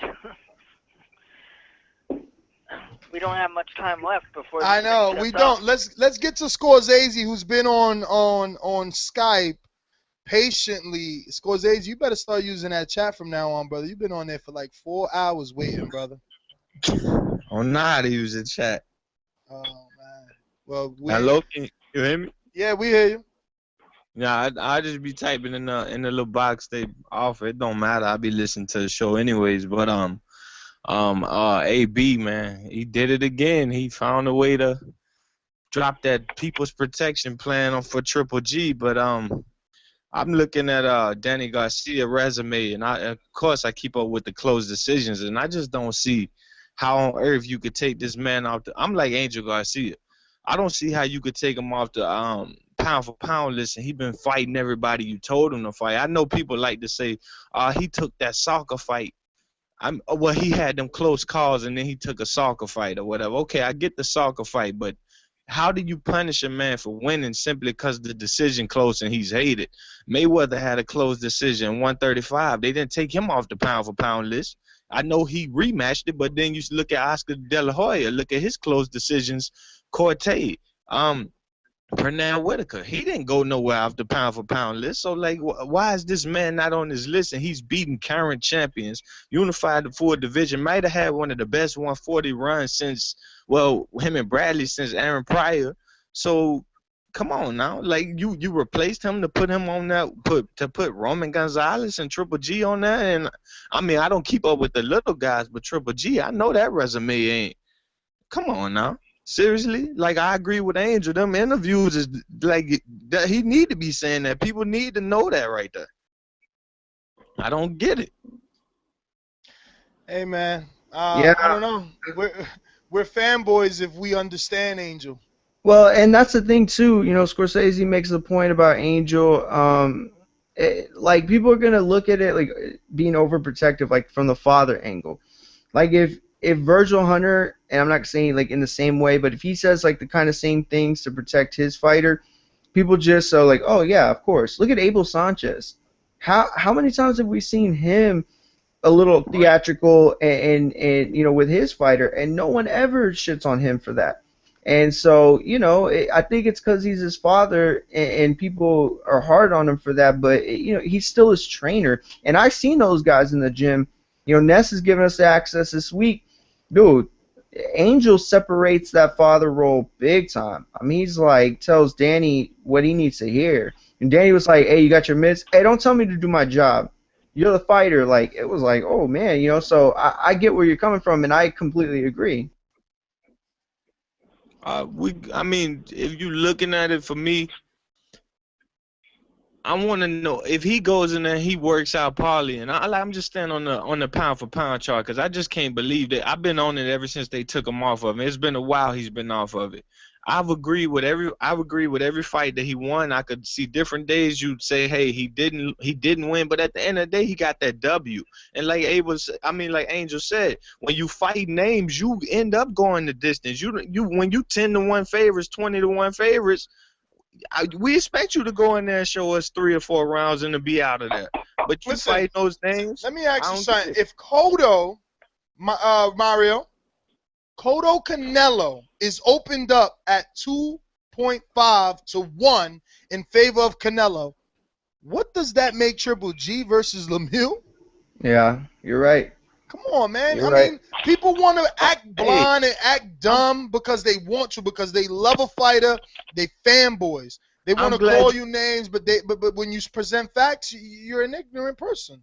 I'm glad you brought that up. Well, they're gonna have to consider me ignorant because AB called and he basically said he's going to have 2 belts. He's not even taking into the fact that his fighter can lose because he already knows. Goodbye. He already knows that this dude is not on that level. His AB comment was he's going to have 2 belts. This is not a unification like Walt. Well, that ain't This is a sacrificial lamb, man. This is what I'm saying. It's not Walter's Lomachenko unification. It's not Pacquiao Mayweather unification. It's exactly what you said. It's hey, just give me a title. Come get knocked out. Give me a title. And if something goes wrong, it's an upset. Them fights are not upsets. They're even fights. Any other unification bout, they just even bouts. Triple G's just better than him. I give him that credit. But now it's just like, man, I don't know. Unifying 160 or being undisputed in 160 the way 160 looking. Great job, but I just don't like that. That's my point. That's no. That's my point, right?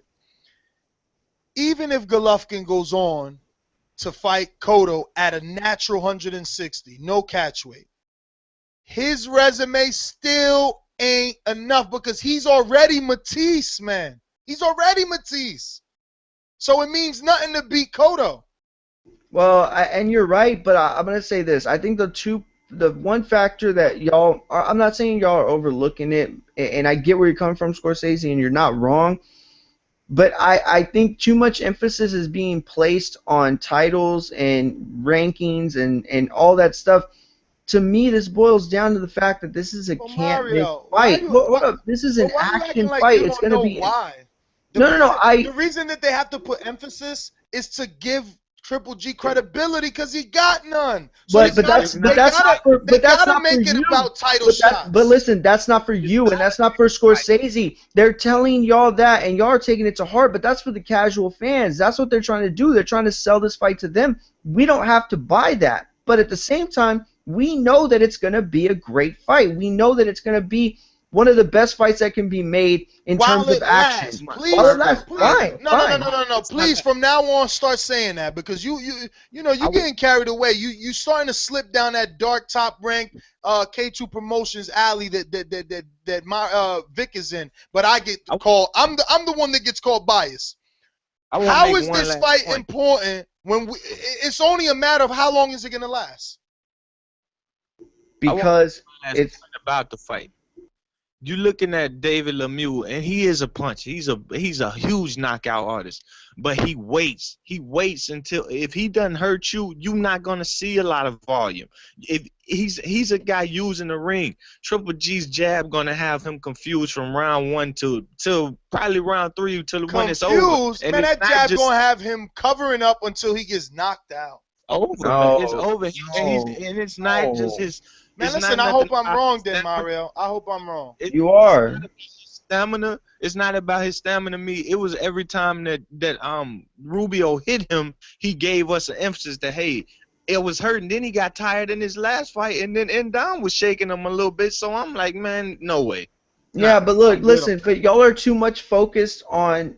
Look, can we all agree that? Wait a minute. Hold on. Can we all agree that an 80-20 fight can still be fun? That even though somebody is probably definitely going to win, it can still be fun. Mario, we're not arguing that. We arguing that it can't be qualified as fun if you're selling me the fight.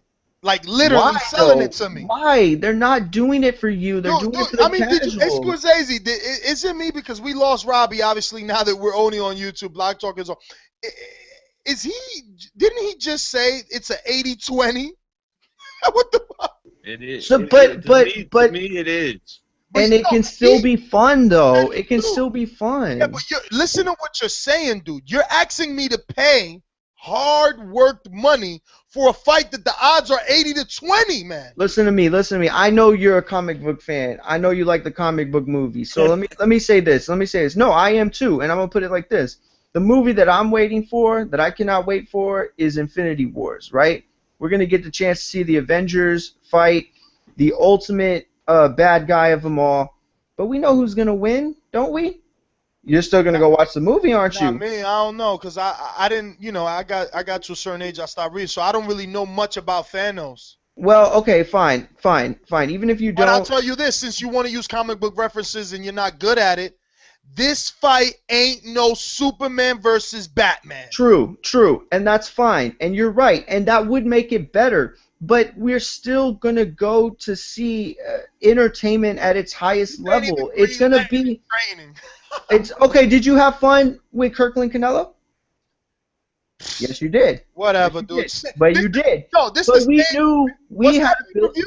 Was that that was free? No, that was free. Fine. Okay. Well, technically it was on HBO, but still, at the end of the day, they're taking a calculated. They're taking a calculated gamble with Triple G. They got to move him into that pay-per-view realm at some point. You said it yourself. You can't blame Triple G because they don't want to fight him. So if he wants to be this star, he has to find a way to create it for himself. And David Lemieux is the biggest and best fight that he has available to him. So this is their chance to take that gamble. I don't know why you're counting their pockets. Like you. I haven't brought up money. I'm counting. I'm saying that.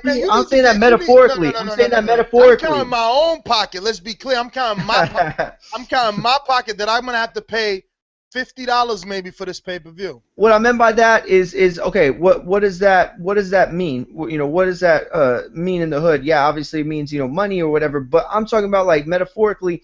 You're worried about what they're doing, but they're doing it for other people, not for you, not for Scorsese, not for Robbie. They're not doing that for y'all.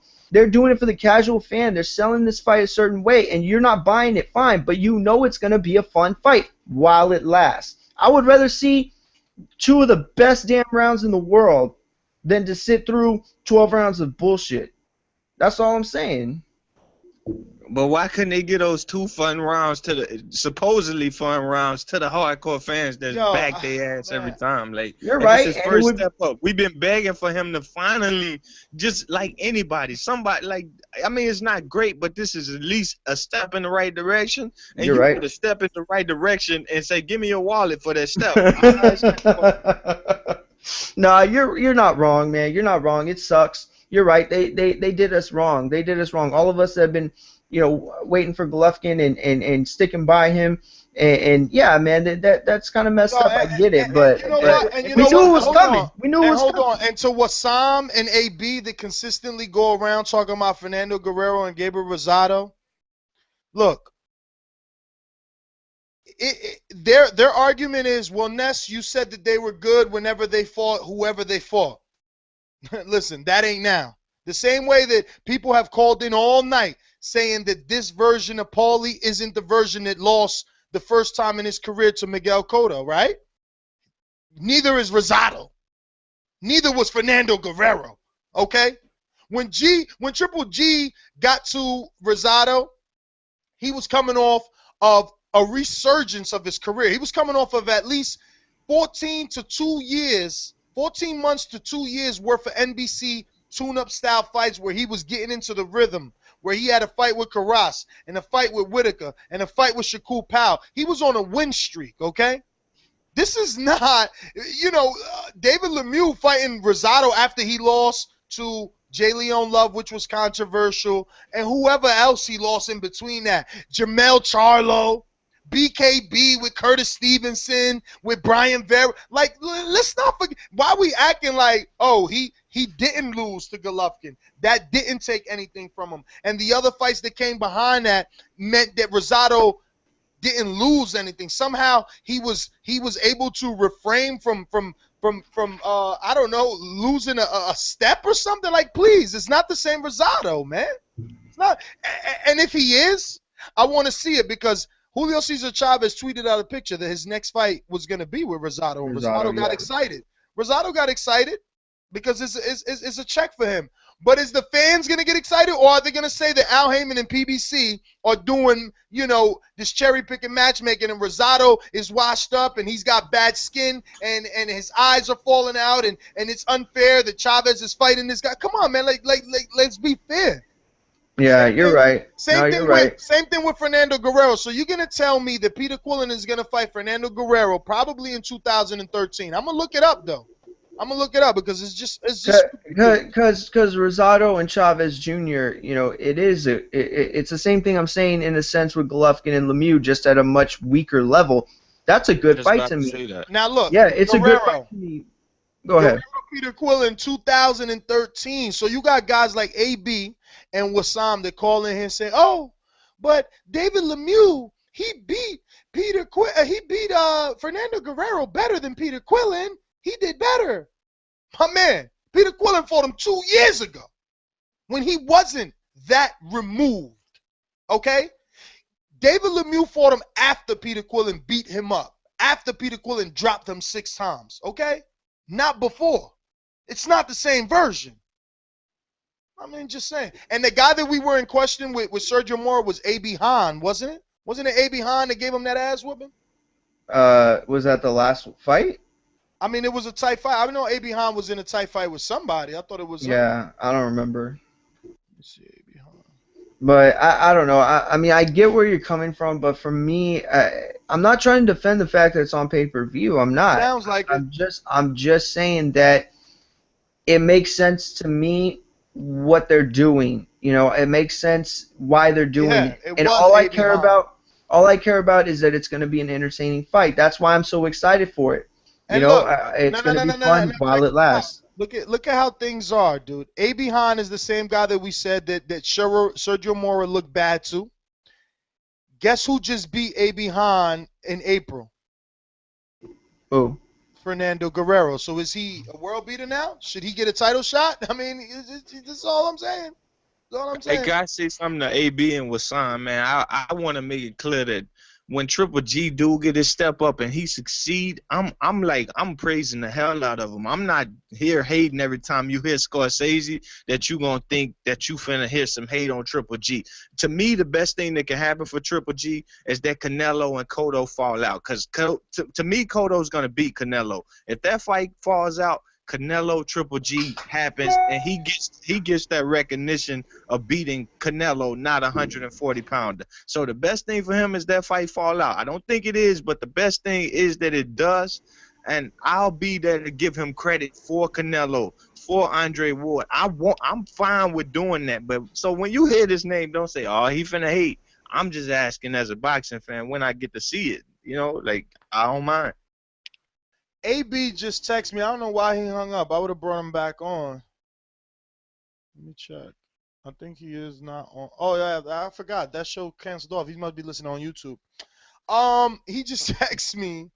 I mean, man, these guys are out of control. He said the pay-per-view, he said Lemieux is the champ and Golovkin is a star. Unification bout, baby. The pay-per-view is better than 90% of that BS pay-per-views we've had. He's not wrong, though, is he? Floyd Mayweather, yes, who's going to win, but you know who's going to... wrong. Why, yes, hold on. Wrong. Okay, in this context, AB's not wrong because almost every pay-per-view we get, we know who's going to win the fight before it happens. So you need to rephrase, and so does he needs to rephrase the comment. in this pay-per-view compared to other pay-per-views, we could almost guarantee but not quite guarantee that this can produce action, but in the same sentence, it may not produce action because it could end in the first round. That's all the intangibles wrapped up in this pay-per-view. But isn't that the exciting aspect of it, that both these guys can end it at any time? No, the exciting aspect to me is Mayweather, the best in the world, proving that he's the best in the world facing Pacquiao. The exciting to me is Marcos Maidana coming off of a decent, notable win at the time to challenge the best in the world. You're tripping. You are just tripping. Oh my God. You know how much you trashed Maidana? To me, Laura fighting Canelo, that's pay-per-view worthy. Why? Because it's the fight that I want. Listen to what you're doing, though. Listen to what you're doing. You're making points that only work for your argument, and you're ignoring the fact that you shitted on Maidana for years. You shitted on Maidana, and now he earned his shot. Mayweather's a great fight. No, Mario. No, I'm using your same argument. He earned his shot. Allegedly, and Lemieux didn't. That's the point. That's the point. Allegedly, Lemieux has earned his shot in the eyes of these Golovkin lovers. Okay. But has he? Did he do what Maidana did? But you're talking about two different weight class. You're talking about two different divisions. One that's packed with stars and names to beat, and Lemieux's isn't. And the few that are limited and not his, not ours. Yeah, it's the ones paying. See, this is what I'm saying. It's impossible with this guy. We're the ones paying. It is our fault now. You're right. It's not our fault. We're the ones that are taking the shit. Yeah, you're right. We're paying for it. But because Lemieux's division is weak, we gotta pay to watch him fight. Okay. Don't you get that? I mean, no, I get that. Hard for people to understand that. I get that, but all I'm saying is that Golovkin is a superstar. He's worth watching, no matter who he's fighting.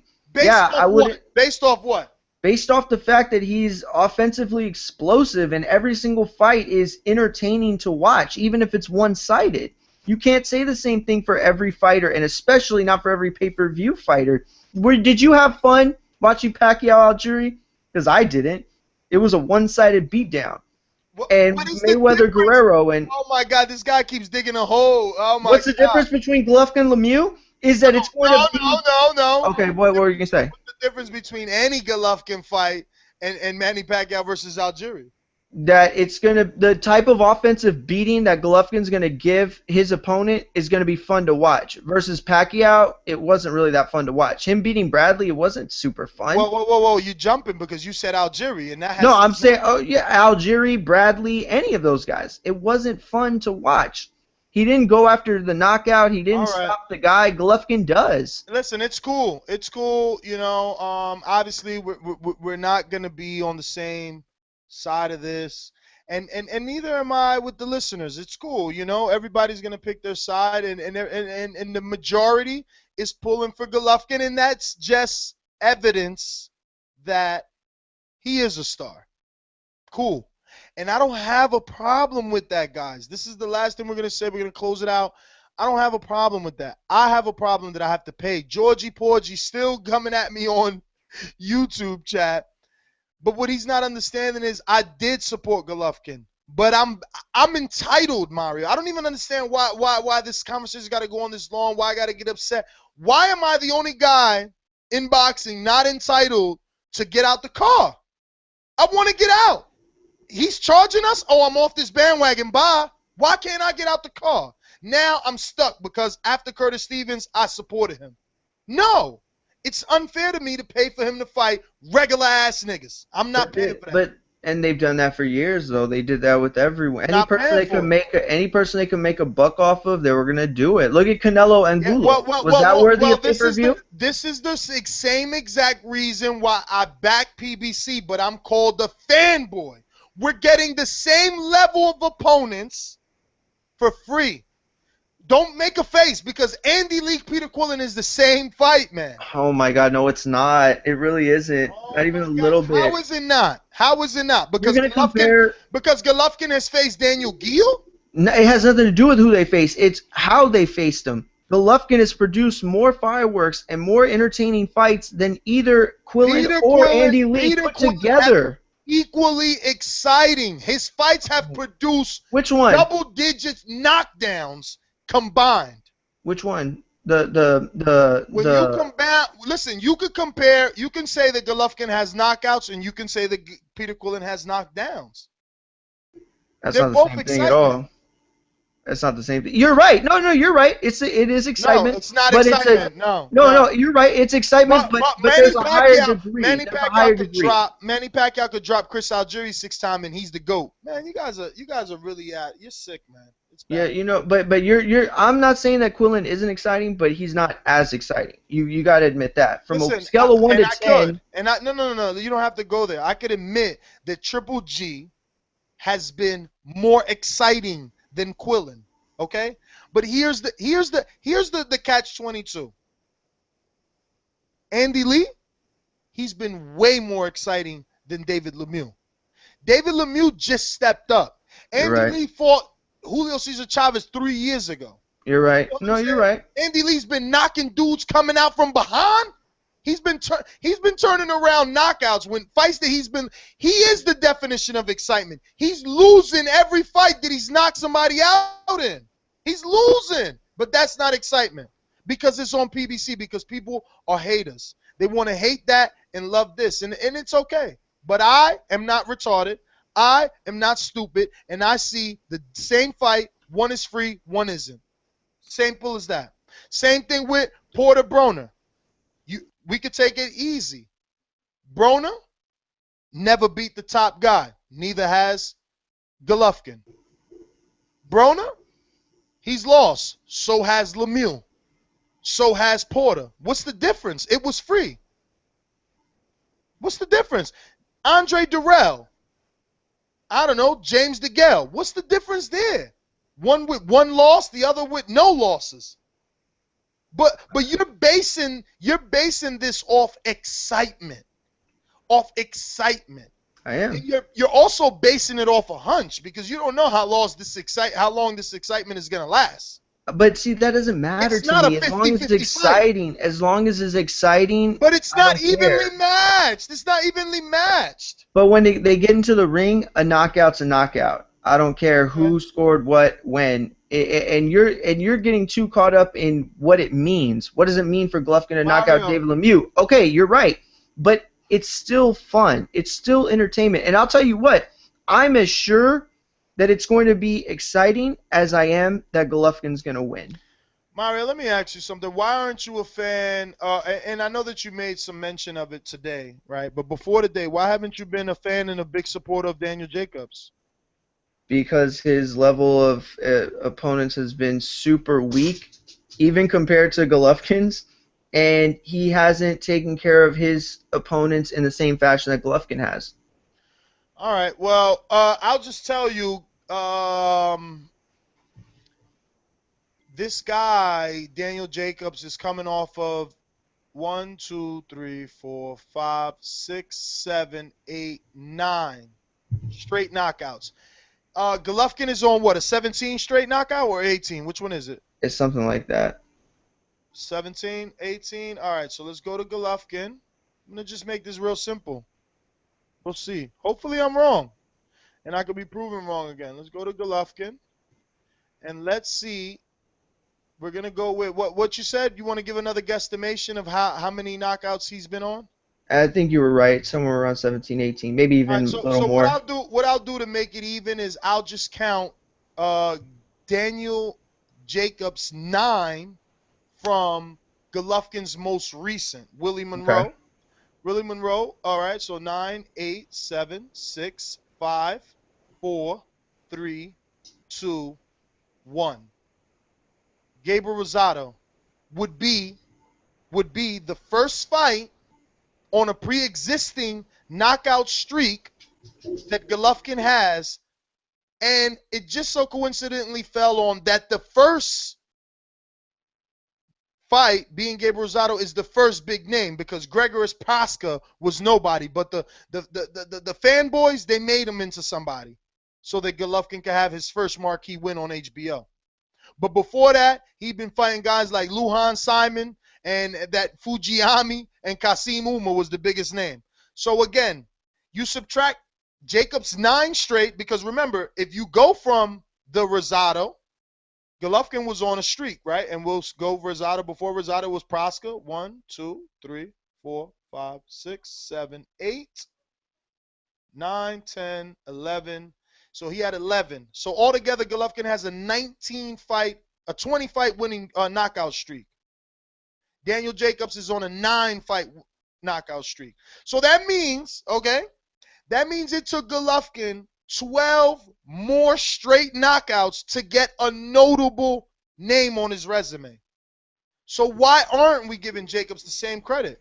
That's all I'm saying. Okay, I'll put it to you this way. Because I remember, let me just make this clear. I remember us having Thomas Hauser on here. You were a part of the Boxing Voice. You've been around for 3 years. You know that we had Thomas Hauser.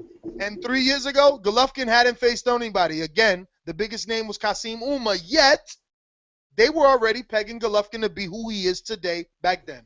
Remember that. Okay. Mm-hmm. Oh, okay, that's the point. All right, so I'll put it to you simple. Who looked better? No, I'm not even going to say who looked better. What fight was more entertaining to you? Golovkin's last win over Willie Monroe, or Jacobs' last knockout win versus Caleb Truex? You know it's Golovkin. You're on mute. I mean, I guess I'm going to say Golovkin because I appreciate Monroe's style. But, Truex and Monroe, I guess their biggest wins are very comparable, buddy. So that's a bad analogy. No. The analogy has nothing to do with who they fought and where they're ranked. Nothing. All I'm saying is that Golovkin is going to produce a more entertaining fight, even though he's going to be guaranteed to win, than Danny Jacobs is, who's going to be guaranteed to win. Danny Jacobs stopped Caleb Truex. No, I know he did. That's why I use it as an example, because up until the point where he stopped him, it was a terrible fight. Danny Jacobs, and then not to his credit, it wasn't all his fault. Caleb Truex refused to engage plenty of times, but that doesn't happen with Golovkin. If you refuse to engage Golovkin, he's going to find you. He's going to get you. He's going to make you pay for it, and we are going to receive the benefits. That can't be said for Danny Jacobs, can't be said for Peter Quillen, can't be said for anyone. And David Lemieux is the kind of fighter that won't retreat, and even if he does, he's going to pay for it. And that's why I think Golovkin deserves to be where he is, and that's why I think he is must-see TV. Listen, we got nothing for something talking about Ness. You don't even know that GG was supposed to fight Prague versus Prague. Proska was a late replacement. First of all, I was at that fight. Where were you? Okay? I'm going to repeat that. I was at that fight. Where were you? I've been in more Golovkin fights than 99% of you fucking bozos, okay? Prague, claim to fame, is beating Daniel Jacobs. You see where we're going here? You know what I'm saying? Do you see where we're going here? Not to mention, he ducked Golovkin because he still ain't been back from that back injury. Yeah, no. In 2012. But nothing for something's argument. This is what nothing for something's argument is that Triple G has made a point to try to find as best the opposition as he could, because Pirog was hot at that point. Middleweight division wasn't shit.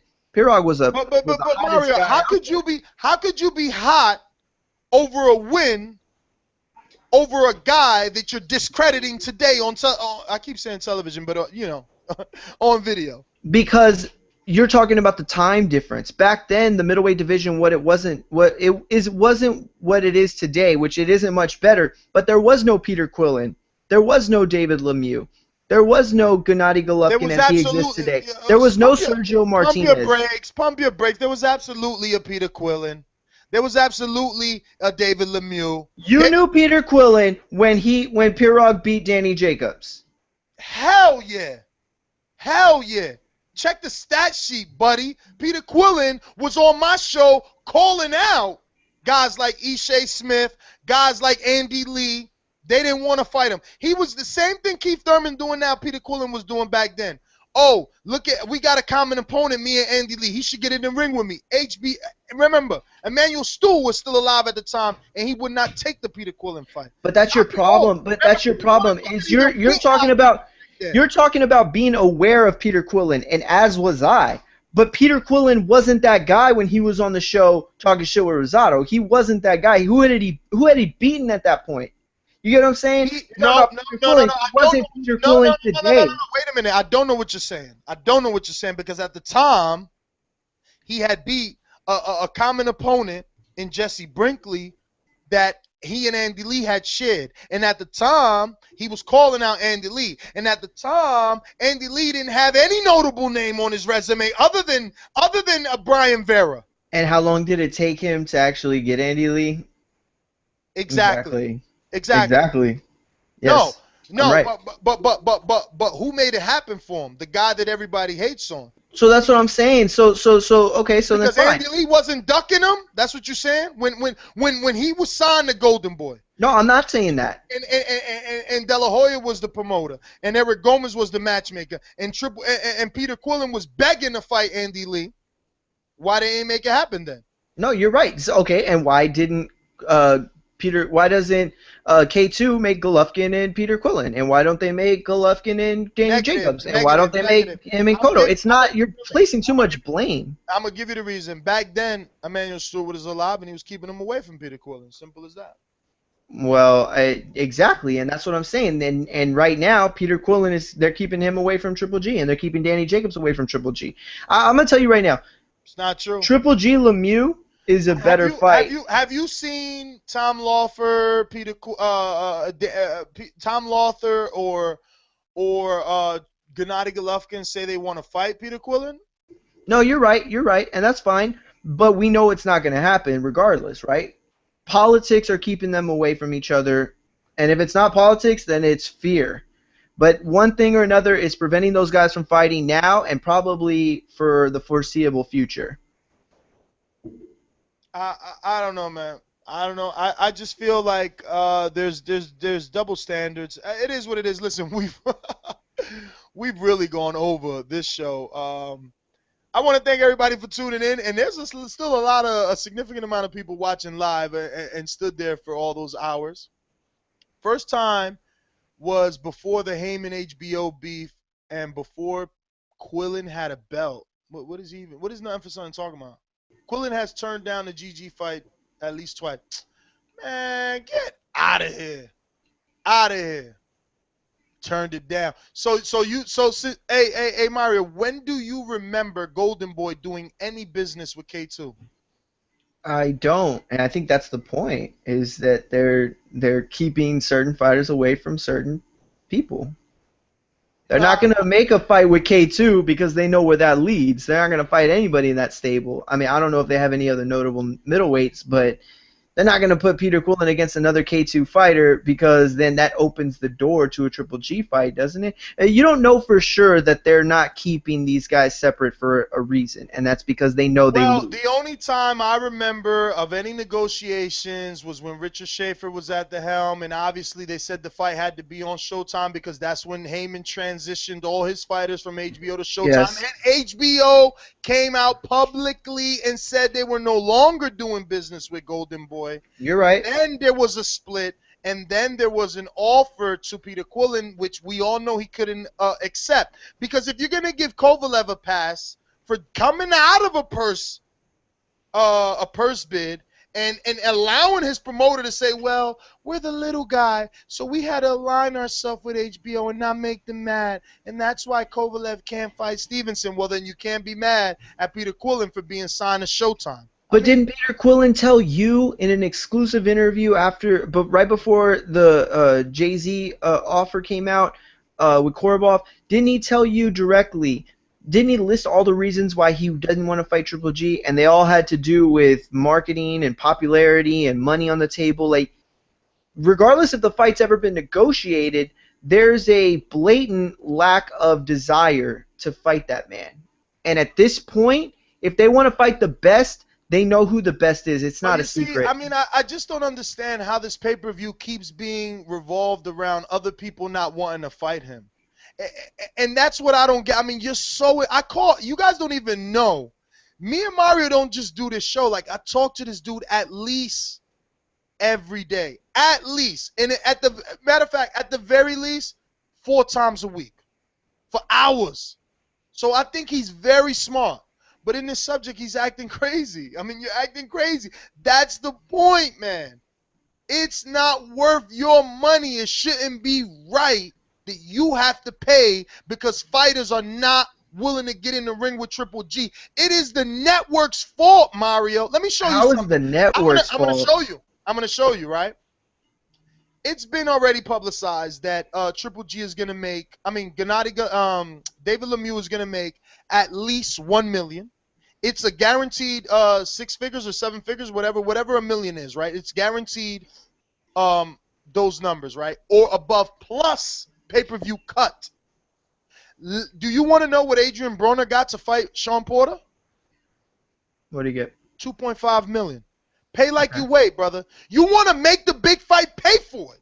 You want Ward, pay him to fight. And you just killed yourself. No, I you just didn't. killed yourself. No, Let me tell you No, why I you didn't. killed yourself. Let me tell you why you killed yourself so terribly. You're telling me that the money is what prevents these two guys from linking up. But we've already seen Peter Quillen, Keith Thurman, and Adrian Broner turn down substantial money, life-changing money from Jay-Z bad Peter analogy. Quillen. No, listen, from Peter Quillen himself to make that fight. And what did Heyman do? Heyman was so against it, that he paid his fighter not to fight him. Where's your example going? This is too. I'm gonna find a gunshot sound for this dude. This guy it's too. I mean, you should have been dead a long time ago. You're already like a headless horseman. He's already like a headless horseman after what Robbie did to him. As soon as I find my I'm the Undertaker, guns, baby. I'm the Undertaker. As soon as I find my guns, I'm letting this dude have it. I can't even find a There we go. You can't kill me. You can't. Playing the guns. Look at you abusing your power. You can't play the guns before you made your point. Well, my point is, wait, what did you say? I said that your example is bullshit. Oh yeah. Here it goes. Easy. Thank you for the refresher. The reason your analogy doesn't work is because Rock Nation, they didn't want to make a fight. Obviously, with Quillen, they were just going to make a fight because it was a purse bid. But with Adrian Broner, as you mentioned, because that's where you ruined it. You should have just stopped at Quillen. But you helped me by including Adrian Broner, who was offered a promotional contract for a number of fights. You're right. Keith Thurman was offered a promotional contract for a number of fights. Deontay Wilder, same question. So it's more difficult to say, hey, you want this big money fight? You got to sign. Oh, actually, you know who does dumb shit like that and no fighter likes it? He goes by the name of Bob Arum. And that's why Chavez didn't want to re-sign. He wanted the big fight, but he didn't want a 3-fight extension. You're right. Heyman is a manager. Why is he going to say, oh, yeah, they're offering you $2 million to fight Gennady Golovkin, but you got to sign? No, we don't want that. I could get you $2 million without signing to anybody. You're right. Okay, so then where does Peter Quillen fall in that example? Who turned down money, legit money, for that fight? So you're saying that money is the only difference maker. Money is the only difference maker between these guys hooking up. When the money was presented to the man behind the scenes, the man that controls everyone, paid the man not to fight. How do you know the same thing doesn't work with Golovkin? Well, what do you mean? Well, we know Golovkin can't do anything but fight on HBO. No. Okay, but I'm just saying. You're saying that money makes it all okay. That money is the answer, okay? But money was not the answer at that point. Right? Quillen turned down that money for an easier fight than Golovkin. But wait a minute. He didn't turn down Golovkin. You know what I mean? No. He didn't turn. You can't use. I said an easier fight than Golovkin. But it doesn't matter though because Korobov is nobody. No, you're right. But he was still getting paid. But he was still getting paid more money than he should have been to be fighting a nobody. But he's not Golovkin. And what is that? He's not going to come with the recognition or the notoriety of a Golovkin win. But the money was on the table already. You're right. You're absolutely right. I agree with you. You're 100% right. But he was going to make better money for fighting the nobody. Oh my God. This guy is so crazy. He's so crazy. Mario. It's already difficult to make inter-network fights, right? We could agree on that? For Showtime and HBO to work with each other. Could we agree on that? At the time when Peter Quillin, because you so kindly continue to not mention that when the Korobov fight was offered, it went to purse bid. He was still a Showtime fighter, right? Right? And Heyman was still banned, yes. Exactly. So, how realistic was a fight of Peter Quillin being on HBO? It was very unrealistic at the time. All right, then. So, I mean, you answered your own question. Okay, so then that goes back to your point, Ness. You just said money makes it all okay. Those same obstacles money are does make it okay, but the name has to be worth something. Listen, Korobov isn't Triple G. So why is Showtime, right, gonna risk their guy? Why is Heyman going to sour a relationship with Showtime, who at the time was giving him hella dates, just to make one fight for $1.4 million versus Peter Quillin and some dude nobody ever heard of? Did he not already have all this PBC stuff pretty much lined up? That wouldn't have even been the case. He ruined the relationship with Showtime when he took all the fighters off and gave them to NBC and CBS and everything. So that's what he did. No. You're just like these hype gobblers who keep saying that. If that were the case, Mario, why is Les Moonves still involved? Because that's Mayweather. That's not PBC. Oh, and he doesn't control Showtime. That wasn't the network that, according to the media and fans, Heyman poached from. That same network isn't still simultaneously cross-promoting PBC events. Quote, unquote, the same fighters, they were poached by Heyman. But my only point is that he was already going to take these fighters off. Let's just ignore the nail that he put on Mario's coffin. Yeah, right. Let's just let Mario say something else. My point is that he was already going to take these fighters off of that network. To add them to one more network, what was the big deal? NBC, last time I checked, is CBS's rival. So you're saying that, it makes no difference between Al Heyman and Showtime's relationship if he moves his fighters to NBC and Bounce TV and ESPN, but it does make a difference if he moves them to HBO, right? That's what you're saying. And my point is that I don't believe make it okay. The same obstacles exist today that existed back then. Money will not make it okay. I guarantee you, HBO could offer $20 million to Peter Quillin, and he's not fighting Golovkin. It's not going to happen. He's not going to do it. Because guess what? Al Heyman won't allow it. Dude, you're the one who got Peter Quillin. At the height of that, you got Peter Quillin on air, on the interview, and what did he say? He was so excited about Jay-Z. He was so happy about the money. He felt honored. He felt thrilled. He couldn't wait to meet the man. And what happened a week later when Al Heyman got in his ear? He told him that it wasn't good. He told him that it was terrible. And he admitted in the first interview that Danny Jacobs was shit. He said Danny Jacobs sucks. He's not even a real fighter. He doesn't even have a real belt. The second interview, he told you, that's a pretty good fight. Hey, Danny Jacobs has got a legit belt as Golovkin. That dude isn't. He buried himself with those two interviews. I think, honestly killed his credibility in those two interviews. And now you're trying to revive him. I think that he was given a better option. It's that simple. You know, when I talked to him, you're absolutely right. The Jay-Z offer was magnificent. But isn't it better for you, Mario, as a person? Okay? Isn't it better for you to sit at home with your 2-week newborn son and $500,000? And then isn't it better to come back and fight Andy Lee on PBC in front of millions, national television, get better exposure, and drop a fat $1.9 million check into your bank account? And a title? Well, what would have been the difference if he would have taken that fight and still accomplished all the same things that he did, because it wasn't a lockdown to HBO. He wasn't signing a contract with Jay-Z or HBO. It was we also got to remember that he could have won and then gone on, right? No, and did the same exact things. You know what you haven't said yet? That there was no television network secure for Peter Quillen to fight on a Rock Nation purse bid. They would have bought. Don't listen, my friend. Don't you dare shake your head when right now Andre Ward just Peter Quillen, and he ended up on BT. Stop it, man. So Showtime wouldn't have bought it. Well, obviously Showtime would have. So then, what was the problem there? But we don't know. We don't know.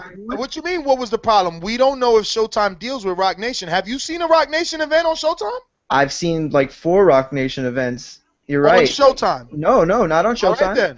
But we don't know that they have a bad relationship. We don't. But obviously, they don't have a good one if the fight was offered and they didn't do it. It's a shutdown from the day one. Because Mario is a fly. Mario is a fly on that wall. He was there. He knows that no negotiations, no emails were exchanged, nothing was talked about. I'll tell you what, it got shut down in days. It got shut down in days. Negotiations would have taken weeks at least to figure out. No problem, Mario. Let's just assume you're right, because in your world, Peter Quillen contacted Al Heyman and said, yo, Rock is offering me 1.4.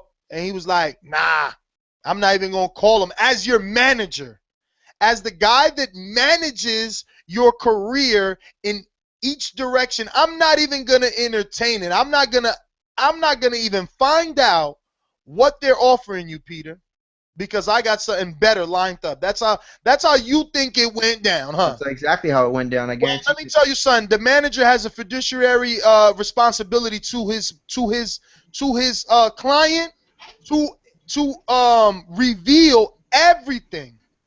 Yeah, I'm sure he did. Let me tell you something. What that word means is even the things that Peter Quillen couldn't understand about that contract, it is Al Heyman's job to dissect that, decipher it for him, and explain it to him. But that's why he's so smart. By law. But Ness, that's why Al Heyman's so smart. But say that. Because he can tell you. No, because he can tell you. He's so smart. I just want you to start saying these types of things beforehand, because in your world, Al Heyman, the Harvard grad, the dude that they just gave $400 million to, is going to risk it all on Peter Quillen in a purse bid with Korobov. Yeah, no. I don't even give a shit. I don't even give a shit about Harvard. I don't even give a shit about Harvard. That doesn't make him smart to me. Okay, so there you just said it. So okay, take the name Matt Korobov out and add in Triple G, and there's the answer to your money situation. Al Heyman is not going to risk his PBC and Peter Quillen on add Gennady Golovkin, because that's what's going on. No amount of money will make that man or allow that man to allow his fighter to take it. You're right. He gave him everything. I'm sure he did. I'm sure he explained, well, this is what they're offering. But this is how smart Al Heyman is, because he could come up to you, Ness, and he could say, listen, you could choose a Camry, a brand new Camry, or you could choose a brand new Ferrari. And by the end of that conversation, if Al Heyman wants you to pick that Camry, you're going to do it. That's how smart that man is. He's going to make you pick a Camry over a Ferrari. It'll happen. That's what he is, and that's what he did to Peter Quillen, and that's what he did to Keith Thurman and Deontay Wilder and Adrian Broner. Maybe he, at the end of the day, will make that long-term payoff, but at least for the Peter Quillen, he could have taken that fight. He could have gotten the great money that was on the table for that, for an easier fight than anyone else, and guess what happened? He turned it down. So he would never fight Triple G no matter how much money is on the line, because it's Al Heyman that's the issue with HBO. These guys aren't working together, and they're refusing to risk their fighters for the reward. I love free boxing for all. I love it. I just wish it was great boxing for all. No, you don't. I do. You want to pay. You want to pay. I want to pay for the best matches. You want to pay. I'll gladly pay for the best matches. And Lemieux, Triple G is the best all of a sudden. So when did I ever say that it was good to pay for it? I said Scorsese was right. It sucks that they did that to us, but at the end of the day, I would rather pay. I would rather pay. I would rather consistently. You can't say it once a day. Why? Or I once can say it, and that's my opinion. But I can make other points. And my other point is that I would rather pay. If I had to pick, I'd rather pay for Triple G fighting no one on pay-per-view than Peter Quillen fighting Danny Jacobs on pay-per-view. That's the truth. That's the absolute truth. Bottom line is, I won this debate long dick style. Oh man, I knew you were gonna say, hey, it's okay. We're after hours. We're after hours. The kids should be asleep, so we're after hours. We can say Now, that. listen, look, I'll be the first to say there is no winner in this debate, and that's the beauty of boxing. It's split down the middle. These guys, they're gonna continue to win and lose, and have to make fan bases. And look, the only problem I have with this is that HBO, that's who I'm mad at. They are making us pay, because when Julio Cesar Chavez Jr. was drawing, having a draw decision versus Carlos Molina and fighting guys like John Duddy, Bob Arum, the promoter, was promoting. He was paying for Julio Cesar Chavez to be on Latin Fury pay-per-views. He was building Chavez. Till this day, yesterday even, Joe Habib spoke to Bob Arum, and he feels sad at the way that Julio Cesar's career is going, and he didn't wish this on him. Okay? He built him up. HBO isn't doing that. Tom Lothar isn't doing that. We are building Golovkin up. How? By paying for this pay-per-view. Latin Fury pay-per-views are independent by the promoter. The promoter who believes in the fighter. And you know what Iron believed in? He believed in Chavez's name. But you know what all the fans believe in? They believe in Golovkin's skill. So why isn't K2 doing these promotions? But I don't understand explain this to me. What's the difference between a Latin Fury pay-per-view and an HBO pay-per-view if we have to pay for both? Okay. The difference is the production, the fight, the push, the vehicle is HBO. Which is better, right? I mean, production-wise, hell yeah. Yeah. And so what's the difference between Chavez being on pay-per-view? It's a lower priced pay-per-view as well. How do you know what Golovkin's even going to cost? It's HBO, dude.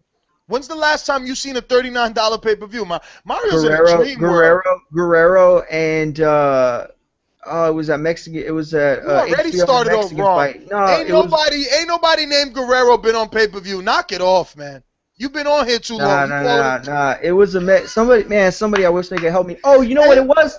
It was a Marquez. Stop right there. Stop right there because you said Guerrero. No. I couldn't figure out who it was, but I'm saying there have been HBO pay-per-views between not pay-per-view stars that were Mexican fighters. They've done their own Latin Fury versions before in the past. I don't know who you're talking about. Who? Well, because last I remember, Marquez fought Juan Diaz on pay-per-view, and he fought Bradley on pay-per-view, right? Juan Diaz. No, not even. Not even. That's the worst part. 2 pound-for-pound stars wasn't even pay-per-view. But no, Marquez Juan Diaz Part 2 was on pay-per-view. Okay, but not Bradley versus Marquez. Yes, it was. No. Yes, it was. Okay. Marquez Bradley was. Okay, even if it was, they're pound for pound. Oh my God, you were shitting on it just a second ago, and now, see, you got it. You caught yourself. Yep. See, no, I already know you, bro. I know you, Ness. I saw that look in your eyes where you're like, oh, fuck, I got it. No, I already know you. Yo, but Mario, all night, listen. You already know it. Wait a minute. He's playing a character right now, so y'all know. No. Playing a character. Listen, I won't front. You're right on,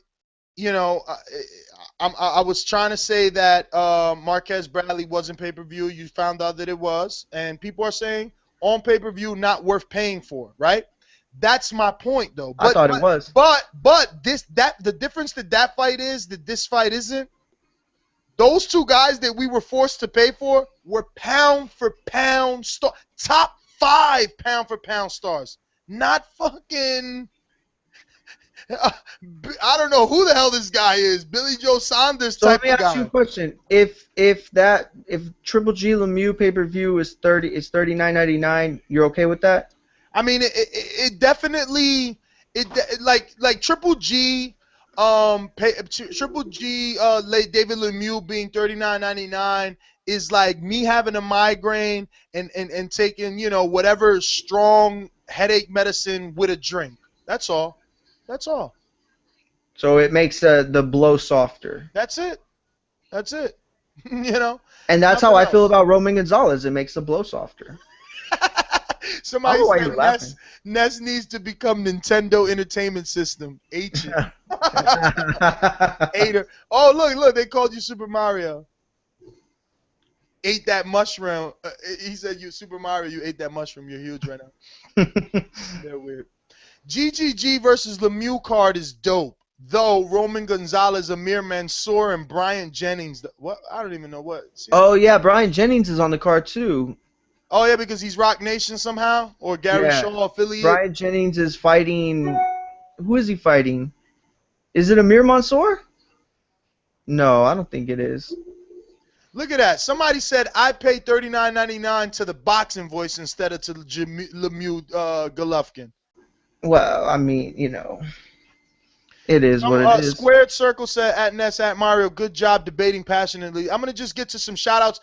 If you want a shout-out, post a comment right now because I'm not going back checking names. I'm checking relevant, active names right now. Curtis Cooper, Lance Lott, Knuckles, HH1200, Squared Circle, Tex Dealer, Usam Asfi. I just shouted you out. So, look, man, it is what it is. Like I said, yo, we're not going to agree. I'm not going to say that I won, you know, even though biasly I want to be the winner.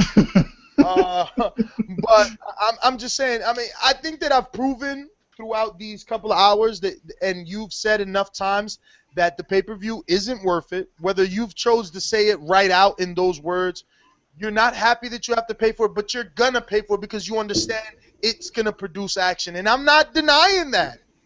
I'm saying these guys ain't on the pound-for-pound list. None of these guys are a star yet. Why are we paying for a fight that should be free? This is Devin Alexander versus Timothy Bradley on HBO. I think it's the opposite of that. Amir Khan versus Marco Smith. Not even, man. This is what I'm saying. Lemieux isn't none of them dudes, man. No, I know. That's why I just said that was the opposite of it. Alexander, Bradley were number 1, number 2, junior middleweights in a hot division. And that's why I'm mad because. But the opposite of it. But the opposite of it is that even though that was a great fight and matched well, it ended up being dull. This isn't that in terms of rankings, but David Lemieux, Triple G is going to produce fireworks. All right, let me get to some more of these shout-outs. Looks like we got Andre Diakonu. He's always out there. Shout out to Andre. What else we got? Taven Hazel, Hex Per, LK Ra, Tang Najing, and who we got? Peter Pan. It's a freaking weirdo. Peter Pan, Juggernaut.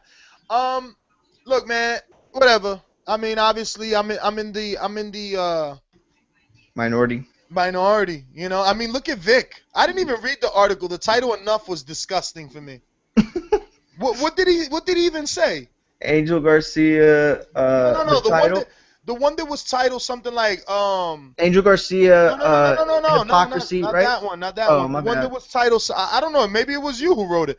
It was titled something like Golovkin Lemieux, why it's worth your money.